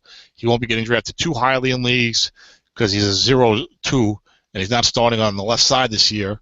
But he can end up being a real nice find for someone eventually. I don't know where you draft him, but Dennis, we've seen these guys before. I mean, he's going to go like 50 to 60, and then you wait and see what happens. Maybe he becomes good, maybe not. Yeah, Andre Smith signed with the Vikings, so there is an opening there. Yeah, he's starting for them. I know it for a fact. So I was just speaking to Mike Zimmer today. No, it's not true, but Ryan Hewitt falls off to a 4.4. Jeremy Hill had a bad second year. We'll see what happens. Mike Zimmer's with the Vikings, by the way, their head coach. So you got to talk to their new defensive coordinator. That's right. Well, I should have. Okay. Well, Mike Zimmer's the head coach, and Andre Smith signed with them. I just got the phone. Is that what I said? Oh, okay, gotcha. Paul Gunther is who you want to talk to on the Cincinnati. Yes, but we're doing offensive line. Oh, sorry. You're right. They're O coordinator. Okay. Anyway, but Jeremy Hill, Dennis, you told me last year that some people think he's going to run for rush for 2,000 yards. He reminded you of Marshawn Lynch. He had a terrible second year. Do you still like him a lot? The funny thing is there's another running back on that team that is going to go a lot higher in fantasy leagues because he was just a better player, and that's Bernard. So I don't like him quite as much as I did last year. I think he was playing hurt most of the year. We'll see what he does. I'm not a huge Jeremy Hill fan, but I don't think he was as bad as last year. We'll see what he does. And I like the way the Bengals have an offensive line and run their team. I don't know that the new offensive coordinator is the former quarterbacks coach because Hugh Jackson moved on to Cleveland. So we'll have to see if this guy can coordinate the offense properly, or if the Bengals will struggle more on offense. We'll see. The Cincinnati defense, the strength of the team. Well, the offense was real good last year too. And Dalton was in there, but when is this team? That was awful the way they lost that playoff game. They don't deserve to ever win a playoff game ever. Anyway, Carlos Dunlap 5-12-1. We know about him. Demonte Pico 4-5 at the end of his career probably. Geno Atkins, good to see him bounce back because he was always a great player. Had the injury and was not good the year before, but now he's back. I was surprised that Michael Johnson got a 5. I didn't know he was playing at that level, but I'm sure he is. I was less surprised that A.J. Hawk got a 0-0 because he has not been too good for a while. Ray Malaga's a solid 54. Vontaze Burfict, solid 56. Vontaze Burfict was a UFA, and a UFA rookie 5. Yeah. Trey Kirkpatrick finally got a lot of playing time. Didn't play that great. I'm not sure about him for the future. I liked him coming into the year, but now I'm concerned. Pac-Man has defied Father Time, and is doing a great job. Georgia Loca was another UFA, like a 5th-round pick or something, who's been playing real well. They let Reggie Nelson go, which was sad to see, but he is 32, 33. And I wanted last year, because I knew Reggie was getting older and a free agent, I wanted to get Sean Williams, who I figured would be the heir apparent, but I couldn't get him. He just went. Guys were drafting him smart and got him ahead of me. And plus, he's a safety. I have a tendency to devalue safeties. P.J. Dawson is an interesting rookie. Darquez Dennard was the 1st-round pick a couple of years ago. He's getting the Drake Kirkpatrick. We drafted you high, now sit on the bench treatment. He's also on that team where I drafted all the corners. I drafted him much later, of course. We'll see if he gets to the field and plays. At least becomes a nickel. I thought that maybe Pac-Man was going to leave because he was too old, and then Dennard would start, but that didn't happen. Cleveland, and they're going to have one of the worst teams in the NFL this year, again. But starting next year, I think I love all the moves they've made. They're basically operating as if I was running the team, so they're doing a good job there. And next year, I think is when you'll start to see them, maybe go 7-9, and then in 2 years maybe start competing for the playoffs because they have a lot of talent. They're drafting a lot of players, and they'll probably try to get by like the Jets did with Ryan Fitzpatrick, in 2 years unless they eventually find their franchise quarterback. Gary Barnidge, we all knew last year how awesome Gary Barnidge was going to be. I remember, Dennis, we spent countless time talking about the wonderful pass catching skills of Gary Barnidge. Remember that, Dennis? And we whiffed on that. Yeah, I don't think we're the only ones. Yeah. That came out of nowhere to have a tremendous season. And the sad thing is he's going to be, he's already on a lot of teams. I mean, he's not going to be a free agent in many leagues. Guys just had him hanging around because of one reason or another. He's on. He's rostered in. Because you needed a 3rd tight end on your roster. Right, exactly. That's why he was on your team. There's something in the water in Cleveland with these tight ends. Jordan Cameron, or is it Cameron Jordan? No, Jordan Cameron. Yes, Jordan Cameron, now Gary Barnidge, and then they leave and they don't do anything. So Mitchell Schwartz, big bounce back, 5'7". I didn't know that had happened. Yeah, no, this is the team that I was mixing up with the other team. They allowed 53 sacks, and look at their pass block ratings all the way across the line. That was the second highest in the league. Tennessee allowed 54, Cleveland 53, and San Francisco 53. And they get these pass blocking? I bet you're mistaken. Double check that. It's up on my screen. Here, let me share my screen. It is my screen is shared. Let me present it. Yeah, sacked 53. They had the second most sacks allowed, and they get that for their pass blocking? That's an outrage. Maybe it's an error.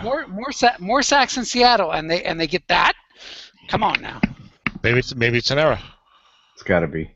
It's not though. Here it is. 7-5, 7-4-7. Maybe this is an error. Maybe because this looks like their line from 2 years ago.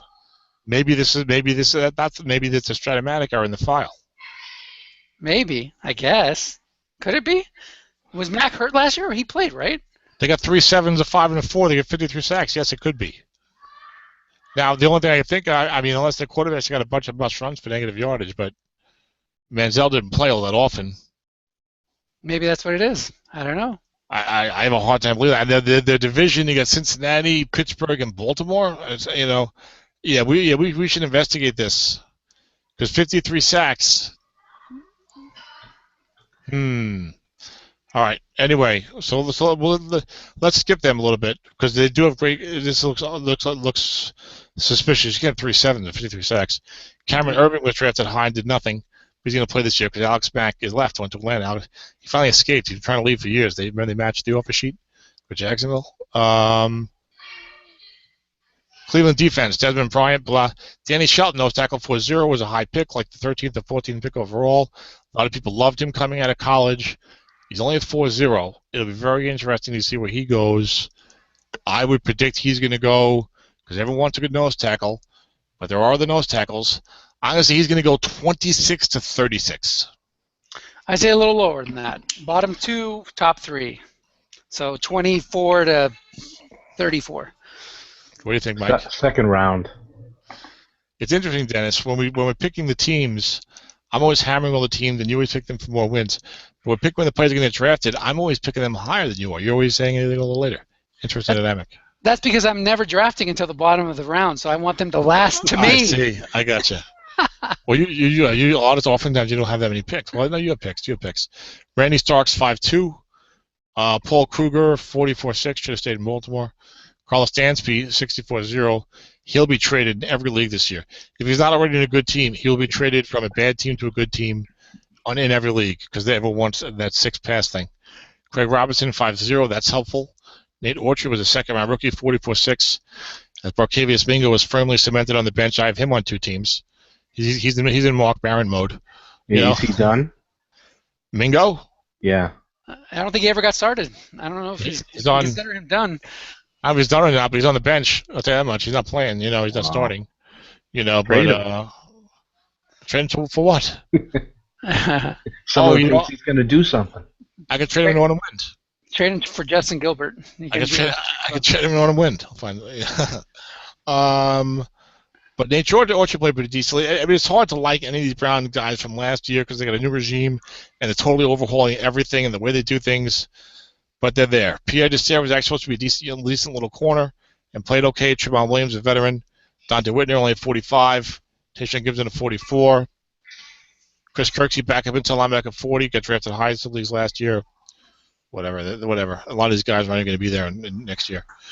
Although, they can't turn over the team 1 year. But Denver, Owen Daniels gets a 4. He'll probably have the same card he's had 12 years in a row.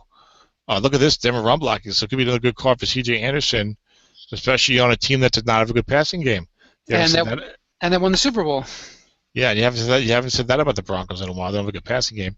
00464, Evan Mathis to 6'7", who I traded for and then traded away. Michael Schofield, I thought would get rated better. Luis Vasquez, disappointing, down to 0.5. Matt Paradise might be in some drafts, I think. I could not remember if he was a rookie or not. He was a 2014 6th-round pick. I think he had no card last year. I think that's why he's in my file. Yeah, he'll be rated. So you get some of those guys who did not play much as a rookie or on a practice squad or were injured as a rookie, and they come up the following year. So instead of 4-5, hey, that's not bad. Now they have a different quarterback. Peyton Manning gets rid of the ball quickly, so we'll see what happens. But they got the coaching staff and the zone blocking, and they always got good blocking ratings in Houston when Kubiak was there. So for the run, so that's something to keep in mind. Ryan Harris had a resurgence. He's going to be my starting right tackle on my SME team, Dennis. Nice. I drafted him like 8 years ago, and he got a couple of ratings early and then disappeared. So I just kept him on my team. I got like some 0-4s before. Anyway, wow. Virgil Green was a blocking back 6 last year. This year, blocking back 0, tight end 5. Derek Wolf got the 6. We saw he was very high up on the run stopping thing. Yep. Keeping one of Tim Bolyer's teams. 6'6", Sylvester Williams, disappointing career so far. NFL first-round pick, has the size of a true nose tackle. Went like second, third round in a lot of leagues. Didn't do anything as a rookie. Did not grade out that well, and Strat appropriately gave him only a 4.3. He's on my Samifa team. If he was a 5, he'd be in much better shape. And interesting, even though the defense was great in Denver, they have a nose tackle 4, so they can have good run defense cards. Malik Jackson, 5'5", probably one of the most overpaid players in the NFL. I don't think that he's going to have the impact Jacksonville thinks, but we'll see. Von Miller, 56-12, is so weird now to see these linebackers who are great in all pros. They're not getting 6s. Brandon Marshall, 56-5. Danny Trevathan, 65-0. And DeMarcus Ware, 44-11. Some people are commenting on that. Are you guys surprised that DeMarcus Ware is only at 44? I think his back injury that kept him out of the ending part of the regular season hurt him. But I thought for sure he'd be at least a 5. Mike? Yeah, me too. At least a 5. All right, they got the double barrel corner sixes. Dennis knows I love that. And they matched them with safety fives. TJ Ward bouncing back with a strong safety 55 that I think was aided by Denver's championship. Because when I saw on the safety list before, I think he was low 70s in coverage. Darian Stewart is UFA. Was it a UFA? He's a former supplemental pick of mine, Dennis. He's on my Samifa team. And he was on my autumn win team, but I traded him last year because I had too many safeties and I needed to get a corner. I think I had a pick for Aaron Colvin, so that didn't work out too great, but I need a corner. So he'll be good. I kind of like Darius Kilgo a little bit, with Sylvester Williams disappointing, but I think they drafted another nose tackle type, so I'm not sure. Shaq Barrett was like a UFA or a very late pick who played very well for them, but they have so many other good players, it's hard to know what to think of him. Someone will overdraft him for the 44-9, but I do think he's a good player. I just don't know if he has the opportunity. Right. Well, Ware's got to go retire at some point. So. Yeah, but then also they've got Shane Ray, who they drafted in the first round last year, True. and who was contributing more later in the season, although Barrett was still doing better. I guess you take your chances with Ray, but you never know. I mean, we just talked about Darian Stewart as a UFA. It's not always the guy that was drafted the highest who does great, True. I'm proud that I correctly predicted Bradley Roby would get the rare nickel corner 5, and I drafted him in my Samifa team. He'll be starting because Joe Hayden was injured, of course. And I thought they would do that because of the way this team won, and the secondary was real good, and of course the pass rush. So to give those guys 6s and make him a 4 would be a little weird. David Bruton got the 44. He played well. He was a kick returner only the year before. So Denver will probably have really good run defense because they know it's tackle 4. Great defensive cards. Still a very challenging team, I think, to try to win the Super Bowl for sure. Win the Super Bowl with, because the quarterback play will be so poor, especially if you try to play Peyton Manning. Yep. Which you probably won't. And if you have the option, you use Osweiler because Manning's picks will be crazy. Houston Texans, Fedorowicz is a 5. I don't know if he caught the ball well this year or not. They always seem to have good rated linemen, or at least pretty good rated linemen. Derek Newton 5'4", Brandon Brooks 4'7", Ben Jones 4'5". I absolutely hate this guy, Xavier Suafilo. I hated him last year when we did the rookie show. He graded out terribly. The hardly played. It was like getting beaten out in camp by a bunch of nobodies. But they had drafted him in the second round, and they had drafted him over Derek Carr or something. So they had to play him, and they played him, and he sucked again. So he's a 0-2. Yep. Wayne Brown, surprisingly, only a 4'7". I don't know if Suafilo is starting again, but they need to start somebody else. Yeah, he can't stay healthy. He's weak. Okay. DeAndre Hopkins, I'm trading him to me for Dennis. That would be nice. That would be nice to trade him? Well, no, to have him on my team. Well, yeah, but you're not going to trade a lot for a wideout when you have so many other needs. I'll give you Chris Baker. Oh, shoot. If only we could make deals. J.J. Watt's a 6'12", we know about him. Vince Wilfork, nose tackle 5. Another guy that he'll be getting traded to every good team in the league if he's not already on a good team because he's older. If you're an old 5 on a bad team, you're gone. But you end up on a good team. Jared Crick, 4'2". TJ said he was good a couple years ago. We'll see what happens. Whitney Merciless, 45-12 with a 5. John Simon, who I liked last year but could not get any of my teams, ended with a 45-7. So they got Clowney listed as a backup, OL5, 45-7. Clowney had tremendous numbers against the run, like in the 90s. Wow. On PFF. I thought he was going to get listed as a starter. He had a 46. That's why I put him at 4 in that mock. Now, Clowney's so interesting. This was the first pick in the draft. He only was supposed to be the all-world guy. Had that microfracture surgery that is supposed to make like a permanent negative difference, but played well in the second half, but wasn't getting a bunch of sacks. Well, he is a 7. Played great against the run. There's the injury history question. He didn't dominate last year. Where do you see Jadeveon? I don't know where to put him. I think he'll definitely go top 16, but I don't think I think he'll go 10 to 16 in most leagues now. What do you think, Dennis? I think he might go a little higher than that just because of the name and the publicity, but you're probably right. I mean, some guys will just stay away from the fact that he's not starting on this ratings preview, while others will look at his long-term, likelihood of success. Then microfracture is an unknown. I mean, like you said, there's not many who overcome that and become perennial All-Pros. So I'd say he goes. I would just expand that. I would say he goes from 10 to 30 in leagues. When you said he's going to go higher, I thought you meant like 1 to 10. He could. I could see that happening in some leagues, but I think more like the back half of the 30? first round. 30? 20 to, 20 to 30. Jadeveon Clowney's going to go 30th? Maybe. No way. I'd say 15 to 25. One of the things in looking at this that I didn't realize, Tom, is there's a lot of high-ranked guys. Yes. You know, 6s and 5s. It's going to be really hard to pass on some of these 5s to take Clowney, who's kind of a question mark. But, I can get a 5 at D end, or I can get a 5 at nose tackle, or corner, or safety. I think those guys are going to go before him. But I'd say 15 to 25. Yeah, we have noticed, I think, obviously got the two quarterbacks and Todd Gurley right off the bat, Amari Cooper, another skill player that will go very, very highly. Right. Then we have noticed, there's some guards that are good. Right. There's some linebackers that have some decent ratings. There's a lot of corners, right? We already said you got Malcolm Butler's a 6. Oh, wow. The KC guy's a 5. The Ronald Darby's a 5, and Delvin Breaux's a 5. And then who was the safety? Oh, Byron Jones is a 5, and there was another safety that was good, I think. And then you got Thomas Rawls, and you got David Johnson, the running back in Arizona. So it's going to be so Clowney will probably slide a lot more than I was first thinking. But that was, of course, before any ratings came out. And there were all more good rated players than I think we were first thinking.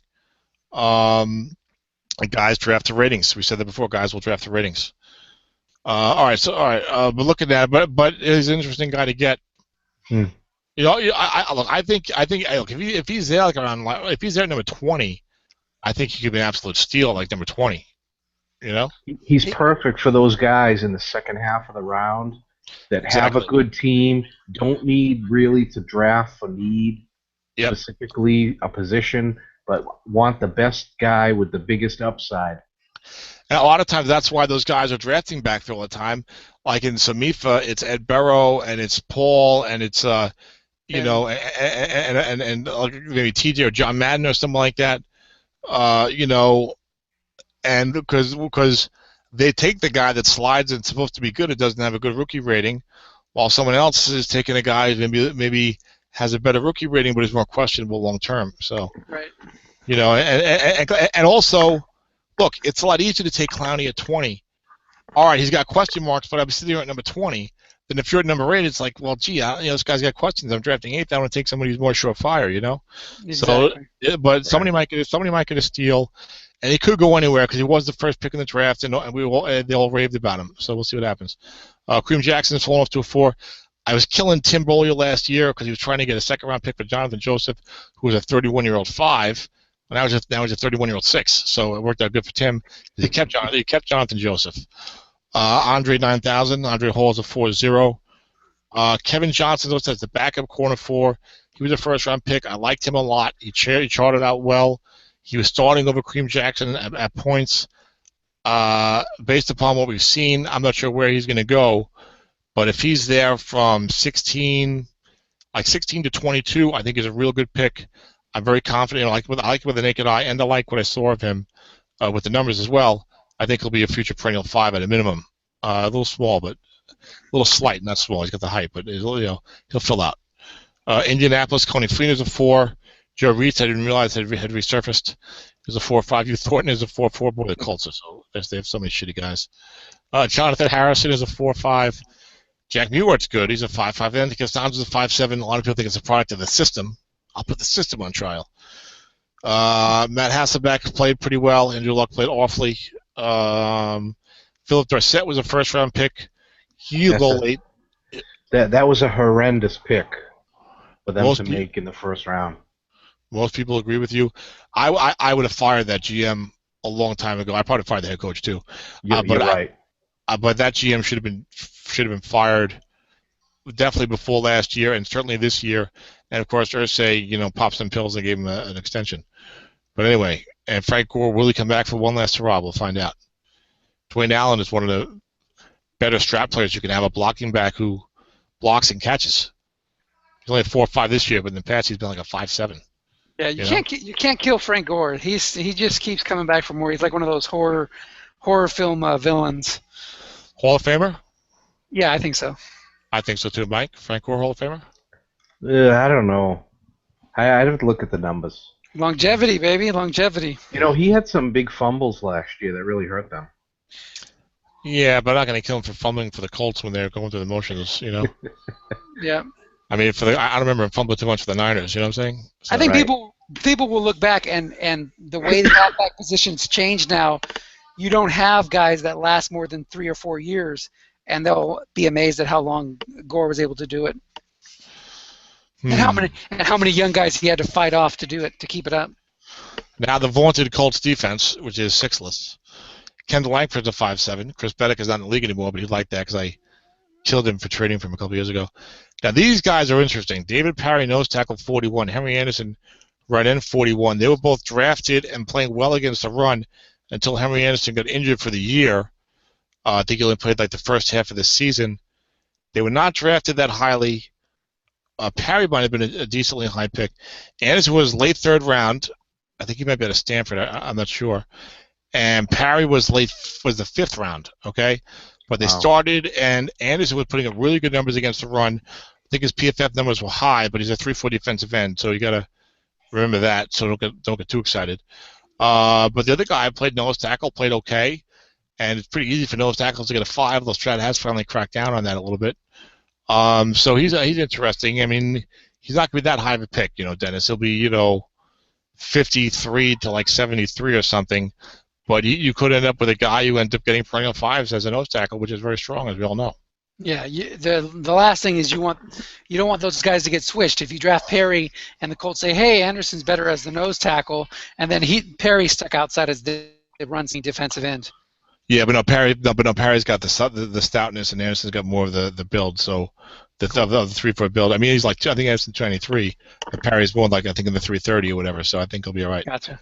Eric Walden is a bum. Robert Mathis used to be great. I don't know what he's doing now. Is he still on the Colts? He's a free agent. Okay. DeQual Jackson. This GM is awful. Come on, look at these guys. These guys are terrible. Oh, God. Freeman's not bad. He's not bad. Yeah, yes. They got one guy. Oh, I'm sorry. Mathis did re-sign with the Colts, so he's still with the Colts. Okay. And it's amazing some of these guys, like Julius Peppers, we talked about, Dennis, I think, when you were away from the computer. And, well, who's the guy that came back last year with Arizona? Dwight Freeney. Dwight Freeney. We're doing the Colts. Yeah. And these guys, the guy like hadn't played in like 2 years, come back and is getting sacks. It's crazy. Yeah. They can wake up out of bed, get 10 sacks. Yeah, Vontae Davis is a pretty solid corner. 5 is about right for him. Greg Toller is no good. Mike Adams, no one knows how he got a 6 last year, including Mike Adams. Dwight Lowry is a journeyman 4. He's not in them anymore. And look at this team. Come on. These guys, look at the offensive line and the defensive players for the Colts. How many of these guys would start for you on a playoff 24-team league? You got two offensive linemen. Two offensive linemen, a corner, and an inside linebacker. And the tight ends, and that's about it. No, Freeman didn't have that good a year. I mean, he could start, but only because if a weak tight end. But you know what I'm saying. I mean, who's really good? Freeman's good because he's two-way. Yeah, Freeman's good because he's two-way. Costanzo's good. There's another example for your theory that if you haven't done anything as in your second or third year as a starter, you're not going to do anything. Bjorn Warner is even a worse of a flameout than Eric Walden, who got big free agent money. Yes, yeah. Bjorn Warner is even worse of a flameout than Barkevius Mingo. Mingo still has a chance. He's probably hurt a little bit, but I'm not very optimistic. Zach Harris of ability. He was a guy that I was eyeing very late in drafts last year. Very late, like 8th round autumn wind late. You know what I'm saying? Yeah. But anyway, and this team, come on, these guys are dreadful. They gave Seal more money. Come on. Didn't they address their offensive line a little bit this year? So maybe that'll help Andrew Luck stay healthy. They drafted a good center in the first round, and they probably signed some bum who's like worthless. But supposedly he said that he knows now that he needs to slide and get rid of the ball and stuff like that. And, stay away from the lacerations, Andrew. You don't need any more of those. Killed by a Strat team.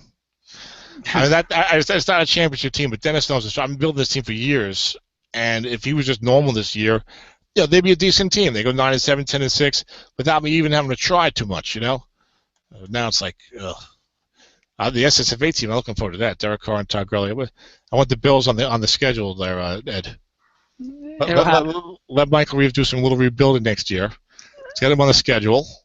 And, I mean, there's nothing wrong with, throwing the ball up 31-0 in the fourth quarter. Anyway, Jacksonville's got Mercedes Lewis, former guy on my team. I drafted him, drafted his rookie, traded him the other guy. Jeremy Parnell, he had a car last year, right? Yes, he did. But, man, I did not expect a 5.5 with Mr. Parnell. That's shocking. Yeah, wow. And for a lot of us, we don't know the PFF numbers off the top of our head. And when we were checking it, they've been matching up, but that is shocking. AJ Cann is a rookie, he got a 0.5, so he'll get drafted somewhere. Stefan Wisniewski, who I don't know what happened to this guy's career. This guy was like a 5.5, 5.7 on the Raiders for 3 or 4 years. Young player, he's a free agent, nobody wants him. The Raiders signed Rodney Hudson, like he can't get a job. He goes to Jacksonville for 1 year, then they get rid of him. I'm like, damn. I'm like, geez. What? Yeah. But I think he's signed somewhere now, but I don't think he's in Jacksonville anymore. I'm not positive. He might be, but he's a 4.5. Zane Beatles, 4.4, and they got that guy from last year, Brandon Linder, coming back, who was their only good lineman and then got injured and missed the whole season. Luke Yokel has been kind of a scrub, and they signed Kelvin Beachum, I think, who's going to play left tackle. Luke Yokel going to play right tackle. I guess they're not enamored with Jeremy Parnell's 5.5 in Jacksonville. Wisniewski signed with the Eagles in the offseason. Okay, the Eagles have landed. And, Yokel, I mean, hopefully he gets it straightened out as a right tackle. If they would see the phenomenon again, Julius Thomas blocking back 0, tight end 4. Somebody's saying they want you to play the 2 tight end formation, not the blocking back formation. Now, Dennis, I have to pat myself in the back. I was raving in last year's rookie show about Allen Robinson, who was a late second-round NFL pick, and I was even telling you I think I might like him better than Sammy Watkins, even though William Watkins is going to go a lot higher, of course. And he had a tremendous season, so I was glad that I saw that. I've been doing good with the wide receivers. I drafted Hopkins the year before in the mid-second round. The only problem is you can only play 2 wide receivers. Now I got Julio Jones, DeAndre Hopkins, and Allen Robinson. Yeah, definitely cash in on one of those and get some other trading chips. Yeah, people would normally say trade Julio because he's the oldest, but with his build and everything, I feel like he's really durable. And even though Robinson had a great year, I don't think anyone's going to give me that much for him because it's only 1 year. Hopkins, everyone knows, is great and young, and I think he's the one that I'll get the most for. And I like the other 2 guys also, so I'm okay doing that. And I'll probably find another receiver that I like somewhere. So nice. See what happens. But he's only a receiver, but he's still young. I think someone will give him something good. What do you think? I agree. I think he's that's as quality you can get. If I had a chance to trade for DeAndre Hopkins, I'd give up quite a bit. Okay. And I'm pretty reasonable when it comes to trading, maybe too reasonable. Jackson, I am serious. I should. I really don't. Get it to the trade committee. Well, that's unfortunately. Maybe I'm too liberal. It never seems to be a problem with my trades.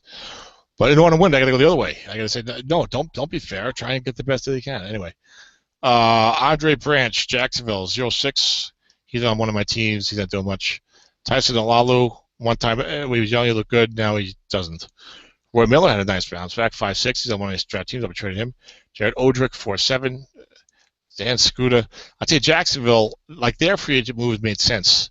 The guys they got on defense look like they fit the right spots and blah, blah, blah, blah. And I think that maybe they're a team where they don't need the defense to be great. Just get to average. You know what I'm saying? Right. Dan still Dan have Scooter, quite a few holes. Yeah, but you look at their depth chart this year. The guys they're starting and stuff, it's much more impressive. Yep. Dan Scooter, Paul Posluszny, 4.4. Telvin Smith is the fast guy, 5.4. Is that a good rating? I wasn't that thrilled with him last year. Everyone else loved him. His ratings weren't that good, and it looks like maybe I was wrong. I don't think his ratings were that good again, but he got the 5 from the strat. Devon House got the 5, which surprised me. Aaron Colvin, 4. Started out good last year, then trailed off. He's on one of my teams. Jonathan Cyprian's been kind of a bust. Big hitting safety, but it's not working out for him. And free safety is no good either. Hopefully they signed his safety. And Derek Marks wasn't he at 5.12 last year? Yeah, 5.12, 1 asterisk. This year, not so much. Yeah. Another guy that was hurt. I don't think you'll see that again anyway. But yeah. The Chefs. Travis Kelce down to a 5 from a 6. Anyone surprised? Not really. Okay. Yeah, that's fine. Ja Rule. It's the 4.3. They had an injury, I think. They had an injury at tackle, I think. Ugh. Look at that line. That's terrible. 4.4454. How many yards did Jamal Charles get before he got hurt? Let me check that. Okay. I think it's somewhere if, just off of memory. I think it was somewhere around 800. But looking at it now, no, only 364 yards, 5.1 yards per carry. And was it Charchandrick West who led the team in rushing? Yeah, him and Spencer Ware. Yeah, Ware had a big average, but I think he had like a big run and not that many carries, right? He was more the short yardage back. But I think his stats look like more like a guy with like one big run. And what about Charchandrick West? He had like over 700 yards, right? But only got 3.9. 160 carries, 634 yards, 4.0 average. For West? For Charcandrick West, and then Spencer Ware had 400 yards, 5.6 yards per carry. What was his longest run though? Let me check that. His longest run was 52 yards. Okay, maybe I'm wrong about him. Well, anyway, those guys have the ability to get better cards than you'd expect because the offensive line is not that good. They do play Denver twice. All three of those running backs are going to be decent weapons next year. Possibly, we'll see. I'm skeptical about. Well, we'll see. I thought I remember maybe Ware had a lot of big run, maybe chunky. Who knows? This line is weird. Jeff Allen's a 5'4". I mentioned him earlier. Eric Fisher. I think the Jamal Charles owners are ecstatic that he's even carded with only 5 games under his belt. Okay, well, I got 300 yards. And there he is. He was carded. Okay. And not much. Donald Stevens, I think, is the guy that got hurt that caused this to happen. Right. I like Mitch Morse a lot, and he graded out decently. I thought for sure he was going to get a 5, and that disappointed me. I was eyeing him as my center on my SSFA team, that young team that needs a center for the year, and I have a late first-round pick. But now I'm not going to draft him now in the first round of 4-3, unless he becomes a Pro Bowler this year, which is not going to happen, I don't think. KC defense: Jay Howard, 5'6", Terry Post, 6'1", Alan Bailey, 5'5". Justin Houston, 56'10", down for the 66. Derek Johnson coming back from injury, 66'6". I drafted him originally. I traded him last year for Darrelle Revis, before Johnson got hurt for the year. Josh Mauga, 403. Tom Mahali, 56'9", nice bounce back for him. Wasn't he like a 45 last year? Marcus Peters got a 5. He'll be a top 10 pick. Sean Smith gets a 5. Eric Berry, tremendous story. We all know that with the coming back from cancer, gets a 66. Ron Parker, 44. You see it in the names. The Chiefs have a lot of talent on defense. Not a big D4 fan. Got a bunch of sacks against the Chargers. Big deal. Interesting. You think Marcus Peters is going to be a perennial 6? The net, barring injury, the next 6 years, is he going to be a 6 like pretty much every year? Yeah, probably.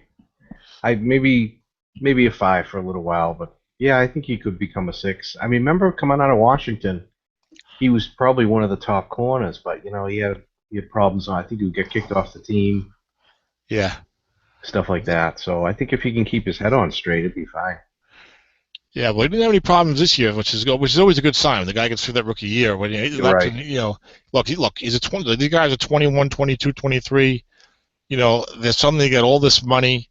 They're already been the big man on campus in college.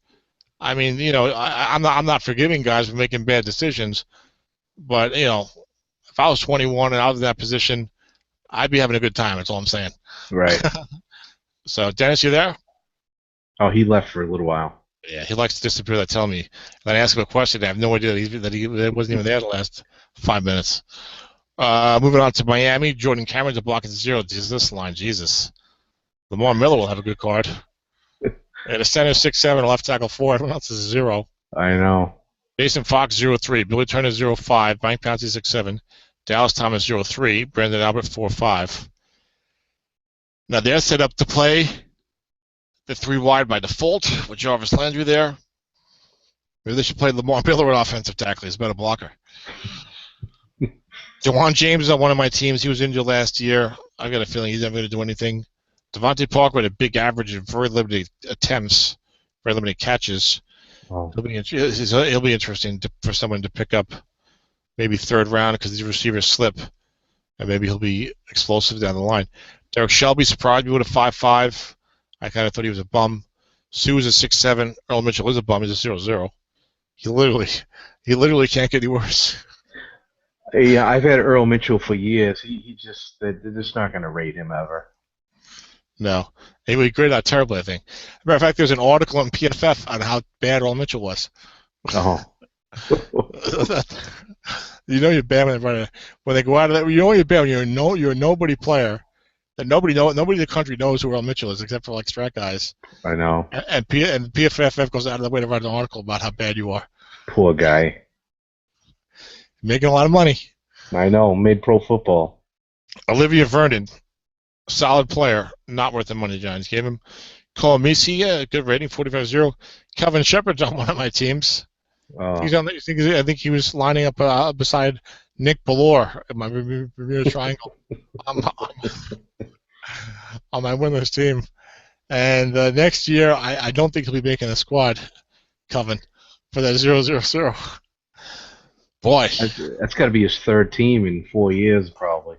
Yeah, might be his third team in like a year and a half. Jelani Jenkins, I thought he'd be a little better. At least he got the 44. I mean, like, you draft these guys, it's like, all right, if they're holding on the job, you still have hope after that second year, Yeah. After that third year, if they get that 44 guy, you're like, this guy's not going to do it. Is he a rookie? No, he's a second-year guy. He was like a 45-8 or something last year, maybe a 44-8 or 44-6.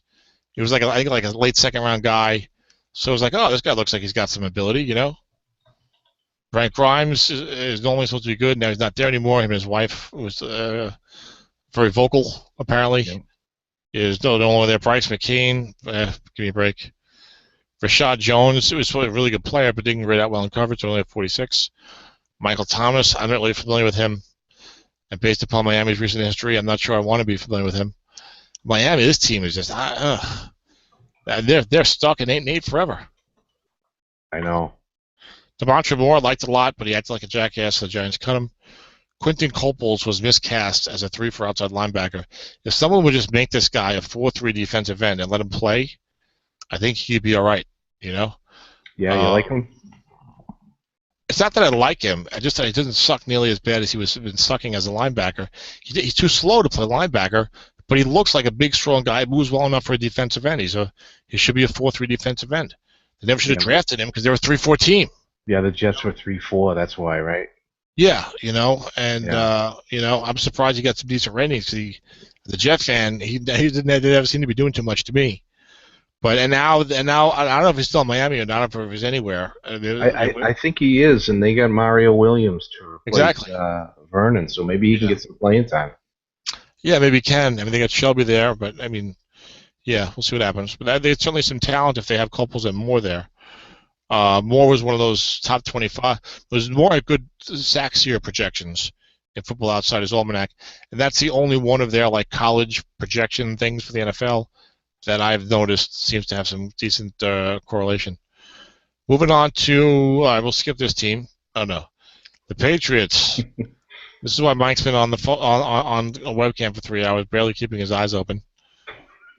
Why is Dennis on the West Coast? We're the two guys talking. He's busy. Yeah. Oh, he's gone. He got bumped. No, there he is. Okay. I see it. Do you work, Mike? Or no, you have to work, right? Yeah, I'm working from home tomorrow. I got to get up 9 o'clock. Okay. Well, we're all going faster with these teams. Rob Gronkowski is a 6, best tight end in football.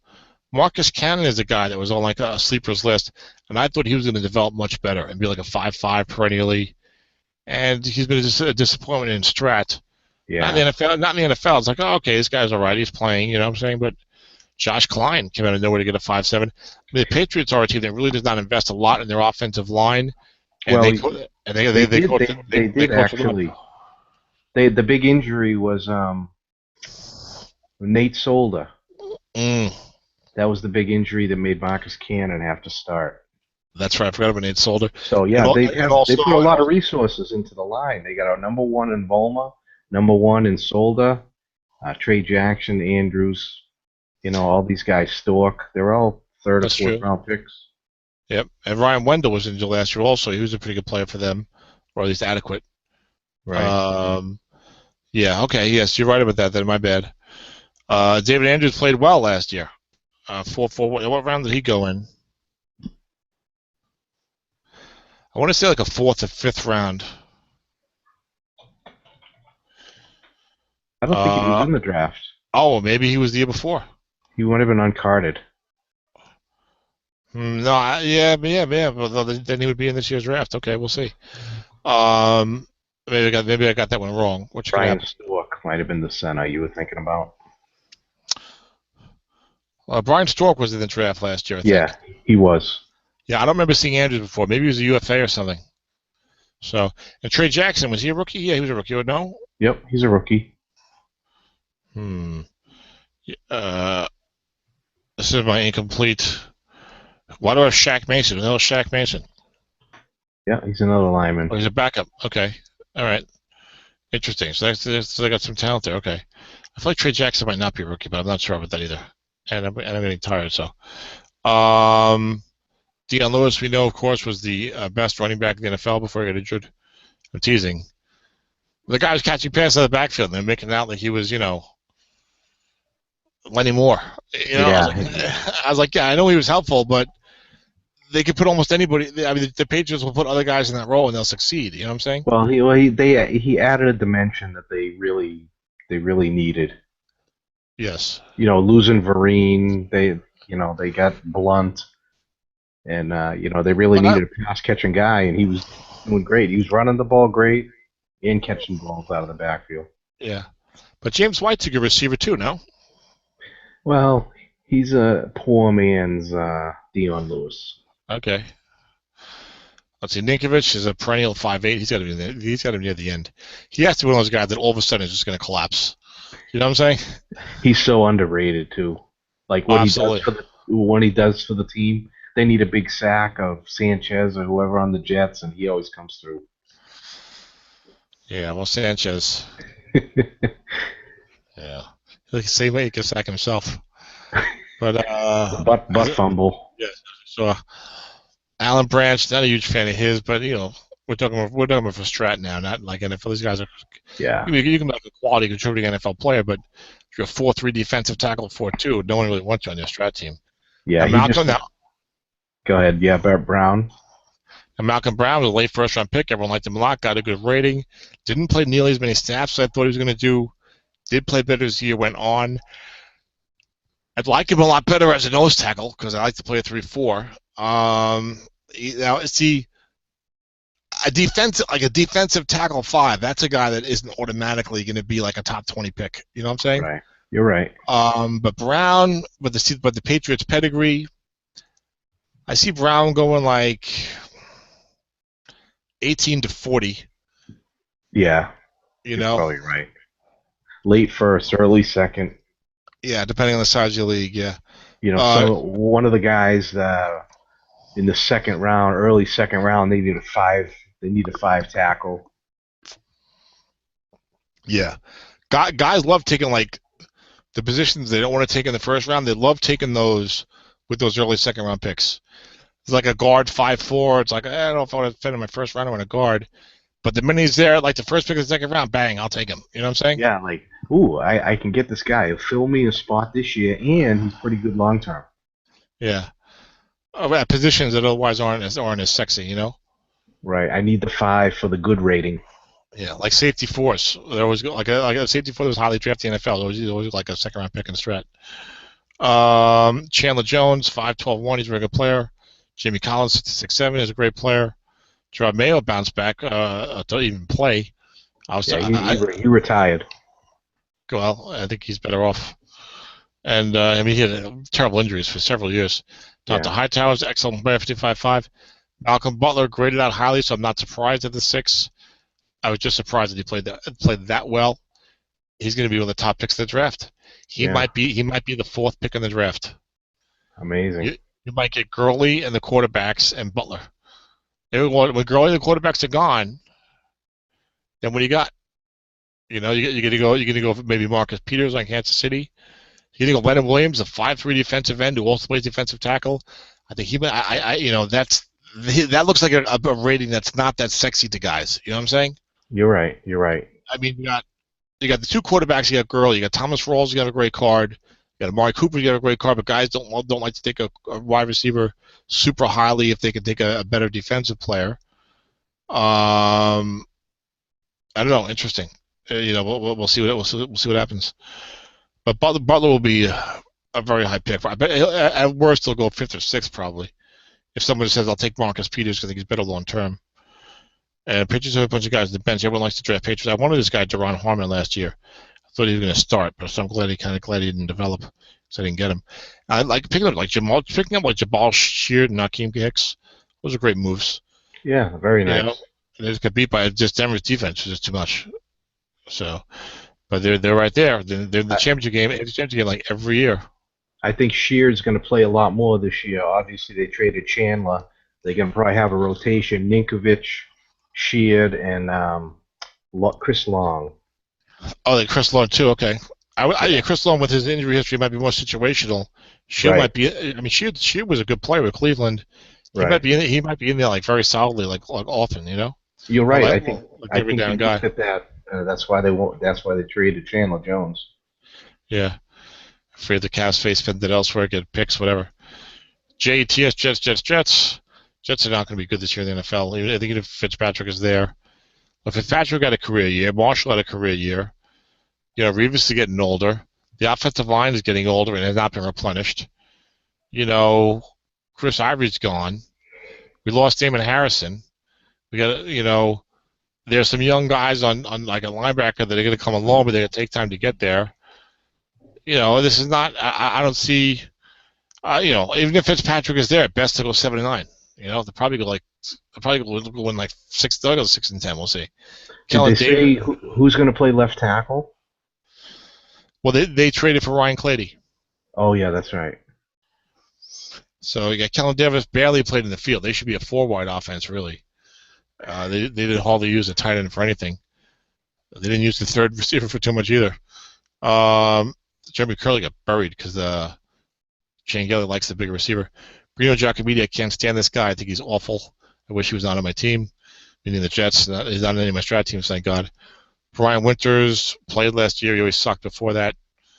Nick Mangold, this 6'7" is reputation. He was hurt and stuff. He's not the same player he once was. James Carpenter, I'm surprised. Played well. He did graded out okay. Ferguson's is now retired. Jets are going to struggle. We got Stephen Ridley. You're a retread from the Patriots. Yeah. Chris Ivory, he's no longer with them, right? No, he's on Jacksonville. Yeah. Oh, I get so tired. I'm going to have to wrap this up. All right, Muhammad Wilkerson, 6'12", Jets are not paying him the money. He was a franchise tag. He's not reporting. He's like 29, I think, already, so it might be the right move. Snacks is gone, but we signed the guy from Pittsburgh, McClendon. Lennon Williams, 5'3", had an excellent rookie season, but you don't see it in the sacks. Whoever gets him is going to be good, but is he going to be a defensive end? Is he going to be a defensive tackle? Is he going to get the pass rush up? They still got Sheldon Richardson. This is a travesty. Sheldon Richardson, there was an outside linebacker. I'm sure. Now, you've watched, I'm sure, plenty of Patriot Jet games in the last few years, correct? Yeah. Is Sheldon Richardson a linebacker? I've never seen him without his hand on the ground. Yeah, I've never seen him. Yeah, I've never seen him without his hands on his hips. I mean, he's just standing there. Right. He's not lining up out there. But I don't know. But Derby didn't know what to do with him either. He made them a 4-3. Oh. Because what do you do with them? How do you get all these guys in there? Who? Hey, I'm back, guys. So who would have been starting instead of him from the backups? Leonard Williams? No. What? Starting instead of who? Oh, at outside linebacker. I know that Richardson was a defensive end, but who should have been listed there at outside linebacker? Well, that's the thing. These guys all did play in the league at times. I'm just saying that Richardson is not really a linebacker, and I don't remember him being in space enough. I don't know. I think the problem is they mostly rotated in like Williams, Wilkerson, and Richardson, rotated these guys in. They played a lot of nickel. Buster Scream was on the field a lot. Gotcha. So I don't know. But anyway, Leonard Williams had an excellent rookie season, but I think he'll slip because he's only a 5'3", and the two positions, instead of making guys want him, I think will scare guys off. Well, what the hell is this? Are they really going to start Steve McClendon, or are they going to play all three of these guys at once? and just try to figure out who can be the nose. Richardson's the only one that could possibly be a nose, but Wilkinson's holding out right now, or hasn't reported. So I think McClendon will be the nose tackle. Yes. Cool. Good to know. That's what I think, but I don't know for sure. I mean, these things are just getting sorted out, right? Yep. Calvin Pace, he's gonna. Is he still on the Jets? I don't even know. I'll check it. But he probably retired. But David Harris, 54-6, he's getting older. I'm glad the Jets drafted linebackers. Like Lorenzo Malden is not bad. He played decently last year. Had a terrible injury early in the year. The first-round pick, they drafted a guy, Tron Lee, supposed to be pretty fast. And Pace is a free agent. Yeah, so he's gone. Yeah, he's 36. So they needed youth there. We'll see what happens. I was telling the Jets aren't going to be very good this year. No surprise, Sheldon Richardson's 0-1 pass coverage at linebacker. I don't know. One thing I'd say about the Jets is that they will be a very good strat team just because of that offensive line and Fitzpatrick's card. My goodness, you're going to get a lot of dump-offs with that talent. The defense may not need to be as good. I think Fitzpatrick's card is not going to be as good as people think. Really? Yeah, his stats aren't that great compared to modern NFL. I just have in my head that he had a really good year last year. That's because you're thinking about touchdowns and yardage. I see. What did he complete 60%? Was it 59.8? Let me check it. Keep going while I do maybe that. Maybe 61.7. Yeah. Joel Rivas is 6. We talked about that earlier. I'm getting real tired, Dennis, so I don't know what I'm going to do here. Okay. You want to check out and we can finish, or if you're feeling tired, I can take it from here. It's only 11:30 for me. I can't do that to the listeners, Dennis. Leaving me on my own would be such a travesty. Yeah, so I don't know what Strat was supposed to do with Sheldon Richardson. Maybe I'm wrong. Maybe he lined up as a linebacker. Sometimes I watch every Jet game every minute. I don't remember him playing linebacker. I mean, he dropped in coverage a couple of times like anybody would occasionally, but Sheldon Richardson? We have 4 teams to go, guys. You can do it. Oh, okay. I thought we had more. Oh, boy, they dinged the Ledger Duzable. He did not get his classic backup end 4 like he always gets every year. And Sheldon Richardson's an end tackle 4-7. So what are you going to switch to a 4-3 in passing situations, or take out Leonard Williams or put him in nose tackle, I guess, in passing situations? But I mean, Sheldon Richardson's a much better player than a 4-7. Sheldon Richardson. Wasn't he a 6 last? Wasn't he a 6 last year? Yeah, I think so. 6'3", defensive end. Maybe I'm wrong. His numbers were terrible. I don't think his numbers were terrible against the run. I would be surprised if they were. Yeah, anyway. 6'8". 6'8" last year. Wow. Yeah. Better than I remembered. So. Anyway, if I was a Sheldon Richardson, I'd be very upset. Yeah. And that's what worries me a little bit about Leonard Williams. Like, Leonard Williams is a really good player, but what kind of Strat player is he going to be? What position is he going to play? So you want him, but where is Leonard Williams going to go? Is Leonard Williams now? Everyone said he was the best player in the draft last year. Slipped to the Jets at number 6. Had a real good rookie season. Okay, but is only a 5'3" right end on a 3-4 team. Who also plays tackle as a 5'3". Now, now is he going to go in the top 8? Or just after that? I could see him going in the top 10. I'd say 7 to 10 is where he's going to go. Yeah, 7 to 10. I can see that. So, all right, let's go on to. I wouldn't mind getting him. I'll tell you that much. Yeah, he was a good player, and they could switch to a 4-3 at some point. You never know. Yeah, Todd Bowles is the coach. I don't think he's going to switch to a 4-3. Probably not. But he was at Arizona all those years. Oakland's got Lee Smith tight end, Austin Howard, who I think was terrible with the Jets. If you have him, you should be grateful you got a 4-5. Jamarcus Webb, who's going to single-handedly save the Seahawks line. Rodney Hudson's a good player. He's solid. He's on my Strat team, 5'7". Gabe Jackson's good, only a 5'5". Yeah. Oakland was not sacked it off, and I thought for sure Jackson was hitting a 7. Donald Penn, 5'7". Marshall Reese, 4'0". That hurts. Don't see a lot else there on the offensive line to talk about.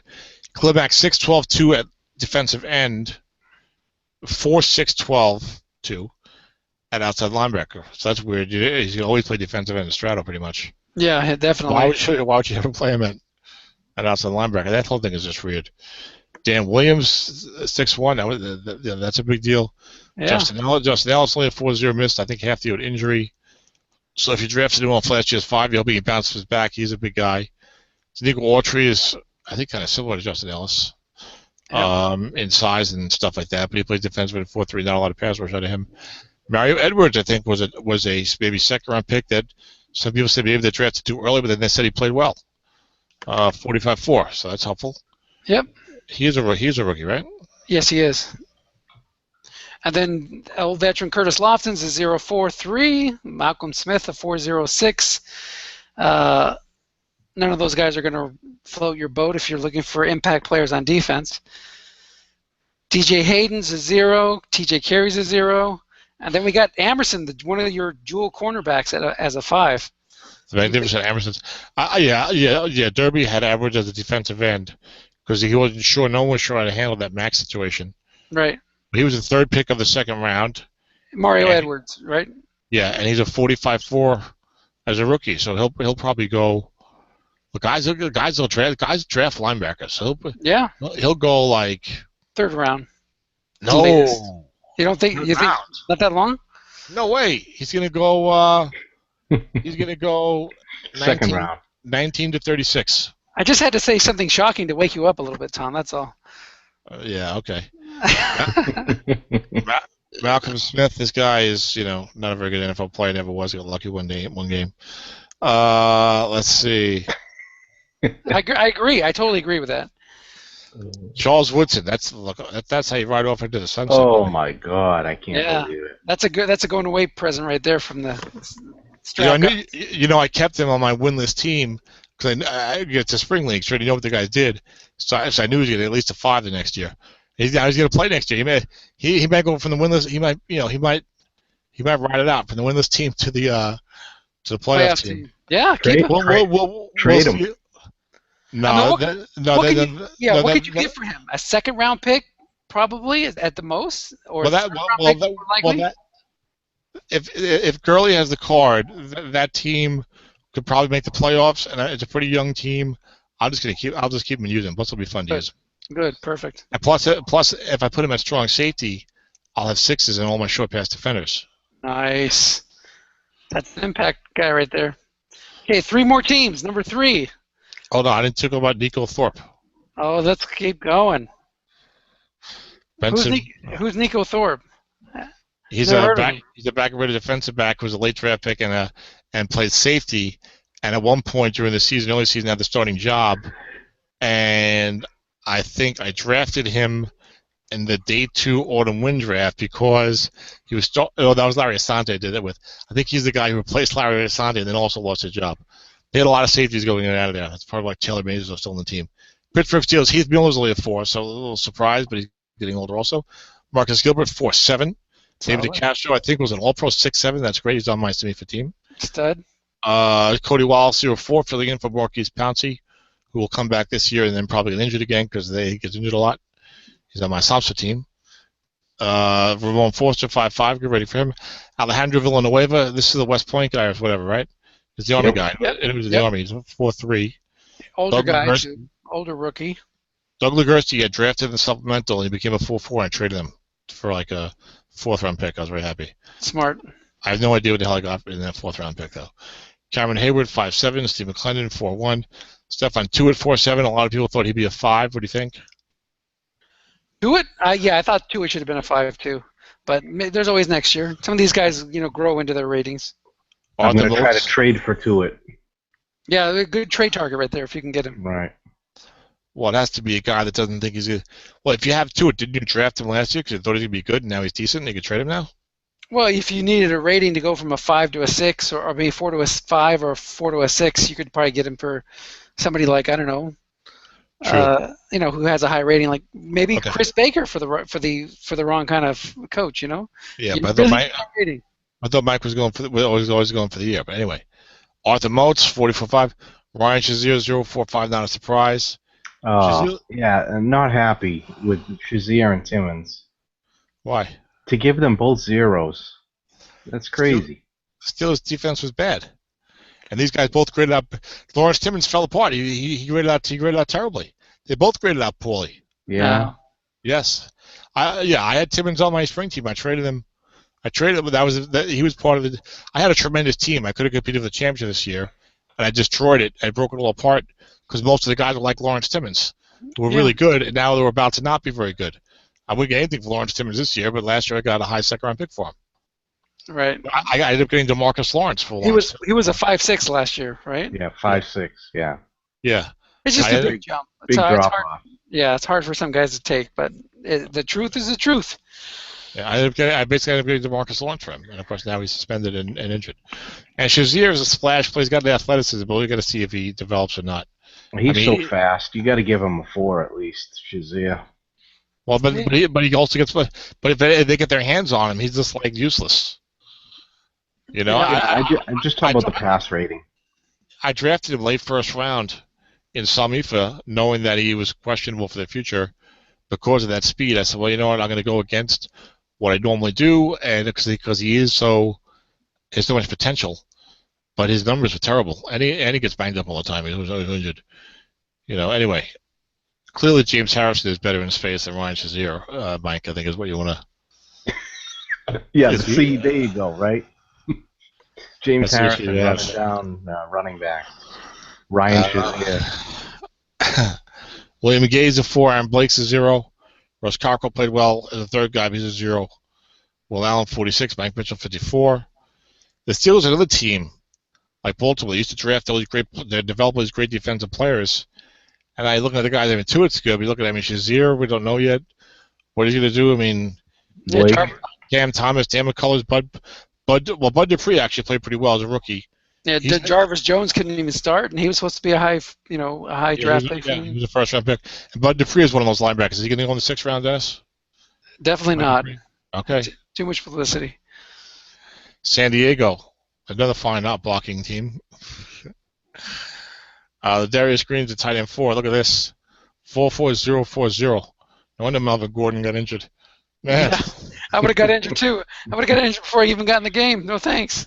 Oh my God, Chris Hairston, that guy's horrible. He's on my autumn win team. I drafted him like really, really, really late because I knew that he played sometimes. Yeah, like 5 years ago. Yeah, he might be my starting right tackle this year. Wow. It's a 30-team league, and I'm not really competing. So. I thought Chris Watt would be a decent center, but he just got hurt and never really established himself either. What? Turned down for what? Joe Barksdale, Avon Barksdale, is a 4-7. Wow. DJ Fluker, a lot of guys liked him. He was a high pick and a good rookie rating. Disappointed right now, but we get a guard 4-7 out of it. At least it's not like he's Barcavius Mingo. Trevor Robinson, 0-2. Orlando Franklin, how the mighty have fallen, 4-5. Chris Harrison, how the mighty were never mighty in the first place, 0-3. Malcolm Floyd isn't he like 47 years old? This guy just numbers. It's still injury prone. This guy plays every year and has 37 catches with a 16.9 average. And very, very useful strat cards. Yeah, and misses 4 games of injury. He's the Owen Daniels of wide receivers. He's the same card every year. Nice. Ladarius Green, everyone thought was just going to take off. That hasn't happened. Well, maybe with his Steelers. Maybe. You want a sneaky pick? Yes. Pick Melvin Gordon. Yeah. Late. He might bounce back. How many running backs have bad But didn't he also have a microfracture thingamajig? He had injury. I don't know if it was microfracture or not. Maybe a knee. But Michael, define late. When you feel value is there. Okay, give us a numerical range. I think he'll go in the 3rd round at the latest, and probably higher than that. 24-team league or 30-team league? 24-team league. Melvin Gordon will get drafted in the top 50. Yeah. Mark my words. He'll get drafted 31 to 50. I'd have to look at some of the other drafts. He was a 1st-round pick, middle of the 1st round. A lot of guys liked him coming out of college. Okay, they had a bad rookie year. They have not replaced him as the running back there, you know. And guys, they have so many other needs. Guys are desperate. Everyone's desperate to get the next good running back, so they'll roll the dice on him in the 2nd round. Yeah, supposedly he had surgery in January, and there's rumors that it was a microfracture type surgery. Okay, so that's not good. That's not good. But now we didn't say that we were going to draft him 31 to 50. We said that he'll be drafted 31 to 50. Right. It all takes is one. Like when I do my mock drafts, I'm not saying who I would draft. There's a lot of guys in my draft I wouldn't touch with a 10-foot pole, but I know the coach or the player or whatever says, well, this guy will take him. You know what I'm saying? Right. I mean, Melvin Gordon. I mean, you get to pick 47 or 48 in Somifa. No, someone there's not going to take Melvin Gordon if he's supposedly healthy. Yeah, and you had Marshawn Lynch, who got a surprisingly bad card, and you're looking for running back of the future. You might take Melvin Gordon. I'm not saying I would, but you might. Why would Marshawn Lynch have a surprisingly bad card with a 3.8 average? Anyway. Surprising to me. Okay. Anyway, Sandy, I drafted Marshawn Lynch in SSFA in the first round as a rookie. Nice. Number 16 overall. I drafted Marshawn Lynch, Jonathan Stewart, Ahmad Bradshaw, C.J. Spiller, all on that team. I traded C.J. Spiller before he fell apart for a pick that became the number 4 pick. They traded up to number 1 to get Derek Carr. But I digress, and I'm going to get Tug early next year, and then you'll all pay for mocking my own 16 finish. But let's look at that chart. Your defensive line looks rather interesting. 005. It looks like they got Jose Reyes at left end. I know, brutal. Corey Liget is good. You see, well, his numbers don't pan out that great, and they say he's dramatically overpaid. PFS calls it like the worst contract in one of the worst contracts in the NFL. But it looks like they got Jose Reyes and Ryan Matthews at left end and nose tackle. That's not how you want to do it. Jeremiah Adewacho, I liked him last year in the spring drafts because he had a good season. And he got a 45-10. He's on my own 16 team. Mm-hmm. Manti Te'o, the fictional guy. Denzel Perryman, I know Mark Long likes him a lot. So he'll wait till he becomes good in a few years and then rip somebody off in a trade for him. I'm teasing you, Mark. So this is what Dennis is telling me. I don't know. I don't know the league. Dennis is telling me that that your forte is bilking unsuspecting coaches out of their good players. I don't know what it is. Let's just say that Mark gives the new owners a nice welcome to the league. Oh, well, you guys have no new owner protection in that league either? No, nothing. You let guys in that league and just let them get sodomized by the senior? Are you serious? Hey, Mark, check yourself, baby. And the co-commissioner is doing that? Yep. Wow. And I called the championship game for that league. I feel dirty. You should. Should take a shower after this. So Denzel Perryman, anyway, he was a guy that Mark liked a lot coming out of college. So he's a really good tackler. He had the 5 run, 0.5. And he was, I think, a second-round pick. And, so I think he's got potential. He's a good-looking player. And it's an inside linebacker. It seems even harder to find than outside linebackers now because they're all 45s. So so Perriman might slip to like the 4th round or the 3rd round or something. Is he all right? Is he making it to the 6th round, Dennis? Denzel Perriman? I think he might. Yeah, 6th round. This is my guy right here. No way, you're out of your mind. Okay. Melvin Ingram finally decided to show up and play some football and be healthy, and he's on my Somifa team. This is the Somifa section. All these last few teams. He's a 45-12 with a 5 asterisk. I need to contact Nathan and ask him what I should do with this guy. What do you think I should do with this guy? Ride him. Keep him. No, when he's on the field. Blitz him, baby. There you go. Okay. Every day. Now I know what to do. Okay. Send him. Yes. They got Brandon Flowers at one corner, only a 4. It looks like his career is on the decline, unfortunately. He was a very feisty, good young corner, smaller guy. And they got Jason Verrett. The other side is a 6. History of injury with Jason Verrett, a smaller guy. If you had Jason Verrett right now, would you be concerned? Not at all. Not at all. Yep, stud player. Because I've got him. I got Patrick Peterson in my SSFA team, the Winless Wonders. I got Patrick Peterson at the one corner. I was starting 6 zeros at defense. I had 6 zeros at defense and Patrick Peterson.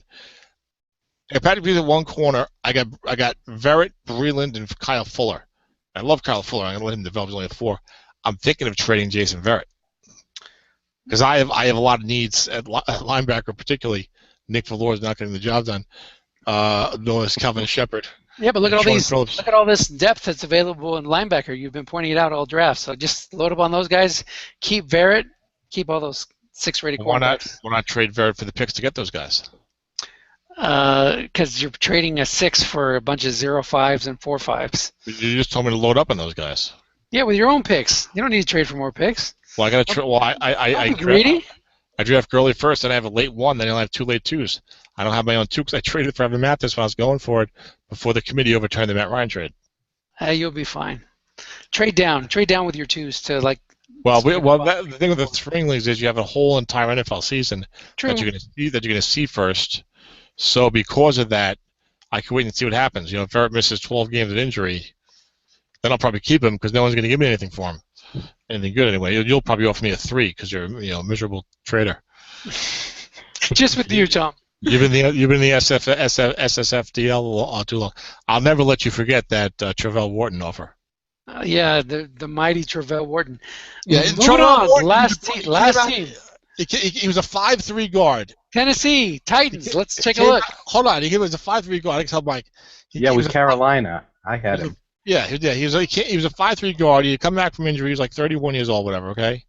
I was shopping him because I didn't need him, and Dennis is like, Dennis is like, Dennis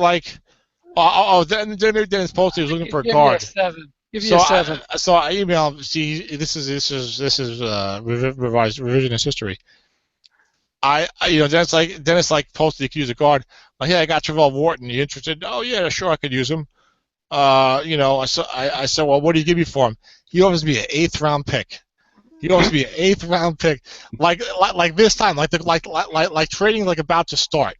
So it's not like it's like, oh my God, the trading deadline's upon us and I'm stuck with a 32-year-old Travell Wharton. He's a 5'3". It's like they're rating an 8th round pick in a 2014 league for a 5'3". Like 5'3". I hated that. That pass rushing. So don't also say. So tell me you're not interested. And not only that, am I going to do that? Are you really thinking I'm going to give you Travell Wharton, a 5'3" guard for an 8th round pick? It's just like you asking for a 1st rounder earlier tonight for what's his name. That would be paying you back and joking. And also you said, what round do I want? Well, what round do I want? I always want an 8th round pick. What round do I want Wharton? I wanted him for an 8th. So anyway, we're trying to get over the trade. No, we did. No, I did not make that trade. I ended up giving him Wharton. I ended up giving Wharton like a 5 or something later on. Yeah. And then he made other trades, and then right before the season starts, he trades Wharton for a third. No way. I did. I mean, it was something like I gave something as well. You traded Wharton for a 3. Yeah, maybe so. You're kidding. But I wouldn't have paid a 3 for him. The deal I gave up Michael James and a 5th round pick for what's the guy we talked about earlier tonight? Manny Lawson and Wharton. That's what the trade was, something like that. No, Manny Lawson was not in the same deal with Wharton, I don't think, was he? Well, go ahead. Let's go on to Titans. I'll look up the deal. Go ahead. Titans. Patrick Robinson's a 4, by the way. You'll be happy. Jaleel Adai was in the draft last year. He was a strong safety 4-0. Had a decent year, I think. So maybe he'll develop as a nice safety. A decent years-old safety. The Tennessee Titans. Delaney Walker is a tight end 5. And is I think an excellent receiving year like always. There's not we're in a pass-happy era of the NFL, and you can see it looking at a lot of. So here was the deal. Seattle receives Manny Lawson. Breaking news: this trade from we had 2 years ago, or maybe last year. Good. Seattle receives Manny Lawson and Travell Wharton. I got ripped off in this deal. New York Giants gets Michael James and Seattle's 3rd round pick. New York who? New York Jets. Okay. So you got Michael James and my 3rd for Wharton and Lawson. Yeah, but Lawson looked like he was at the end, and he turned out not to be. And I took a flyer in James. I think James had a good kick return card too. Okay, we have 5 minutes left, and then I'm going to have to shut it off. So let's go. Okay. Let's knock out these Titans. So talking about the Titans, it's a pass-happy area in the NFL now, and you can see it with a lot of these run blockings, which aren't that good. Terrible, okay? Byron Bell, 4-4. Chance Warmack, only a 4-4. Andy Gallick, I never heard of him either. What happened to, who was that guy they had? Brian Schwenke was hurt. Brian Schwenke was hurt, yeah. Quinton Spain.